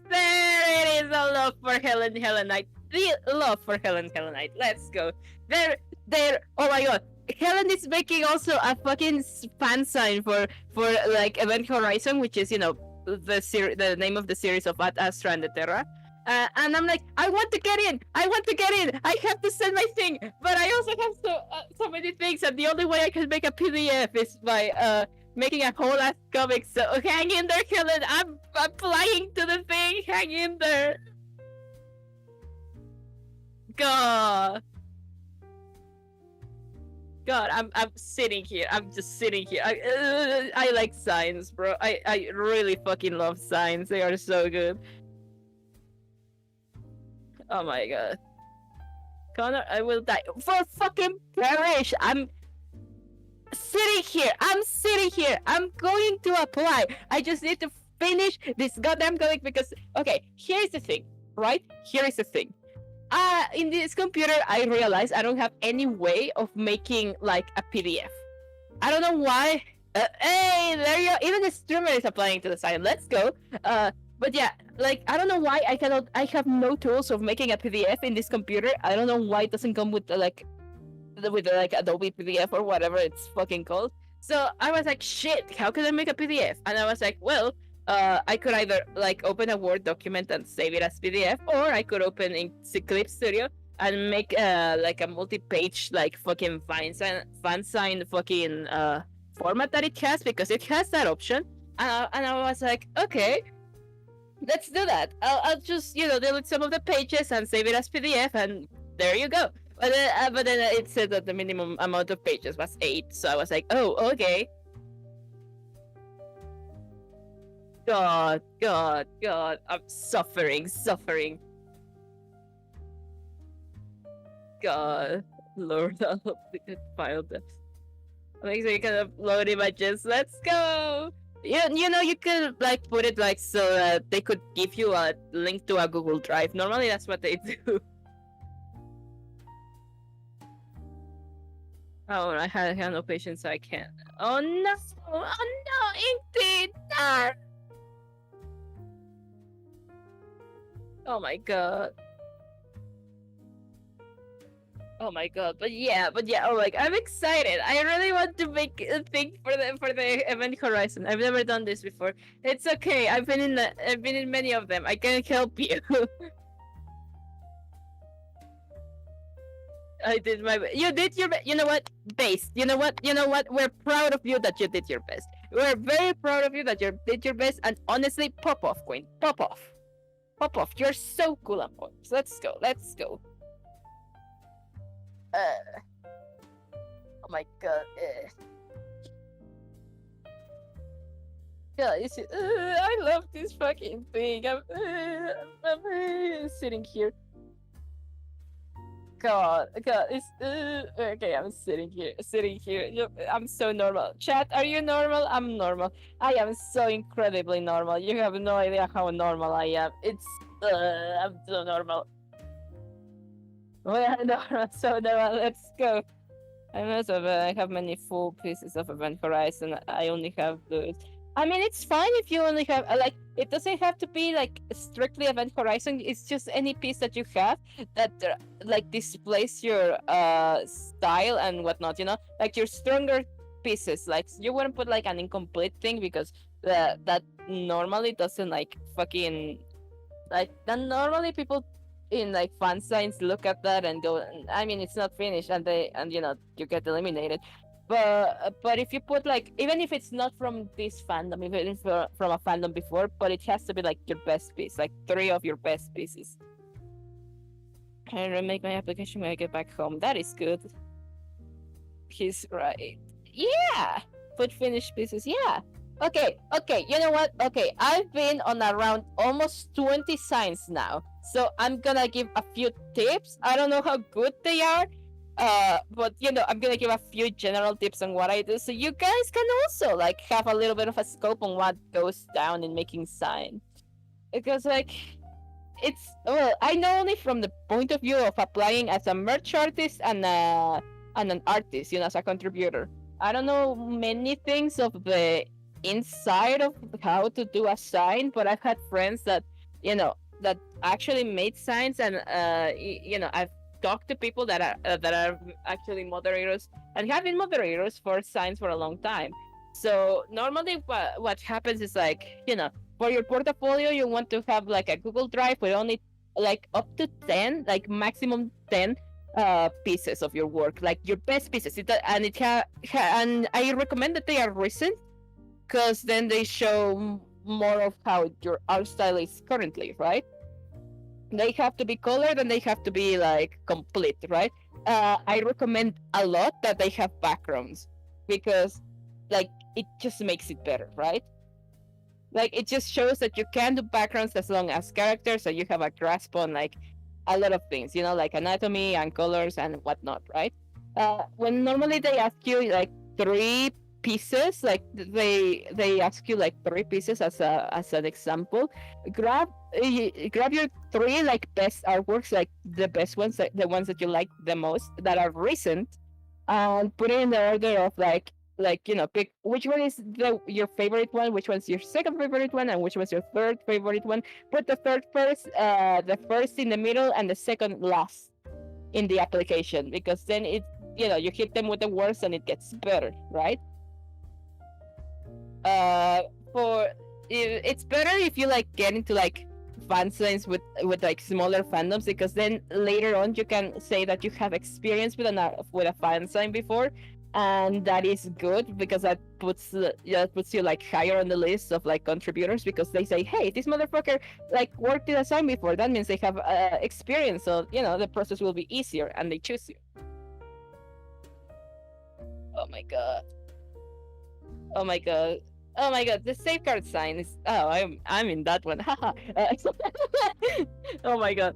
But yeah, put your name on your files. Oh yeah, be careful about the title of the name of your files. And make sure that if you're sharing them in a Google Drive document, well, not document, but in like a folder, make sure that the link can be viewed by anyone that has the link, and it's not necessary for you to have a password, because that's another mistake many people do, is that they make it so like you need a password, or you need like the permission of like the person that owns the drive, and that normally people from moderators from the sign are not gonna bother to tell you, hey, can you give us access, because they have many applications to go through. So make sure it's that. And even better, make sure, like even better than a Google Drive, you can make your own website. I don't know how much, I don't know how to do that, because normally I just Drive because I'm lazy.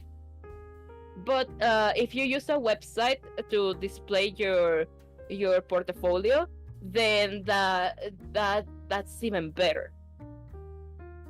Like that's even better because it makes you look more professional, Normally I've seen people like say that you should make you could make a Tumblr account with your portfolio and have a very nice layout, and just keep your art there, not like an art blog, but like like an art portfolio, but that is a blog.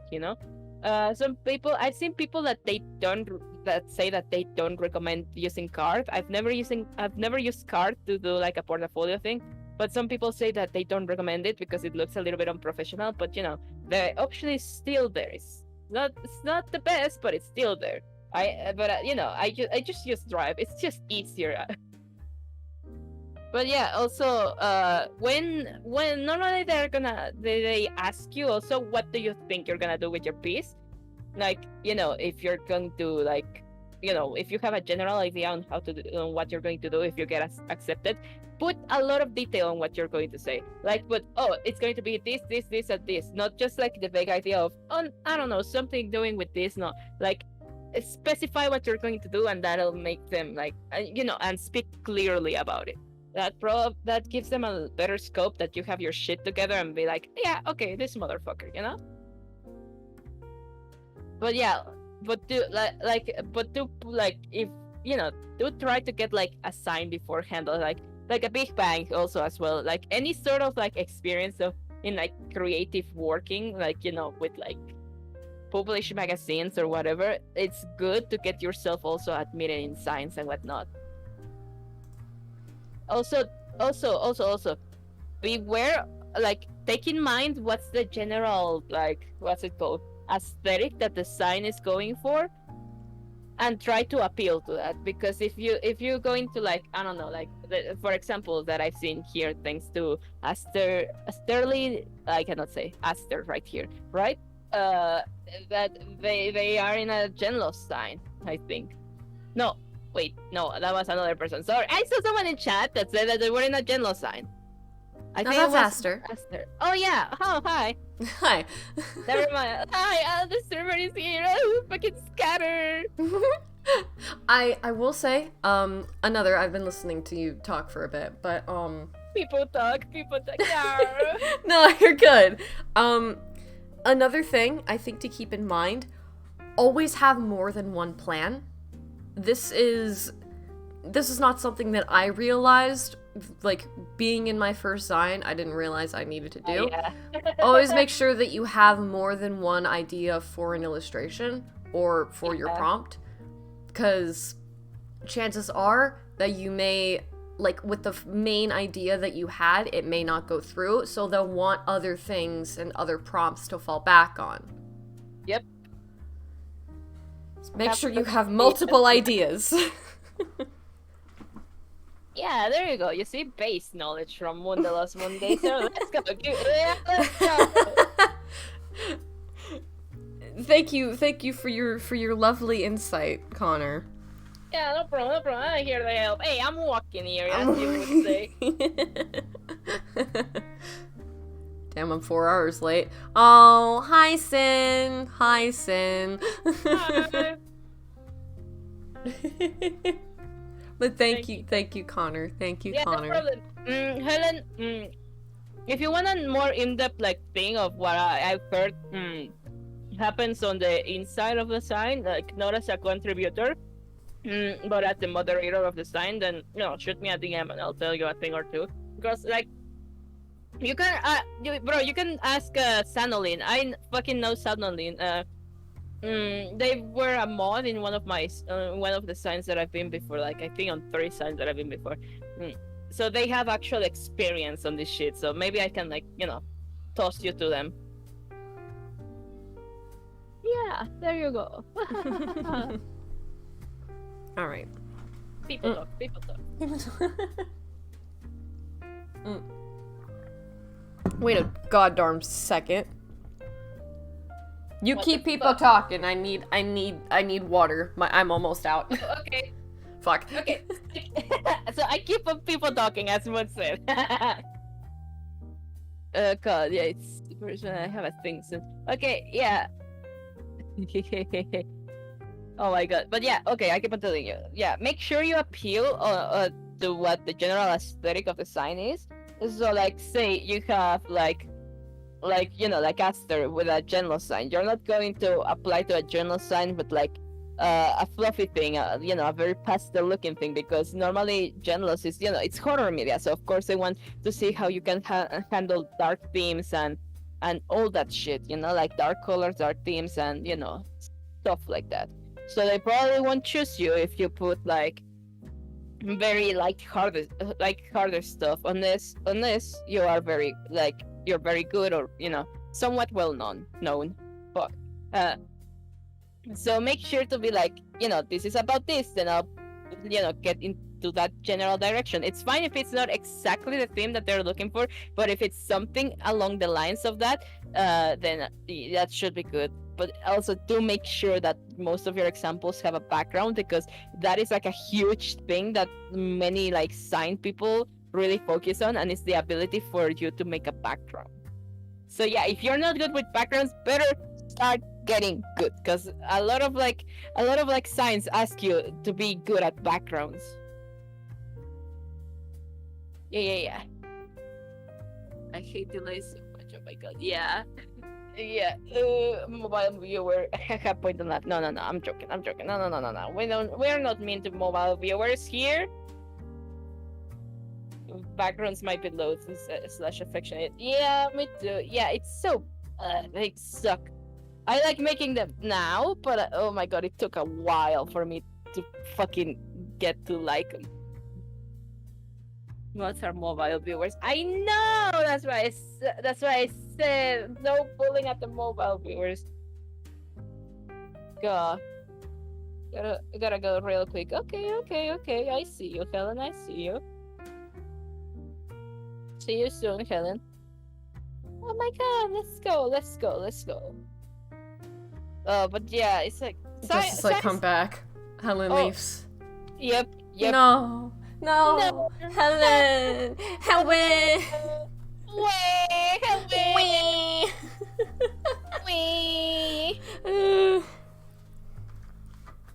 Okay. Water.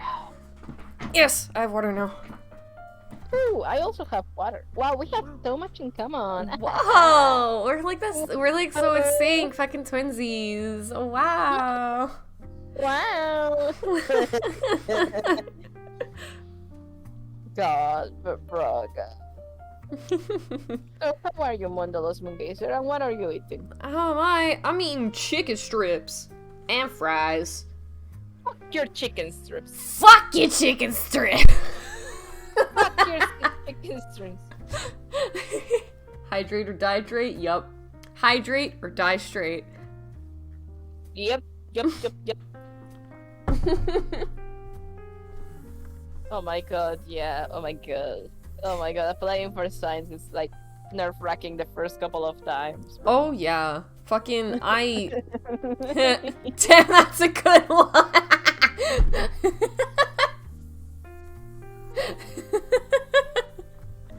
Any LGBTQs here? any gay people? Man, I wish gay people existed. Yeah, me too. Trick question. People aren't real. Let's go.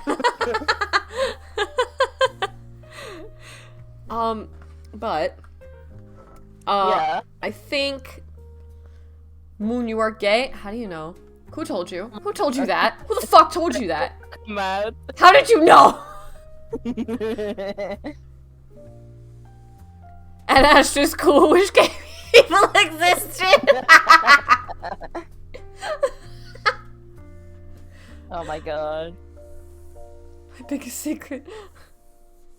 Any gay people in chat? Let's go. Third question. I know gay people aren't real.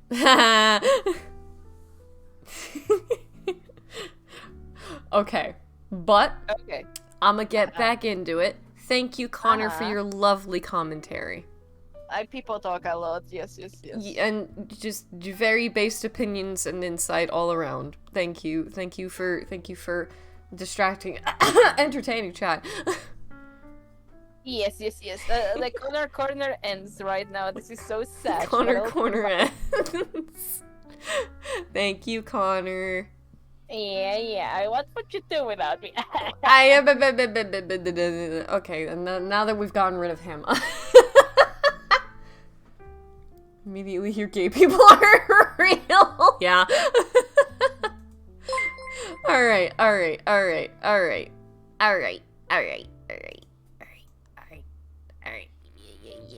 You know what's about to happen. You know what's going down. You know what's fucking happening. You know. Okay. All right. Let's continue. Wait.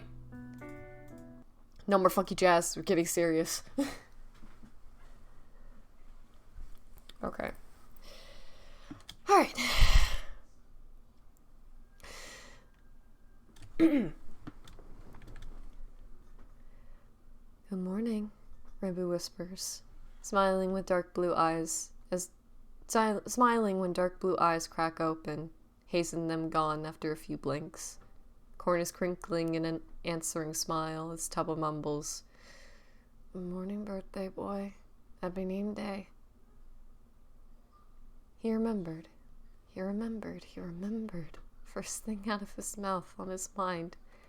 He thinks about you, knows things about you. He remembered. And Rambo thinks in giddy surprise, smile growing to bear all his teeth as he scoots forward to rub their foreheads together, laughing incredulously. Morning, Heliman. You said that already. Tuppo giggles, pressing back into the contact, stretching his antenna out, flicking the tips of them along Rambo's lone horn. What you want to do today? Rambo hasn't been thinking about it. Is already more than content with this. And he doesn't like asking for things anymore. But some combination of just having woken up, head dizzy from the dregs of sleep, and the heat the Tuppa radiates, has him sighing carefree. No, but could you play with my hair? Please, just for a bit? Done. Tuppa murmurs, two arms wiggling free to reach up and cart hands through his hair. Fingers detangling as they go, and Rambo sags bonelessly into the mattress, trailing so much it starts to catch forcefully rubbing his head into Tubbo's hands, and grins in his quiet laughter. You really like this, huh? Yeah. Can't help it. Baby slurs. Oh my god. They're so cute. Where it's almost entirely lost with the way that he's purring. Ear flicking happily as Tubbo tucks hair behind it. Conscious response. Hindbrain stuff. Precursor species things. Bonding. I don't know. It's nice. One of Tubbo's hands rubs tenderly around the base of his shattered horn, and Rambo straight up warbles in response. Can't stop the way his tail thumbs happily from the attention. Sighs without thinking at all. Makes me feel safe, cared for, loved. Love you, Lewin. Love you so much. Only one for me. He almost doesn't hear it, so out of his mind like he is. But as Rambo wiggles closer, resting his forehead against Tubbo's sternum, he can feel that deep rattling hum he's only ever heard maybe once before. Tries to match it in pitch. Thoughts an endless stream of Cariat, Cariat, Cariat, family, safe, love you, Cariat, mine, yours, safe, love you, mine, yours forever. They don't get out of bed for a while, Rambo even kinda falling asleep again under Tubbo's hand, but this time he comes awake shrieking involuntarily. There's fingers tickling his sides mercilessly, and he hisses at a cackling Tubbo. Tries to get his sluggish limbs to respond fast enough as they end up play wrestling, tossing and turning so much in a bid for the upper hand that they go tumbling out of the bunk yelling, "Oh my god, they're so cute!"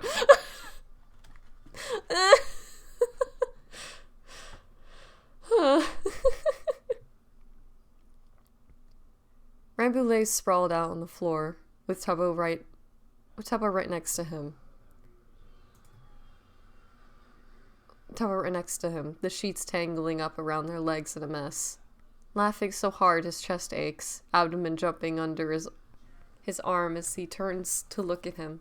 Thinks he falls a little more in love seeing Tubbo with color staining his cheeks. Head tipped back in giddy joy. Oh my god! Fucking every paragraph of this is just like a punch to the gut. Just, oh! It's so cute.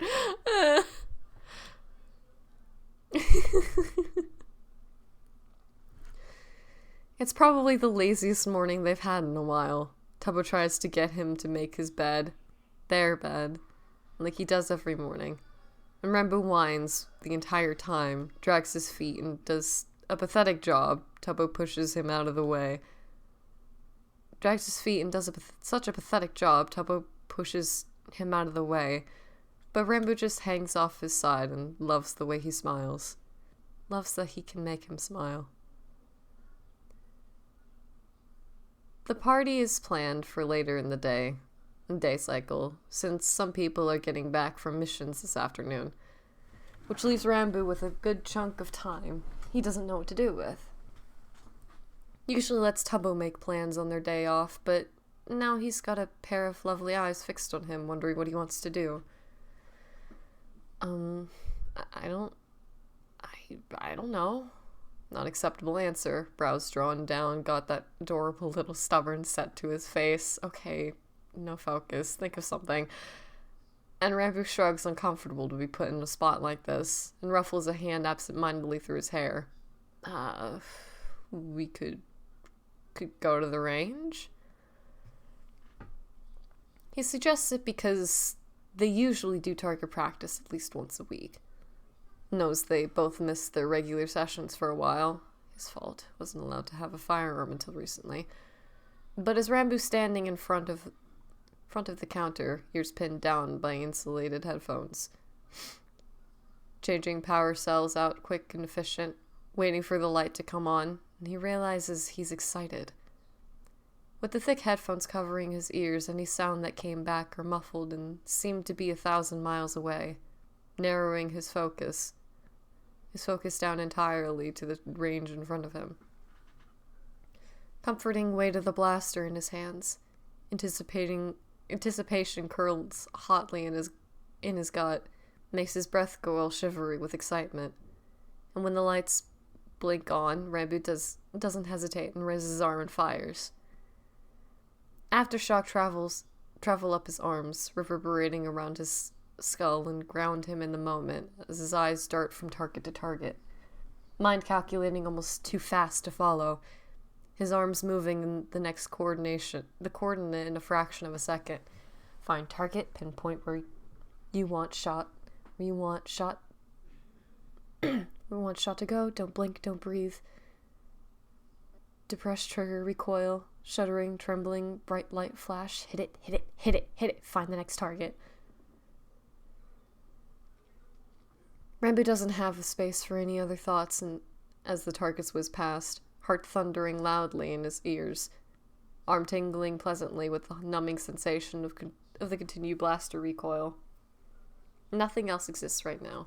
It's just him and how fast his mind can work, how steady his hands are, how sharp his eyes. It's just him and knowledge of what he can do. Bright red snap crackle of his blaster raise and another target down. His breathing is steady, his hands steadier, like the firm press of the earth under his feet, unflinching and unwavering. Eyes fast, mind faster, so sharp, so quick, so good to him, so good for him. Loves it, loves the way it works. Thinks he might love himself. Only comes tripping back to realize when the blaring green light at the end of the range winks off. Sets his blaster down with a shaking hand and forces himself to remember where he is. Rebbe can hear his name being yelled through the muffled suppression of the headphones, slings them around his neck and gets jerked around not a second later, Tubbo screaming incoherently as he points excitedly at the scoreboard. The entire syndicate uses this range, all 96 of them, and for all the fantastic marksmen they are, no one has ever gotten a perfect score. Closest being Techno himself. Someone whistles. Sounds like Dwayne. It's probably Dwayne. And a few others hollowing out congrats and nice shooting, kid, and fuck it up, Beanpole. Emotions building painfully warm and excited in his chest. Feels like racing down back alleyways, bounding across the plains of Epidae, waking up next to the love of his life. Beautiful and perfect and everything he's ever wanted.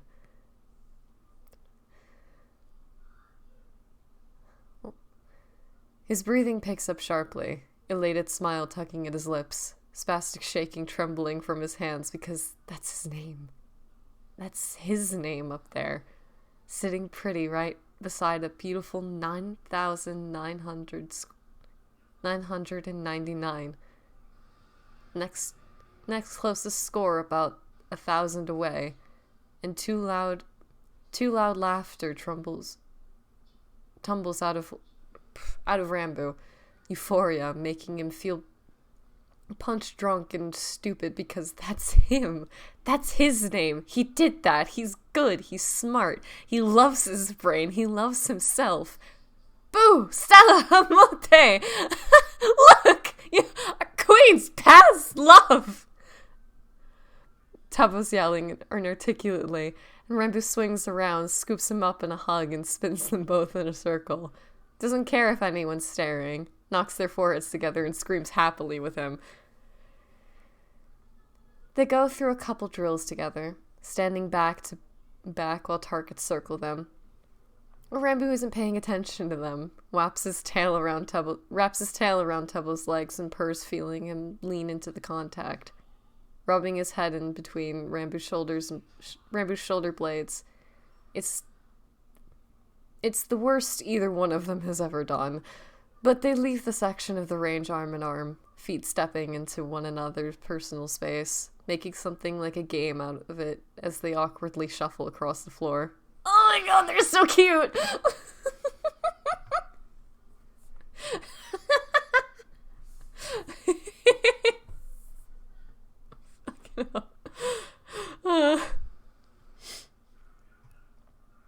Rambo's never been happier in his life than when Tubbo squishes his face between two hands out of the locker room.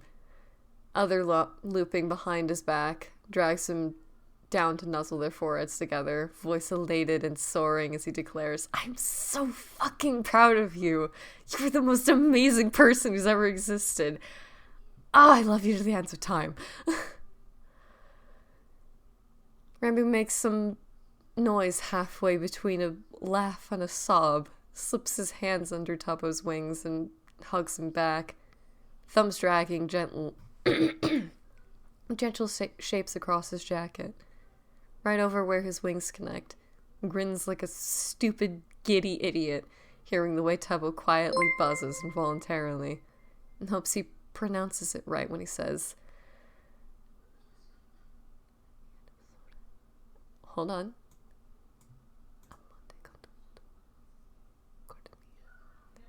Amote con toto, core mia, lusore. And Tubbo freezes. Being as close as he is, Rambo sees it immediately when his eyes start to water. Knows his attempt was at least understandable and hums gently as Tubbo surges forward, burying his face in Rambo's neck. "I mean it, Bo," Rambo whispers into his hair right by his ear. Holds him close while Tubbo stammers, "I love yous," into his skin. Ah! Ah!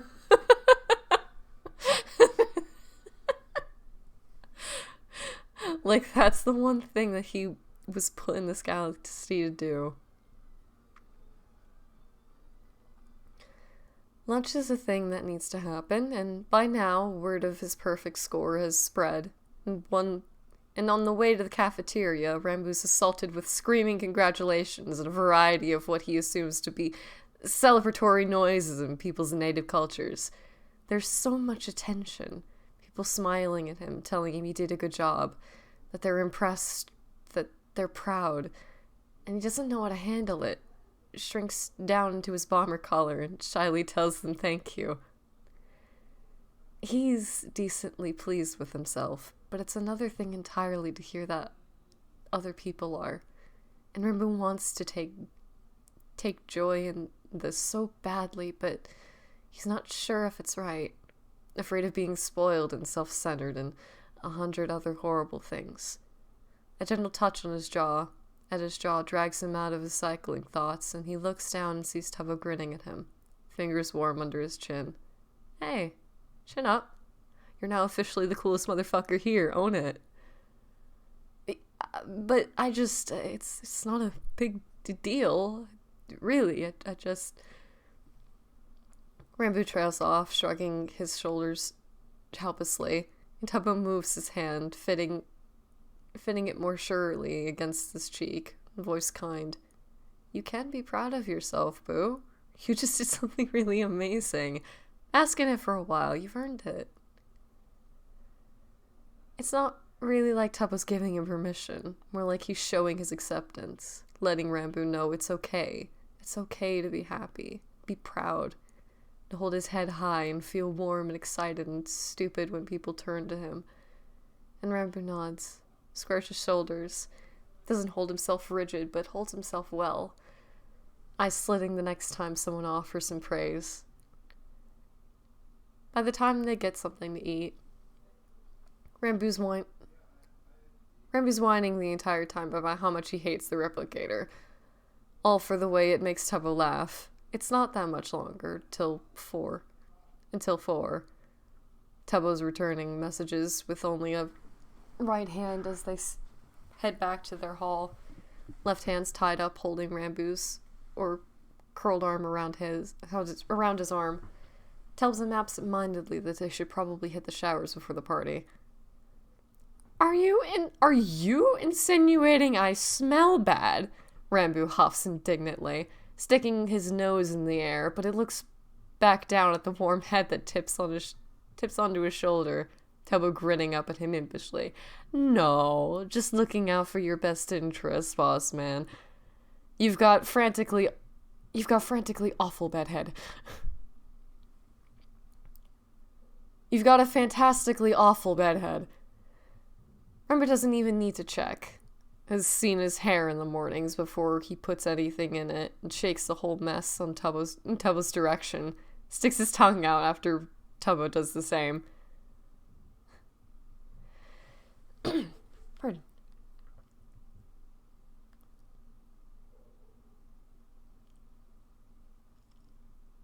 Pardon. Anyways, okay. He's getting his stuff together once they get back to the dorm, humming distractedly under his breath, but stops when Tubbo clears his throat, looks over his shoulder and spins to his feet, ears flying up because Tubbo's grinning at him holding 2 colorfully wrapped boxes. Happy Name Day! Tubbo crows, presenting the boxes with a bounce. Gifts. They're gifts. He bought you things. He got you presents. Holds out the bigger one in this lower hand. Here, start with this one. You'll see why. Rainbow can't move. He can't move. Can't seem to remember how to make his body work. Stands there and awkwardly shuffles his feet together. For some reason, horribly embarrassed and guilty. There's a score of things he wants to say. You didn't have to. I don't need it. I'm not spoiled. I don't deserve it. But he's having a hard time getting his thoughts in order. Some part of him wants to sink down through the floor. Don't need it. Not spoiled. Not entitled. Others desperate to take the gifts, presents, things for you. And still more than that, feel horrible for being excited in the first place. Spoiled brat, entitled bitch, sympathizer, imperial dog.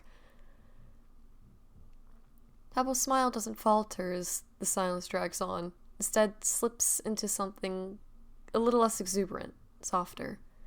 Staring at where Rambo has his hands all snarled up together over his chest, steps forward and says gently, "If it makes you feel better, this one's from my mom. But we both wanted to do something for you, okay? They're small things anyway. No big deal, Salvatore." It does not make Rambo feel better, knowing this one came from Susan. Why would she do that? I'm nothing to her. Don't need things, not entitled, trying not to be, at least. And he doesn't want to take it, but Rambo knows it would be unbearably rude to refuse. His hot net, his head nods. Those words got mixed up. His head nods of its own accord. And he stumbles until his legs hit the edge of the bunk, and he can flop backwards. Lets Tubbo set the larger box on his lap as he sits down next to him. Horrid thing, spoiled brat, whispers in his ears, the tip of them flicks spastically. Entitled bitch. Think they can have you, buy you things to keep you happy? Claws scratching at his shoulders, and Rambo twitches. Darts a glance behind him, but there's nothing there. He knows there's not. So why is this happening? He's fine. He's happy. He got rid of her. You alright, Boo? Rambo whips back around, face heating itself self-consciously, as he resolutely refuses to make eye contact with Tubbo. Stares down at the bright-colored wrapping paper. Random little squiggles on a vibrant blue background, and stammers. I'm fine. Just nervous, I guess. The bed dips a little. Then there's a warm weight settling around his waist, fingers stroking gently at his sides. I understand. It's not 100% okay if you don't want to open it right now. And it's 100% okay if you don't want to open it right now. I knew you wouldn't want it in front of people, but I was, hoping it'd be okay. Just the two of us. Knows you so well. All the way down to your core. All the cracks, all the flaws, all the fissures, and loves you anyway. Rambo leans into Tubbo, dropping his head to rest on his, instead of flicking out to the side to give him space. Huffs quietly as his claws worry at the paper. I just know I don't deserve this. You deserve the universe, Tubbo tells him, matter-of-factly. And he does this time. Just says shit casually. Like that doesn't rock Rambo to his core. Like it's the simplest of truths and not the most earth-shattering thing he's ever heard. How can you think that? Rambo turns his face to presses his nose onto Tubbo's hair, lips twitching when the antenna baps into him lightly. Whatever led you to that conclusion? Don't deserve it. Never have deserved it. Never have deserved you. Thank you for deciding I'm worth something. Thank you for staying. Thank you for loving me. All of me. Somehow, some way you do, and I'm so grateful every day. Come on, birthday boy. Tubbo murmurs, one of his hands finding where Rambo's are resting on the package. Burn. Takes them and presses his fingers down lightly, pricking the paper with his claws. Present time. Together they unwrap the box, and maybe it's a little silly, but Rambo doesn't feel as bad since Tubbo's doing it with him. Can trick his brain into thinking that this isn't about only him. Pulls the cardboard flap open and digs through layers of tissue paper. When he finally gets to what the gift actually is, Rambo full-on stops. Stares at it with his mouth dropping open, and knows this isn't any small thing. Very gently, very carefully, like it's spun of the most expensive, most precious material, he pulls the garment out, lets the sky blue fabric unfold so it's to its true size, stares in wonder at the sunflowers embroidered across it, little butterflies here and there, diamond-shaped stars, and a thick band along the hem of the skirt. Rambo touches lightly at the thick green stalks of the sunflowers, traces fingers up their sunny yellow petals, thumbs tenderly at the cream-colored wings of the butterfly, and doesn't know what to say. Looks over at Tubbo a bit helplessly. She started making it after we left, Tubbo explains, touching lightly at the fabric, gets a wicked smile on his face and laughs good-naturedly. Apparently when we, stumbled home fucking hammered, you wouldn't stop telling her about how much you liked the skirt, so she made you one, and, oh, here, card. Tubbo hands him off a white piece of paper with dried flowers pressed into the front. And Rambo opens it in a haze, eyes darting over reverently. Reverently can see it in his mind's eye. Susan's sitting down their long kitchen table, writing this out with Benson snoozing at her feet. Crudito, happy name day. I swear, Bo's told me 100 times, and I still forget, mom brain. But anyway, I hope you're having a wonderful day, Rambo. Sorry I can't be there to give you a hug, but tell Bo to do it for me, or I'm mailing you all this. Tell Bo to do it for me, or I'm mailing you all his journals from primary school. Also, I hope the skirt fits okay. Just use the same pattern as the other, but let me know if it needs altering. Dulcito. Hope you're staying safe out there. Benson and I send you all our best wishes. Susan. Folding the card back together, Rambo strokes fingers along its edges, aching pain in his chest because he misses her so much. Is a little surprised with himself because he hasn't known her for long. But it already feels like Susan's made a small home for herself in his heart. She's unique in the way a lot of people in his life nowadays are. Showed him such care and compassion right from the start. Made him feel welcome in a place he really didn't belong. And he said those things. And he could see those same feelings in the lines of her words. Rambo can parse what Dulcito means from his recent language studies. Sweetie. And his insides melt. Drippy warm fondness at the endearment. But he still can't figure out what Crorito is. Figure out Crorito. Has to clear his throat a few times before he feels confident asking. What does Crorito mean? Huh? Oh! It means, like, legs? But an affectionate form of leggy might be better. Teppo says with a laugh, knocks his knee into Rambu's, and hums apologetically. Sorry, Mom's really likes giving nicknames. Queen's past. Have you ever heard of the, like, thousands she's called Benson? It's ridiculous. I don't mind. I like it. Rambu murmurs, stares down at the heartfelt card in his lap, and the skirt that has affection in every stitch. Knows he's never going to be able to make it up to her. He has absolutely nothing to show his own gratitude with, and it's frustrating.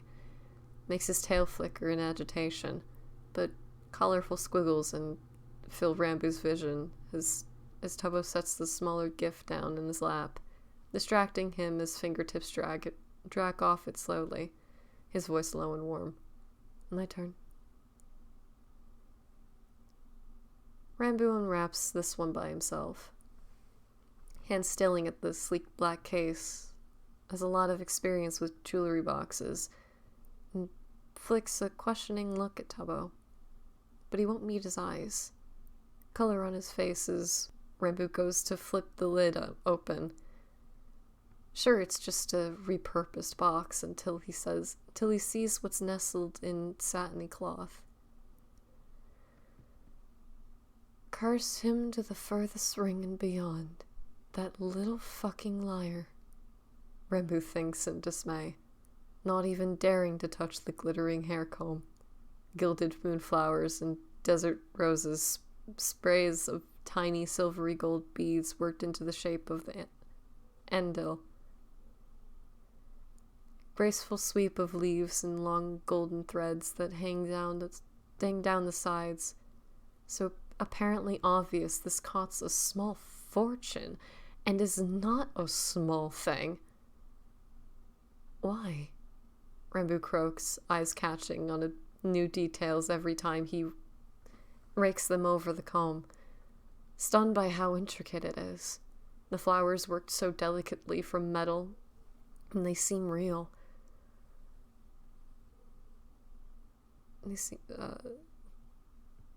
Flowers worked so delicately from metal, they seem real. And he can't help touching a shaking finger to one golden petal. Because I love you. You deserve nice things. Do you like it? Tubbo hushes, tone in no way demanding. And the point isn't if Rambu likes it. He does. He adores it. It's the most beautiful thing he's been given. But the fact that Tubbo shouldn't have done this, and Rambu fires back a whisper quiet. How much did this cost? It doesn't matter. I'm not broke. I wanted to get you something special. You mean a lot to me, Rambu. Tubbo murmurs, hands moving to wrap around one of Rambu's frozen ones, searing fingertips trailing languorously across the skin. Your hair's getting so long. I thought you might like something pretty to put it in. And I know how much you like jewelry, so... Rambu recoils from the comb like he's been burned, ears flicking back, ashamed. He's so easy to read. The spoiled little prince who always gotten everything he's ever wanted. He'd been hoping he was doing better. Hasn't worn hardly any jewelry in months. Tries to blend in as much as possible. You don't like it, though. Don't feel like yourself when you catch your reflection. It feels like something's not right. A tender voice whispers, and he shakes his head to get rid of it. As always, missing the feeling of earrings swinging around with emotion. Hey, it's okay if you don't like it. We can exchange it, or... Broad line of his shoulders walking out with your book. Your present in his hand. Don't take it from me. It's mine. Please don't. And Rambu can't help the way that his hands curl protectively over the comb, stammering too fast. No, I adore it. I don't know what to do. I can't wear it. What do you mean you can't? But Tubbo stops his question like he's remembered what Rambo doesn't want to. And it was months ago. Who would even remember it, except for him? Except for him and his stupid brain. Broken and dumb and can't forget a single thing. And then Tubbo goes, Is this about what Shige said to you? Yes, because that's all it took, and my mind hyperfixated on it instantly, churning out paranoia endlessly. Rambo grimaces, ducking his head, and remembers those first few weeks. How he wore his jacket and Shirley and earnings proudly. At least until that loud comment in the cafeteria. Damn, who let the little rich boy in here? What are you running from? What are you running from? Daddy find out how much you spend? Oh, a bitch. Oh, ah.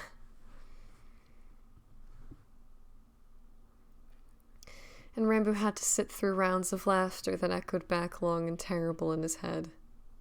Packed everything away the next morning and hasn't touched it since. His silence must be answer enough, because Tubbo snarls under his breath, words spiking sharp and fast as he snaps. Fucking dickhead. I knew I should have beat the shit out of them. Fucking hell. Boo, listen to me. Shisha is a fucking moron. Everything they say is bullshit. Was it, though? Rambo mumbles and stares down despondently at where his hands are clawed over the hair comb. Spoiled brat, entitled bitch, thinks everything is yours, elitist imperial dog. Forces them to drop their rigid posture and pulls back. I am rich, or I was, and I know what that does. I know how it makes me spoiled and entitled, and I'm trying so hard not to be like that anymore, but Rambo exhales raggedly, ears drooping sadly at how much he adores the comb, how beautiful he thinks it is, not dissuaded at all by how much it costs, and whispers hoarsely. But I guess I still am, if this is what you thought to get me. Oh, don't say that! I didn't buy you this because I thought I had to. I got you it because I wanted to. Do you trust me? It's soft, but it carries so much behind it. Rambo looks over at Tubbo, gentle set to his mouth, adoration and actual fire in his eyes. He knows he'd follow him to the darkest pits of the void without a second thought. Answers just as quietly, but like it's the only constant in the universe. Of course. Tubbo smiles quick and fleeting, kind, endearing, 1,000 loving things, just for you, only for you. Face settling into something a little more solemn, but not harsh, as he says, you taking the codex was entitled and spoiled. And Rambo winces, eyes breaking eye contact because he knows, okay? He remembers, he regrets. But you know that now. You're not like that anymore. You've moved past it. Snapping his head back, Rambo stares at him wide-eyed. He's lying. He's... But Tubbo said he'd never lie to him. And Rambo promised he'd trust him. So he's really has no choice but to believe him. Anxiety starting to chip away under his hands like crumbling sandstone. You liking jewelry and pretty things doesn't mean you're spoiled. Just a part of who you are. You shouldn't have to feel ashamed of it. Tubbo's arms tighten around his back, hands splayed out, blazing against his side. I mean, I like collecting shit from my walls and spend way too much time on ship parts. That doesn't make me I don't know, a hoarder or something. That's different. Ribu tries to counter, but Tubbo props his chin up and drops his chin up on Rebu's shoulder, firing back jovially. Oh yeah? Is it? Is it 'cause I'm not a prince? Well, how do you know that?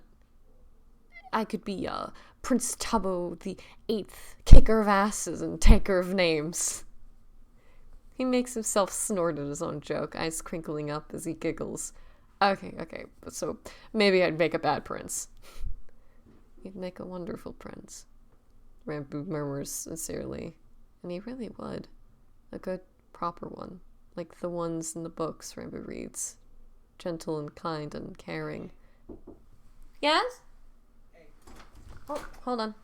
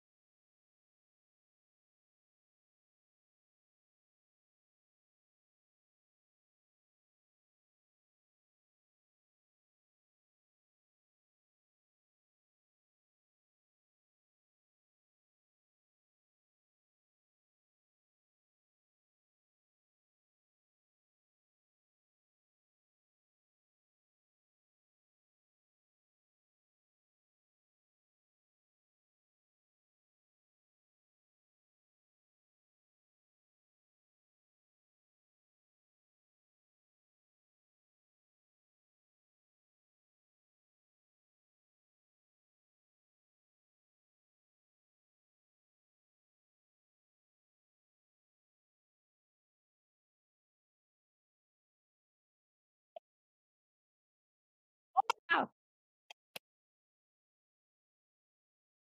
Okay. Hi.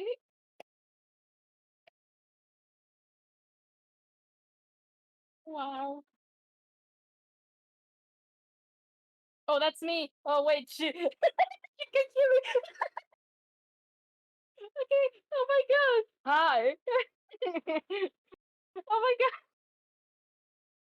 I thought you couldn't hear me. But tell me how to entertain the chat because of course, right? But like, it wasn't really entertain the chat. I see, and I was like, okay, how do I do that if I'm fucking muted? And then it wasn't muted, and I heard myself. God, that was so cursed. Hello. Yes. Welcome to the impromptu corner, as we like to call it. Hi, everyone. Hello, chat. Yes. I like your was yeah, I know. Hello, joined. Oh, Inkty. Hi, Inkty, my beloved. Inkty Base. Give it up for Inkty. Woo, let's go. Hi, chat. How we feeling? Oh my god. How we feeling, bro? How we feeling? Sitting here. God, I'm sitting here. I am just sitting here. Oh my god, I'm sitting here. God damn, dice. Oh my god, he deserves to be happy. He deserves to be happy. Okay, I'm normal. I'm so normal. This fanfic makes me not normal, but don't worry, I win out. And I am normal. I become so normal, just so incredibly fucking normal. God, God, fucking. I'm gonna react in the future. I said, still no spoilers. No spoilers. I'll kill every single one of you if you spoil shit. I will literally kill people. I will like it, the fluff. To say, oh my god, someone make this a podcast. What, me? People talking as a podcast? Me in a podcast? Nah, nah, nah, fucking nah, nah, nah. I'm cooler than a podcast. No, I'm joking, bro. It's just, oh my god. Yeah. Wow, can't believe this is the end and nothing bad ever happens again. Wow, I can't believe it. You know what, Helen Knight, you're so good at making, not bad things happen to the characters and, be all happy and shit. Like, God, God. No, we don't. No, we don't have too much chat. No, no, no. This is the end. This is the end. Thank you all so much for coming. God, copium. Anyways. Oh my god. Oh my god. Oh my god, bro. Oh my, I'm not. I'm Hello. normal. Oh, there's a moon in my ears. How are you, Hi. Sorry moon? about that. Our kitchen started like actively flooding. Oh, that is fun. I've had that before. Yeah. So, I needed to find extra towels and put stuff down. Uh, but it's okay. We're good. We're fine. Fine. Everything's fine. You're not drowning. Let's go. No, we're not drowning. It's fine. Bro, It's fine. same hat.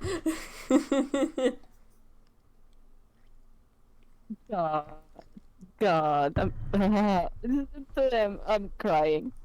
Don't you expect need another flooded basement? Oh my god. Okay. Well. All right. Sorry about that. Thank you, Connor, for yes. Okay, yes. People talk. You people talk. Thank you for people talking. Yeah, people talk all the time. You do. I love it when you do that. But I will be deafening now. Fuck, that's fucked up. What? Oh god, pardon me. Fucked up. Hashtag cancelled. All right. Okay.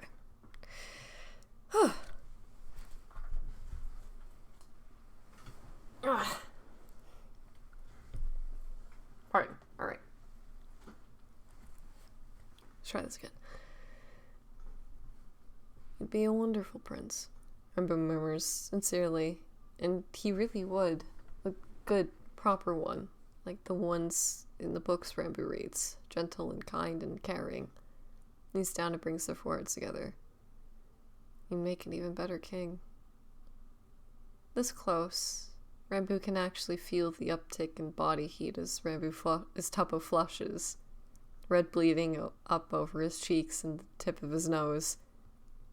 Antenna flicking once and twice, and Tubbo shakes his head, almost dragging their noses together. Queen's past, the shit that comes out of your mouth. He shakily laughs, voice wavery like Rambu's never heard it. But before he can ask, Tubbo draws back, hands patting him once as they drop away. Come on, shower time. We're gonna be late.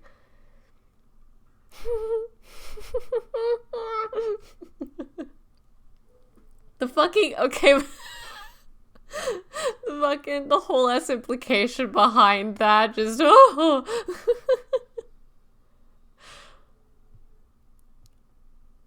They're both quick to the showers, mostly because some problem has come up. It's not a problem, don't worry, Boo. Don't worry, Boo. It just... Don't worry, Boo. Pardon me. Ah. Don't worry, it's a thing. It's not a problem. Stop calling it a problem. And Tubbo has to go help fix the totally, definitely not a problem.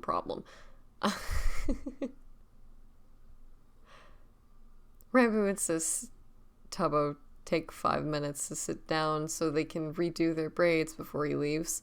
Swat at them repeatedly with his tail when they keep moving to fiddle with his nicer pair of black combat boots. I gotta go, Stella, Tubbo insists with a laugh, shrugging his bomber on and over a light gray shirt. It's settling on his shoulders and looking better than it ever has. Looking better than it ever has on Rambo. turns to give him one last hug and on his way out the door. I'll meet you back here in like 20, okay? I just gotta go help with something.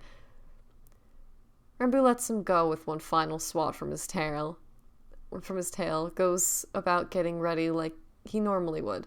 Throw in a pair of standard issue cargo pants, a white t-shirt, call it a day. And then he turns around and is faced with the reality of the gorgeous summer sky skirt draped over his bunk. He's kicking his pants off a second later, soft, airy fabric slipping through his hands, waistband of the skirt settling comfortably over his hips, and Rambu spins in a fast circle, happiness bubbling up in his chest, all light and excited, seeing the material flare out at his knees. Thank you, Rambu thinks, running his palms light over the material. Makes absolutely certain not to prick any of the embroidery with his claws. He'll have to go find some proper stationery to write Susan a thank you card with later. Maybe ask Tubbo what kind of sweets she favors.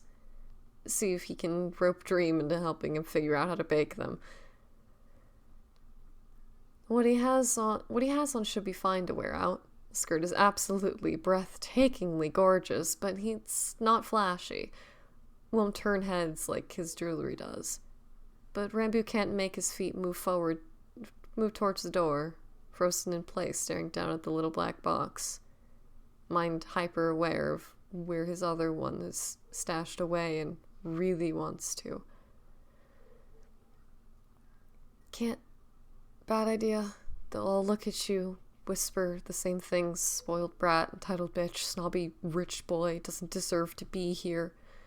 Curls around him like wisps of black sand caught in the wind. And Rambu takes a step back. Halts, though, as a different voice demands. Fuck them. Who cares what they think? You've proven you can do this. That you belong here the same as them. Yeah, well, he tries to argue, but the voice bowls him over. You've earned your place. Have flown your missions. Satisfactorily paid out your share with no complaints. You belong.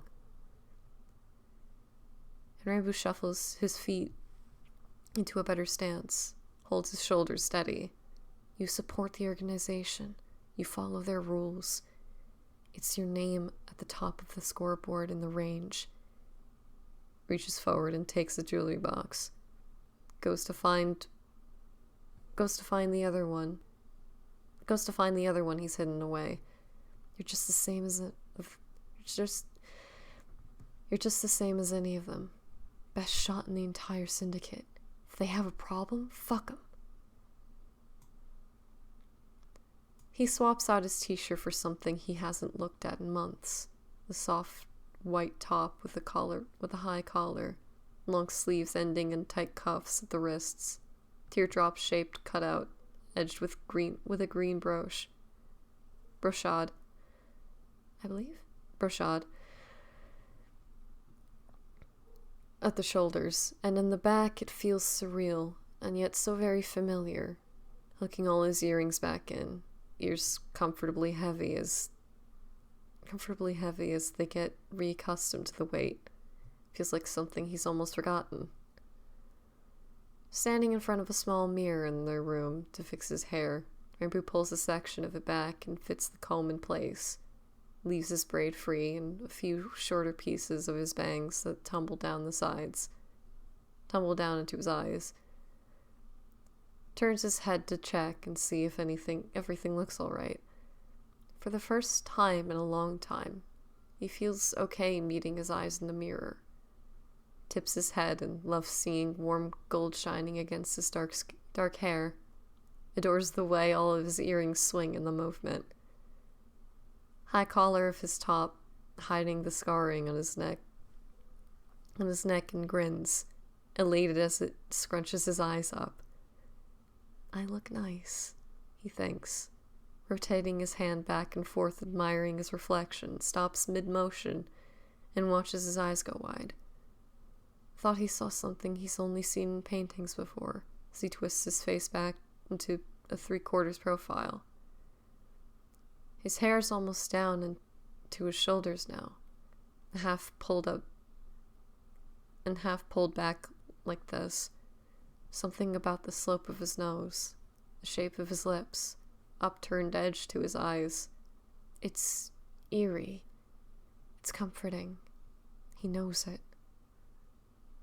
Rambu presses trembling fingers into her high cheekbones.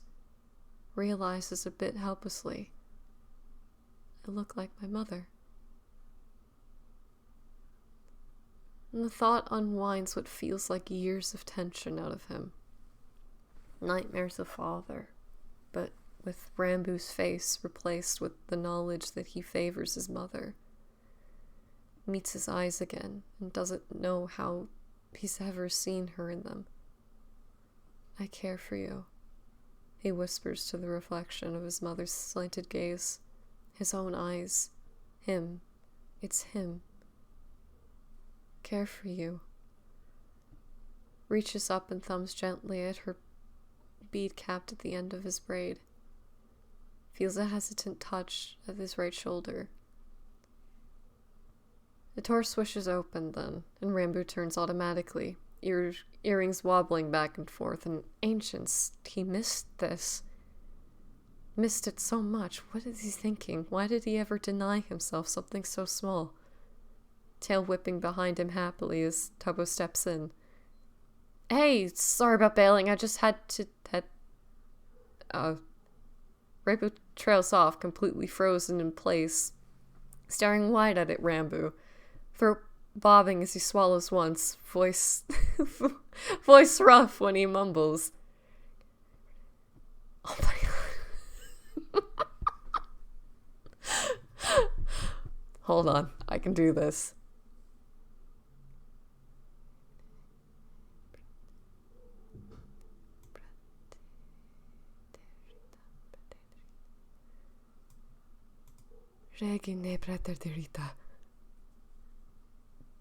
Too much? Rambu hedges, head tipping to the side self-consciously, and Tubbo lurches forward, waving all his hands frantically. No, not at all. I just... Queens, you look beautiful. Can I say that? Sorry, I just... It's okay. I don't mind. I actually kind of like it when you compliment, but yeah, I really look okay. Rambu spins in a small circle, skirt swishing pleasantly against his knees as he comes to a stop, and Tubbo's eyes are fixed and glassy somewhere around his face. About where the comb is. Comb is in the back of his hair, and wets his lips before he hushes. You look incredible, Stella. Fuck, Queens. It's so fitting. Stella's Starlight, but you outshine them all. Every single one, Stella Dore.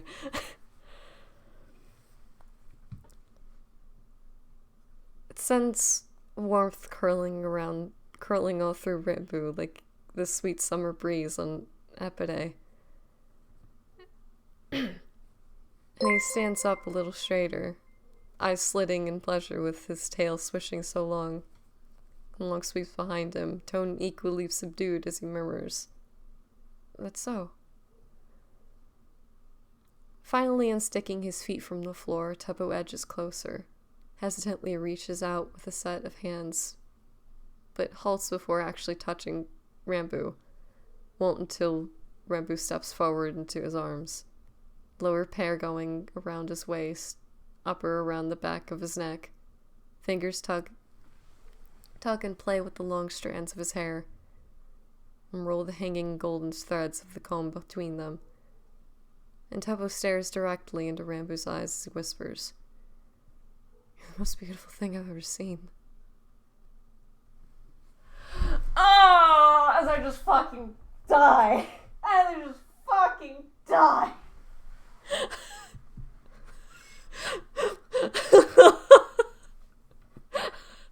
Empty. Oh.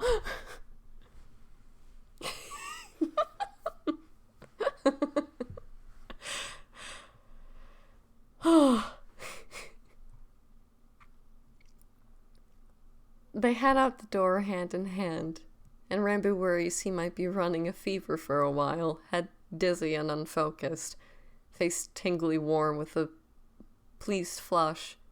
Can't stop smiling like an idiot as his mind plays back and repeat over and over again.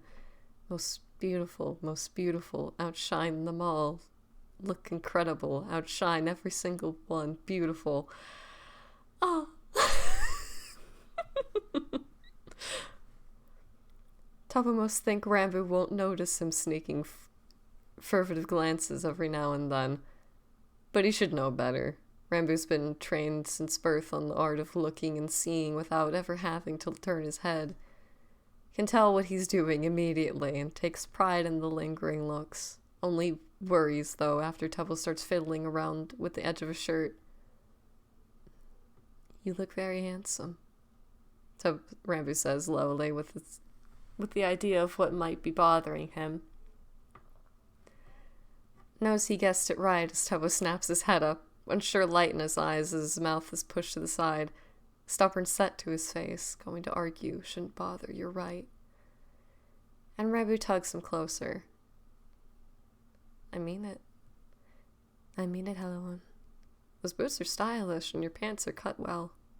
Your hair looks nice tonight, and I adore the way it frames your face. Tubbo still doesn't look that reassured, so flicking his tail up, Rambo strokes along the ends of his wings, keeps going. I've always liked your syndicate bomber on you. It's very striking. You wear it a lot better than I do. In fact, first time I saw you, I thought you looked very dashing. Wait, did he just... Oh, shit! He hadn't really meant to say that ever, but it makes Tubbo light up, mouth dropping open and a surprised smile. What? Really? Yeah, I just, like, when I saw you on the landing pad, Rambo stammers, and ancients, why did he have to bring it up? Remembers Tubbo standing there like it was yesterday. Messy hair falling in his eyes, sleek cut of his jacket, blasters on his hip, dangerous and beautiful lines of the Asachi arching over him, mumbles embarrassed. Thought you looked like something out of a book, you know, rakish smuggler kind of thing. A book? What kind of...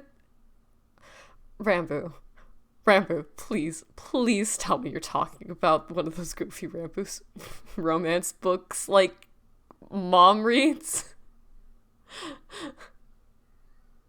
Tubbo asks in barely contained glee, and Rambo refuses to answer him, snaps his head forward, and keeps his chin up.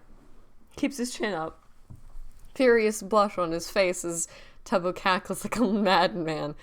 Eventually, though, the amusement wears off, and Tubbo tips his head to rest on Rambo's arm, fingers flexing around his. Love you so much, you dork. And with a great heaving sigh, Rambo squeezes back, tail fondly stroking at the gossamer wings. I love you too. Every dorm hall has a small communal space. Oh god, pardon me.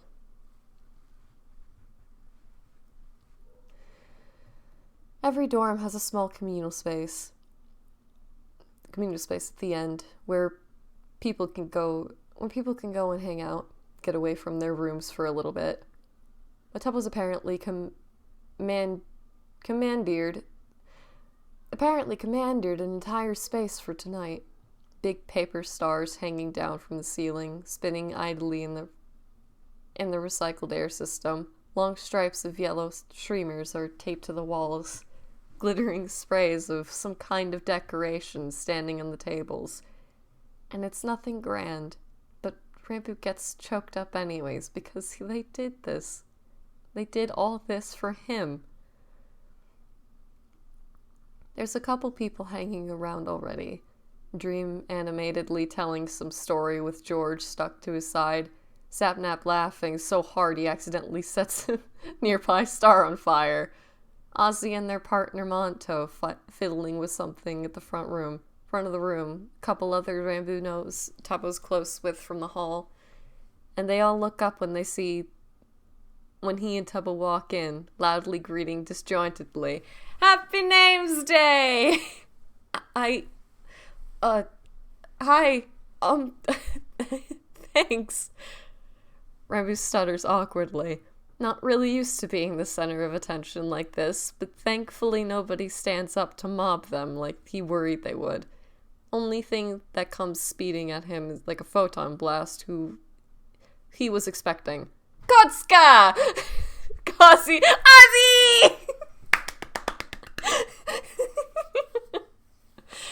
Shrieks happily, plowing into Rambo with little inhibition. Ramming the top of their skull into the underside of his chin as they hug him. Salutations on this auspicious morn. The beyond loses much without you in it. Hi, Ozzy.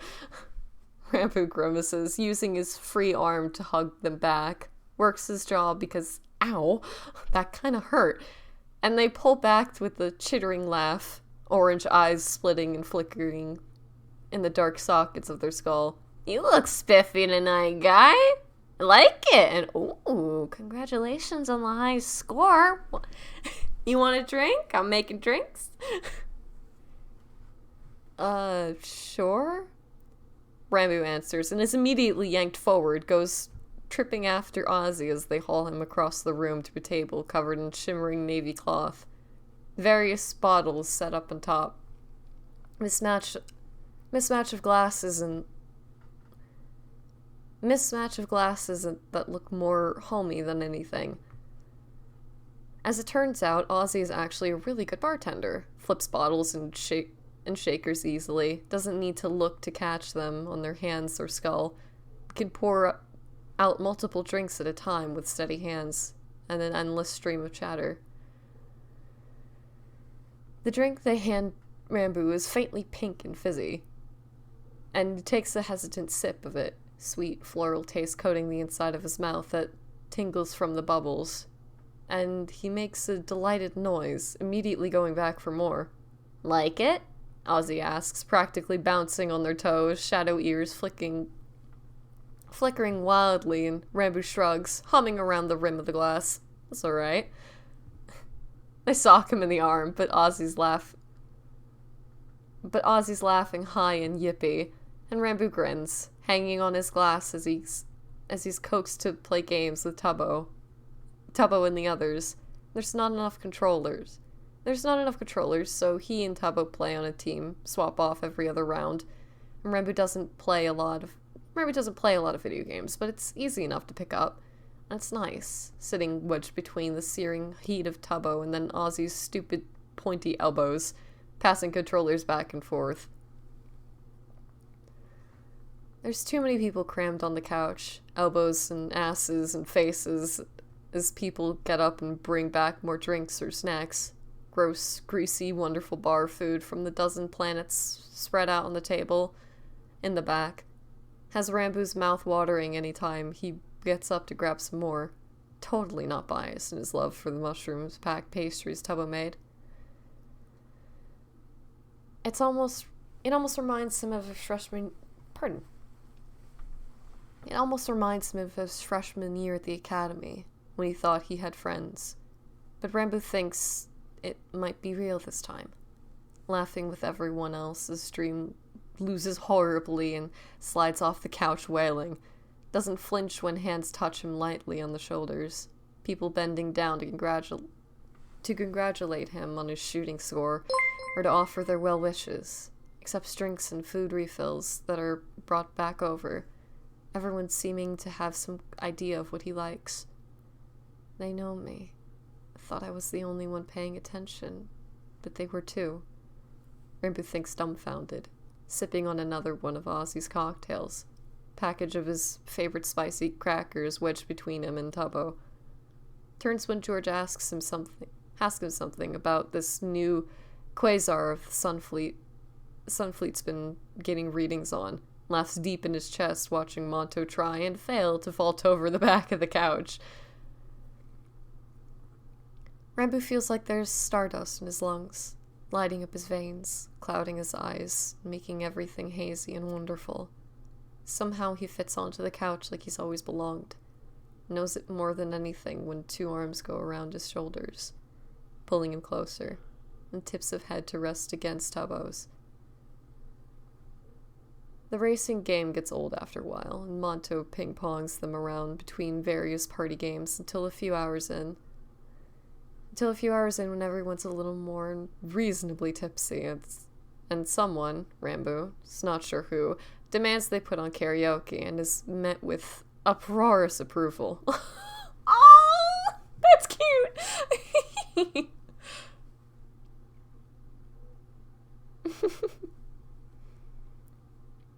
Everything devolves into chaos relatively quickly. There's too many songs that don't translate well into standard, so most of the time people are wheezing over poorly translated lyrics rather than actual singing. But it ends up not mattering. It's fun. Ancients, it's so much fun. Sitting on the couch by Tubbo and watching Dream try his hand at rapping as fast as he can. He can't. Gets so tongue-tied he shape-shifts on accident.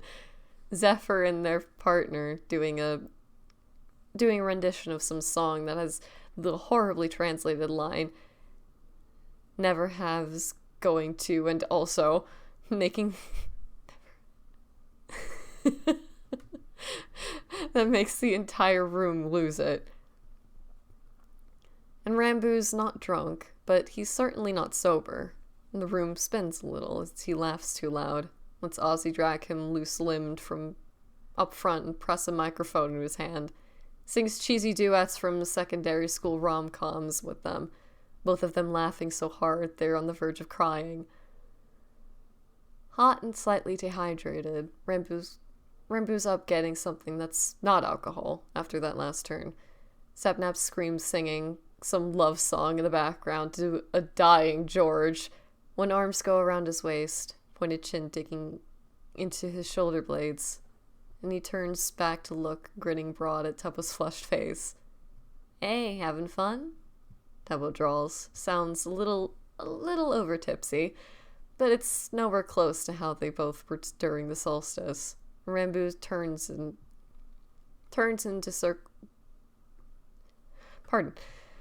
Rambo turns in the circle of his arms, loops his own around Tubbo's neck. Yeah, thank you so much, Elowen. Of course, Salvatore.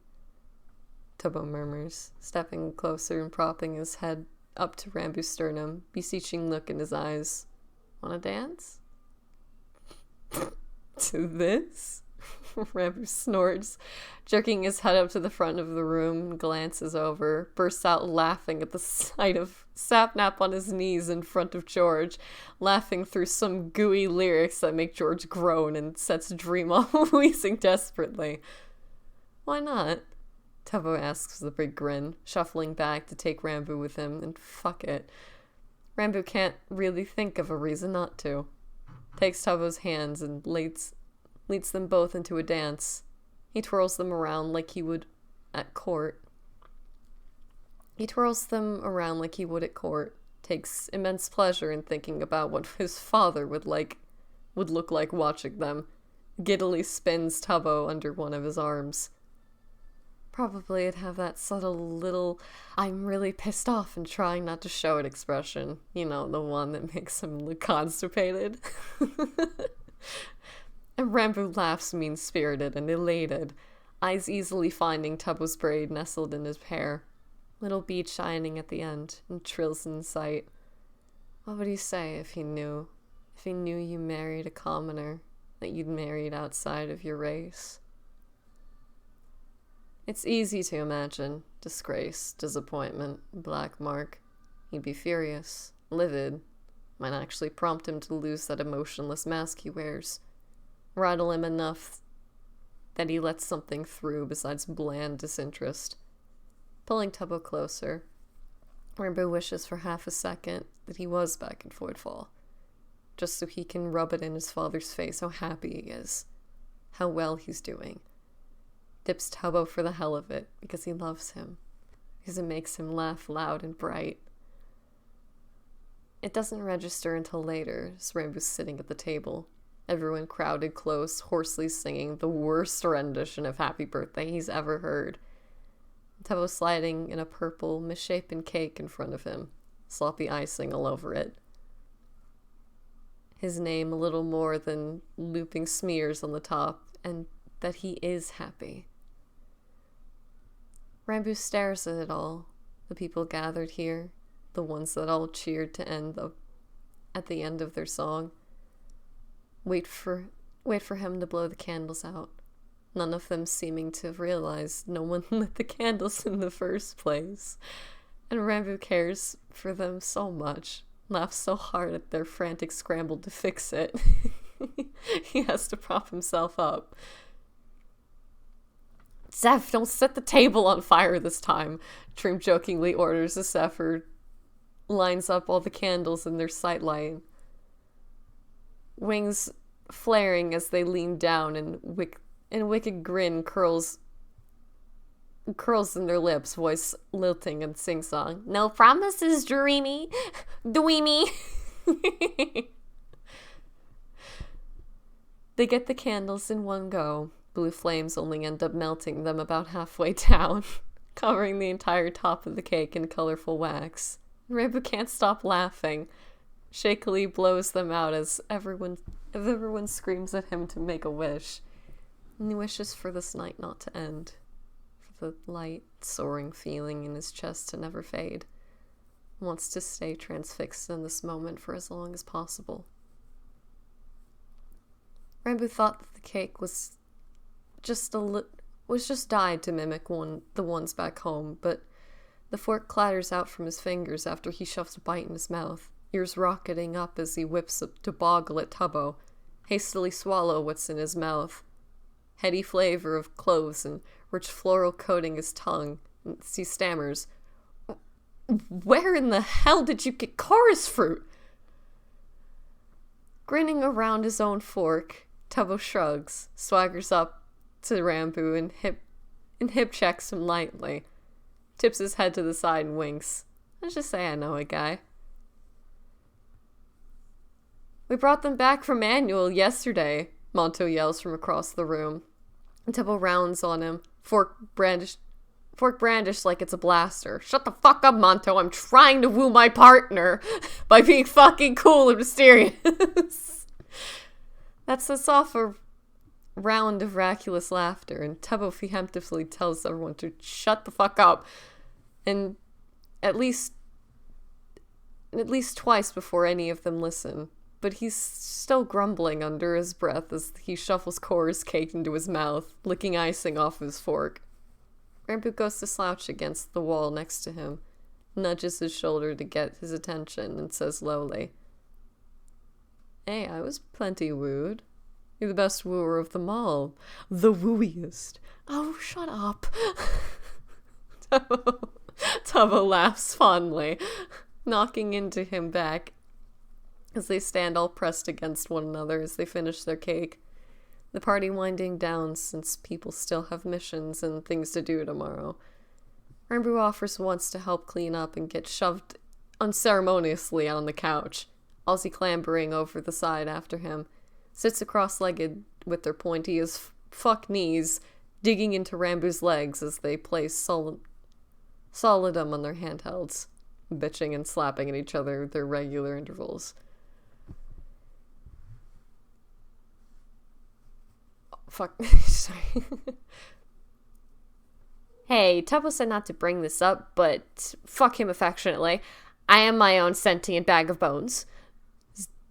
Ozzy declares after they've just won again. How the fuck are they so good at this stupid game?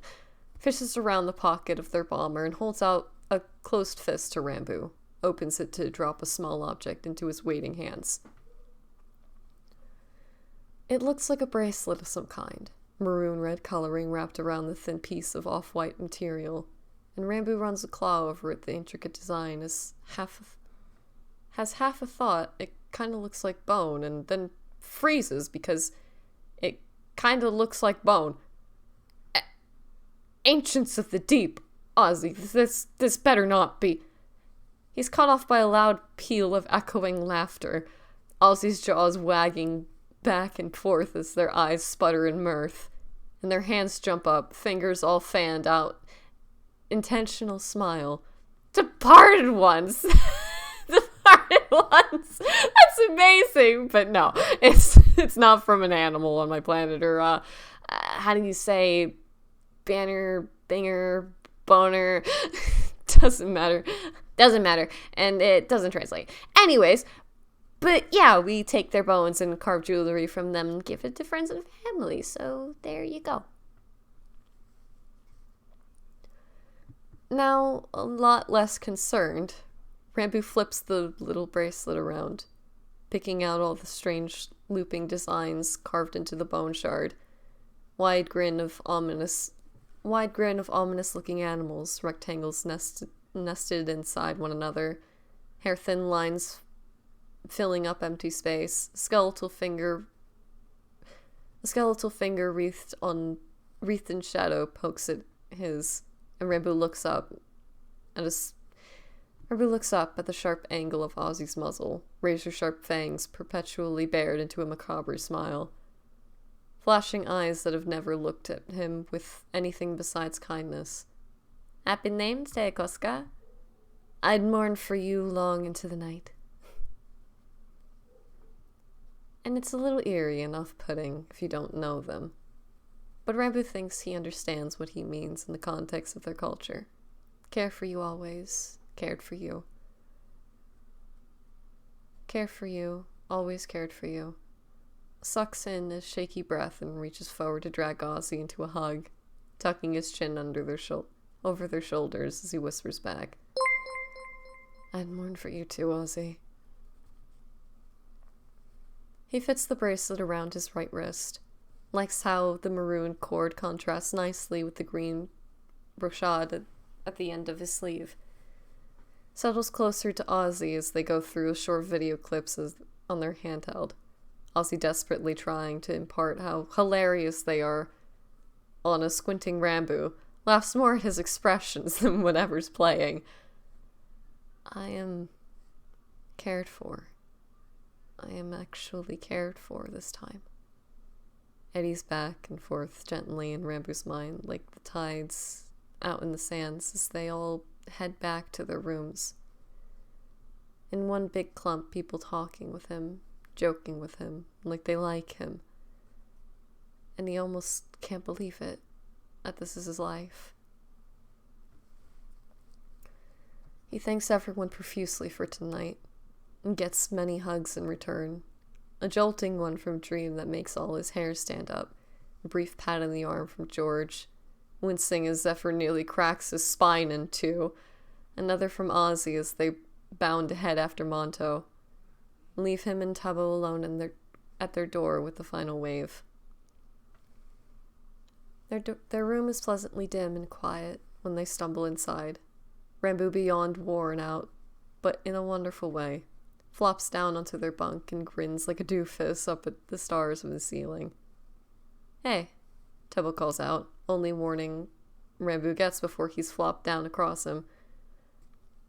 And sudden weight punching all the air out of his lungs. I'ma go, wash my face and stuff, but wanna watch a movie for bed? Sure, Rambo wheezes, slapping at Tubbo, who laughs as he rolls off to get his stuff together. Acts like he's dying in a bid for sympathy at least, until the door swishes shut, clicking his tongue against his teeth at how heartless his husband is. Rambo hauls himself up and figures he should get ready for settling down time as well. Hums under his breath as he starts taking his earrings out. He lays them in neat rows in their jewelry box, shuts the lid, and sets the whole thing on the built-in shelving by his bunk. Somewhere he'll have easy access to it tomorrow. Next comes the hair comb, and Rambu pulls it out delicately, places a second to admire how beautiful it is, fingers tracing around the golden petals, with golden petals reverently as he sets it on his case.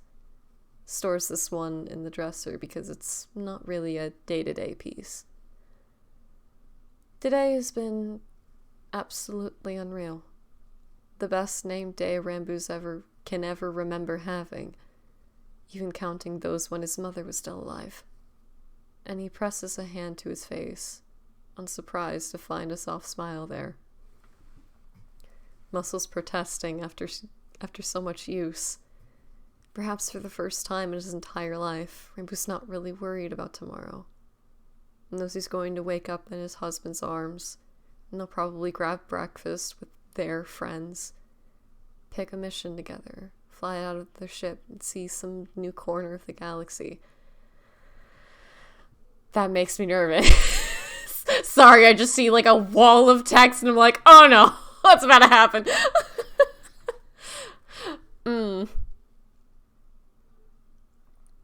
It sounds too good to be true, and that thought sends a frightening jolt through him.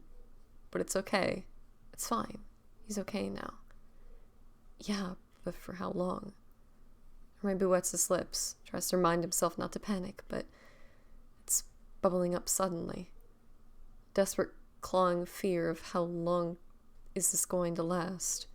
How long do you have until you're back there clinging onto life, waiting for every second to stop breathing? No, he's fine now. He's okay. He got through it, and he learned some new things. He can do this. He has his husband. He has his friends. They'll help him. They'll keep him safe. They'll lie to you. No, they will. That's what they've always done. Rambu's claws flex, paranoia flaring down his spine as he whips his head around, but no one's there. He's hearing things again. Frantic inhale because he's hearing things again. No.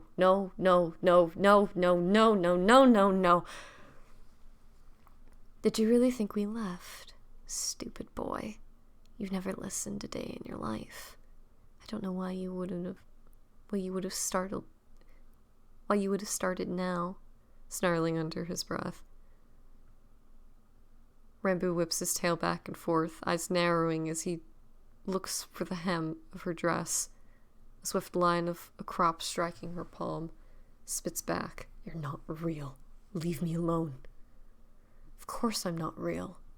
I'm all in your head, just like those friendships you've dreamed up. Do you honestly think any of them enjoy your company? And there, purple dress puddling onto the floor, rigid line of her spine, his first demon glaring down at him, never good enough. And Miliri blinks at him slowly, lips pulling up in a sneer.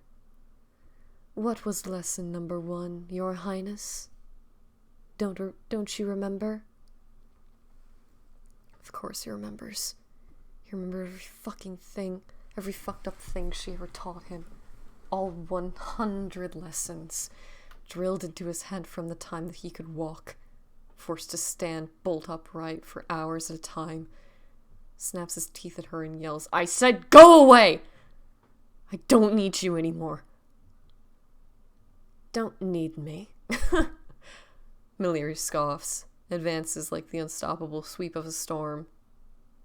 Winds howling. Like the unstoppable sweep of a storm, winds howling, shrieking power in razor-thin shards of sand that slice exposed skin in ribbons. What an idiotic thing to say. Where would you be without me? Taken advantage of by every simpleton under the sun? Ridiculed? Used? Don't be ridiculous. You need me more than you could ever possibly know. It sounds so inevitable coming out of her mouth that Rambu almost buckles, bows his head in acquiescence.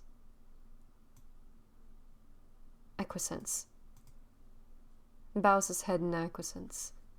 But then he remembers all the days that he's been free, how light he's felt, startling lack of anxiety as he interacts with people, not constantly worried about being betrayed, and doesn't want to go back. Doesn't want to go back to the reverse. Paranoid and twitchy and constantly looking over his shoulder. He's tired of it. Knows that no one here wants to hurt him, that he doesn't have to be like this anymore. Maribu squares his shoulders, meets her sneering green gaze, and barks, "I don't need you. I never have. You've done nothing but poison my head and heart from the beginning, so get lost." Maliri reels back, thunderous expression lighting up her features as she snaps, "I made you, boy. Never forget that." Standing there, head in a daze, letting her words and lessons pour out of his mouth, watching blankly is what it does to the people around him. "I'm the one that nurtured you." Instinctual flinches that are driven out of him until absolutely nothing remains. A shell of a person, of a child. "I'm the one that taught you how to survive." Glancing without looking, hyper-aware of everything. Taught fear, taught anxiety, taught panic. Never safe, never secure, always alone. "I'm the only one that ever looked at you, and yet still I hated you. I hated you. What does that say? What does that say about you? Just go kill— Shut up!" Rambo screams. Furious fire burning under his skin and his veins. In his veins as he surges forward, gets right up in her face and snarls savagely, "Shut up! Shut up! You didn't make me. You fucking destroyed me. I hated myself because of you. Because all of you."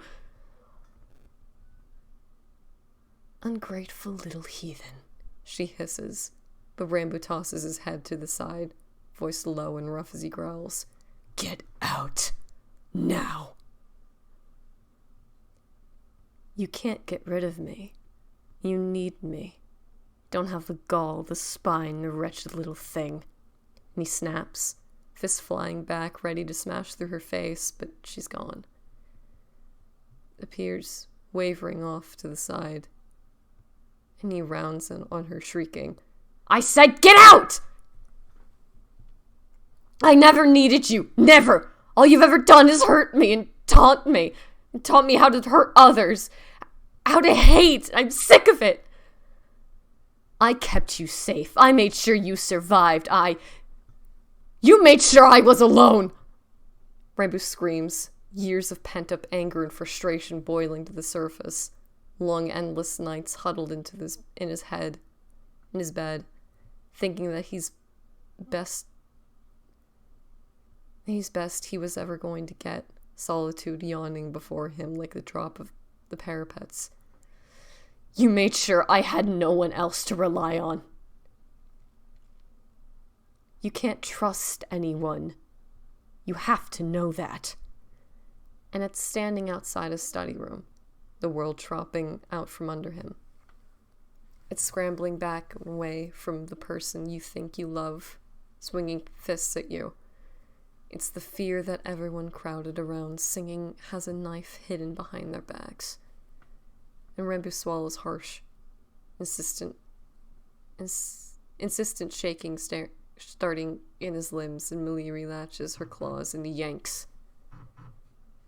"They're lying to you. They're lying to you. Have to see it, have to know." Smiles don't reach as high as they should. No, he's imagining things. Don't let her get to you. Can't be this dumb. Can't trust them.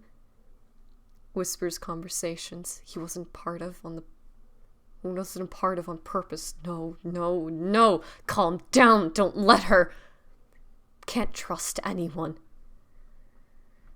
Screaming anger and shaking fists red high on his face, wings flared open, He hates you. He hates you. You think you love him? Kept you safe? Long scratches gouged into his arms. Kept you alive? Sharp whistle of wind in his ears. Ground rushing up to meet him. Made sure you survived? Laying there waiting to die. I made you. Enough! Rebu bellows, cutting an arm straight through Maliri's torso, shattering her apart into dissolving shadows. Bears whisper behind him as he whips around, trying to find where she's gone. I said enough! Stop pretending like you even cared for me. Stop acting like you raised me. Stop talking to me like you never abused me. I've kept you alive. There, behind him. And Rambu jerks around, sees her standing at the far side of the door, or side of the room. That's like every memory of every lesson with her as a child hits him, standing in the center of the room, with her lording over him. Narrowed eyes boring into his and picking him apart, the seams. And enough. He's not doing this anymore. He's done. This is the end, the last lesson. I tried to kill myself because of you. He seethes, taking one shaking step forward, muscles bunching up like they're ready for an attack. I threw myself off the palace because of you. All of you. That's your legacy to me. That's the only thing you've ever done for me.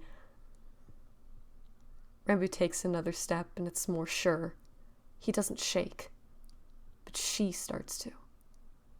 The only thing you've ever taught me was how to be a monster. Made me paranoid and afraid of people. But I know better than you now. And guess what? You don't know shit! Her mouth opens like she's saying something, but he can't hear anything. It's just triumph rolling in his veins because he's finally quiet. She's finally quiet. Finally listening to him. Finally doesn't have a say. Slashes a hand through the air. Wants to laugh as it cuts a vast sweep into her form. I have a Cariad who loves me. Friends who care for me. A job. Me! A job! And I'm good at it. I'm smart, and I'm capable, and people like me. You keep telling me you're the reason I survived. But I don't want to just survive anymore. I want to live. Rambu declares vehemently, swipes another hand through the air, and does laugh this time as more of her dissolves, takes cruel delight in shredding her apart, like how she shredded him for years, for his whole life. But she doesn't control him, not anymore. You listen to me, you stupid bitch! Ancients, what a head rush. But simple joy and ecstasy there is standing in front of her, saying everything he's always wanted. Strides forward confidently and tears the last of her out of existence. Get the fuck out of my head! Get the fuck out of my life! Get the fuck out of my memories! I never want to see you or I never want to see or speak to you ever again. Do you understand me? There's nothing there by the time the last word was left his mouth. And Rambu chokes out a startled laughter. Pulse loud and drumming in his ears because holy shit, he did it. Ancients, he did it. She's gone. She's finally gone. He knows, he can feel it. It raised around the edges like a scar, but she's gone. Hand shaking too much emotion, she's gone. He did it. She's gone. She'd gone so happy. She's... who are you talking to? Oh...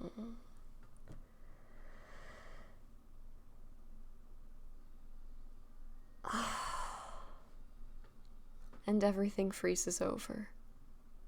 No, no, no, no. Heart dread in his chest, air strangled in his lungs. No, no, no, no. Not real. This isn't real. This has to be another one. Not real, but when Rambo woodenly turns to look behind him, standing in the doorway, perfectly solid and perfectly horrified, is Tubbo.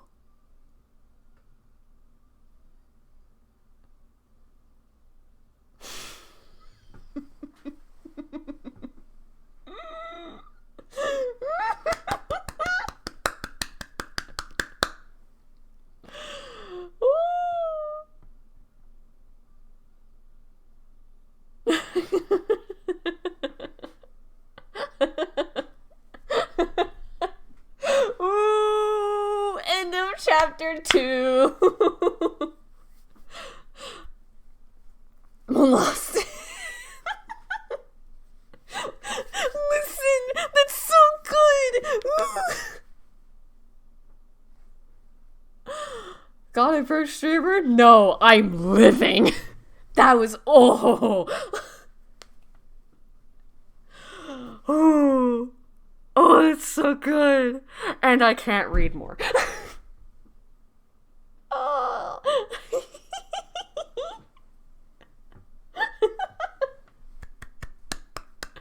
Oh, it's so good.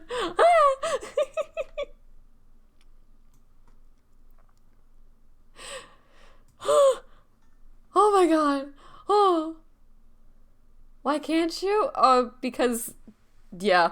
You've gotten halfway moon. Yeah, 2 more chapters. Fuck. Yep. This chapter was so good for real. The way it goes from immense high to immense low to immense high, right back down. Yep. Yeah. That's literally like all. That just seems like it's all of the TERRA. Outer core is a lot. Oh boy. I will have to find a good day to do that. That's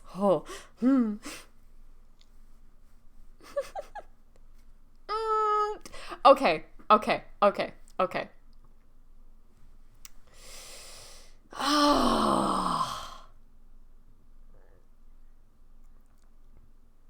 God, it feels like I could go for longer. I know I shouldn't.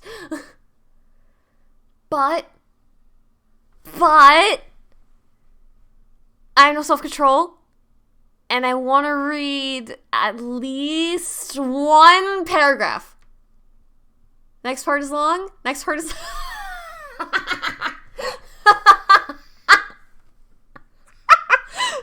One paragraph. I just stop. No. Everybody's telling me to stop. Everybody's spraying me with water.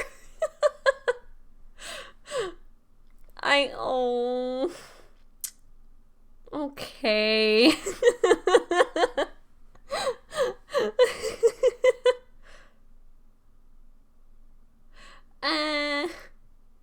I'm okay. Chat's telling me not to.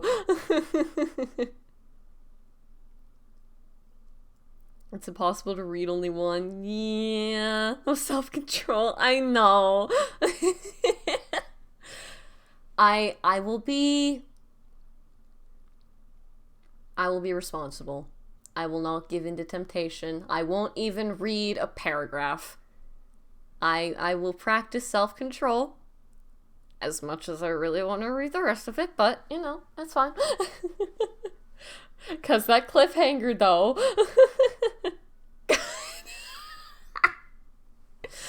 Go read the tags? Yeah, that's right. Yeah, oh yeah, no, you updated this. What? Sorry, I just saw that.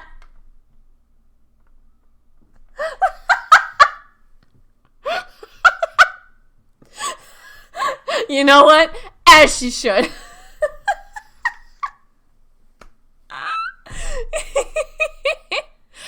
Also, thank you for adding this. But I will practice self-restraint. I'll practice self-restraint. And I will save this for next time. I have a few days off, in the middle of the week.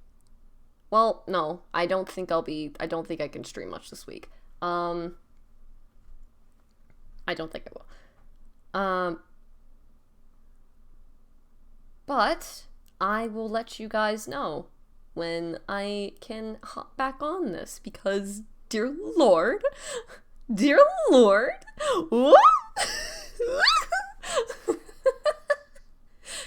Not in the middle of the week, I'll cry.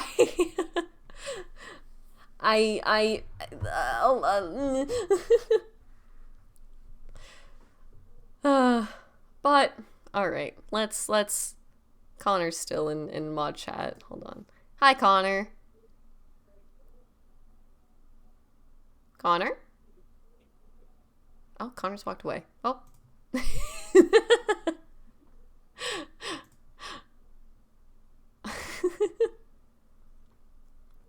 Hello? Hello, Mr. Kano? Can't believe Connor's fucking dead. Well.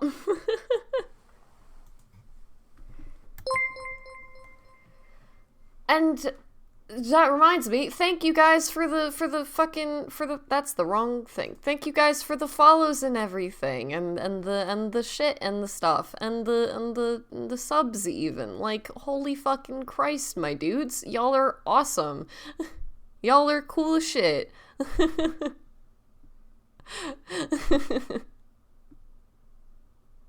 Also, thank you, Fire, for gifting the 5 subs, you piece of shit. What are you doing? I see you, motherfucker.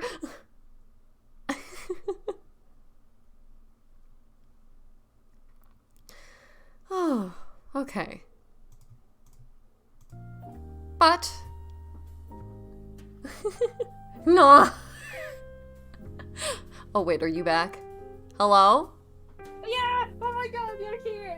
Hi! I fucking picked up the phone and you were... I know!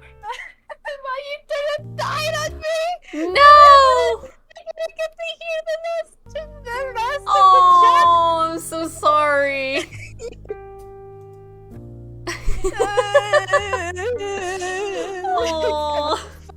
I've been here for the whole 8 hours! Well, 6 hours gone! And I didn't get to hear the Oh, I'm so sorry. You will need to go back and watch the mod, because goddamn. I already have to do that with the other one, so I'm just sitting here. Hi, Inkty, my beloved. Hello, Inkty. I'm just crying. Oh.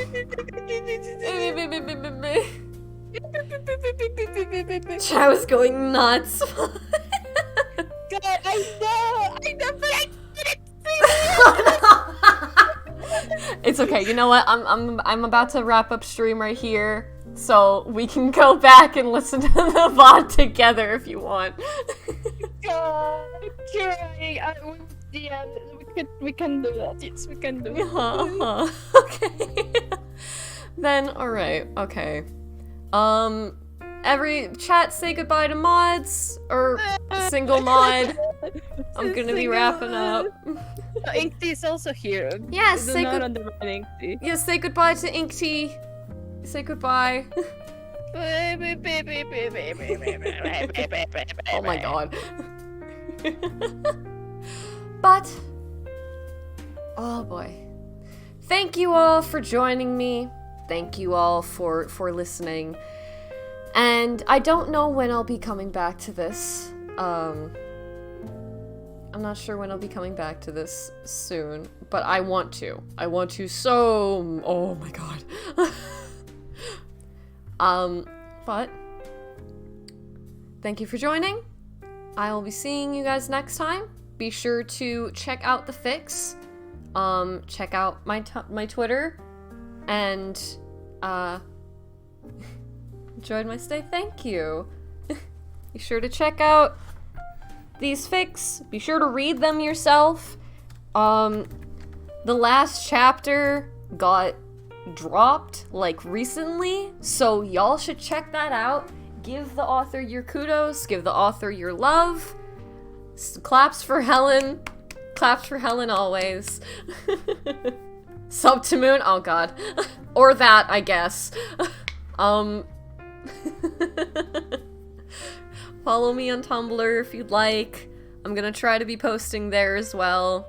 Follow me on Twitter. Thank you all for your support and your very kind subs, and for dealing with me for 6 hours at a time. I very much appreciate it. But this is where I bid you all adieu.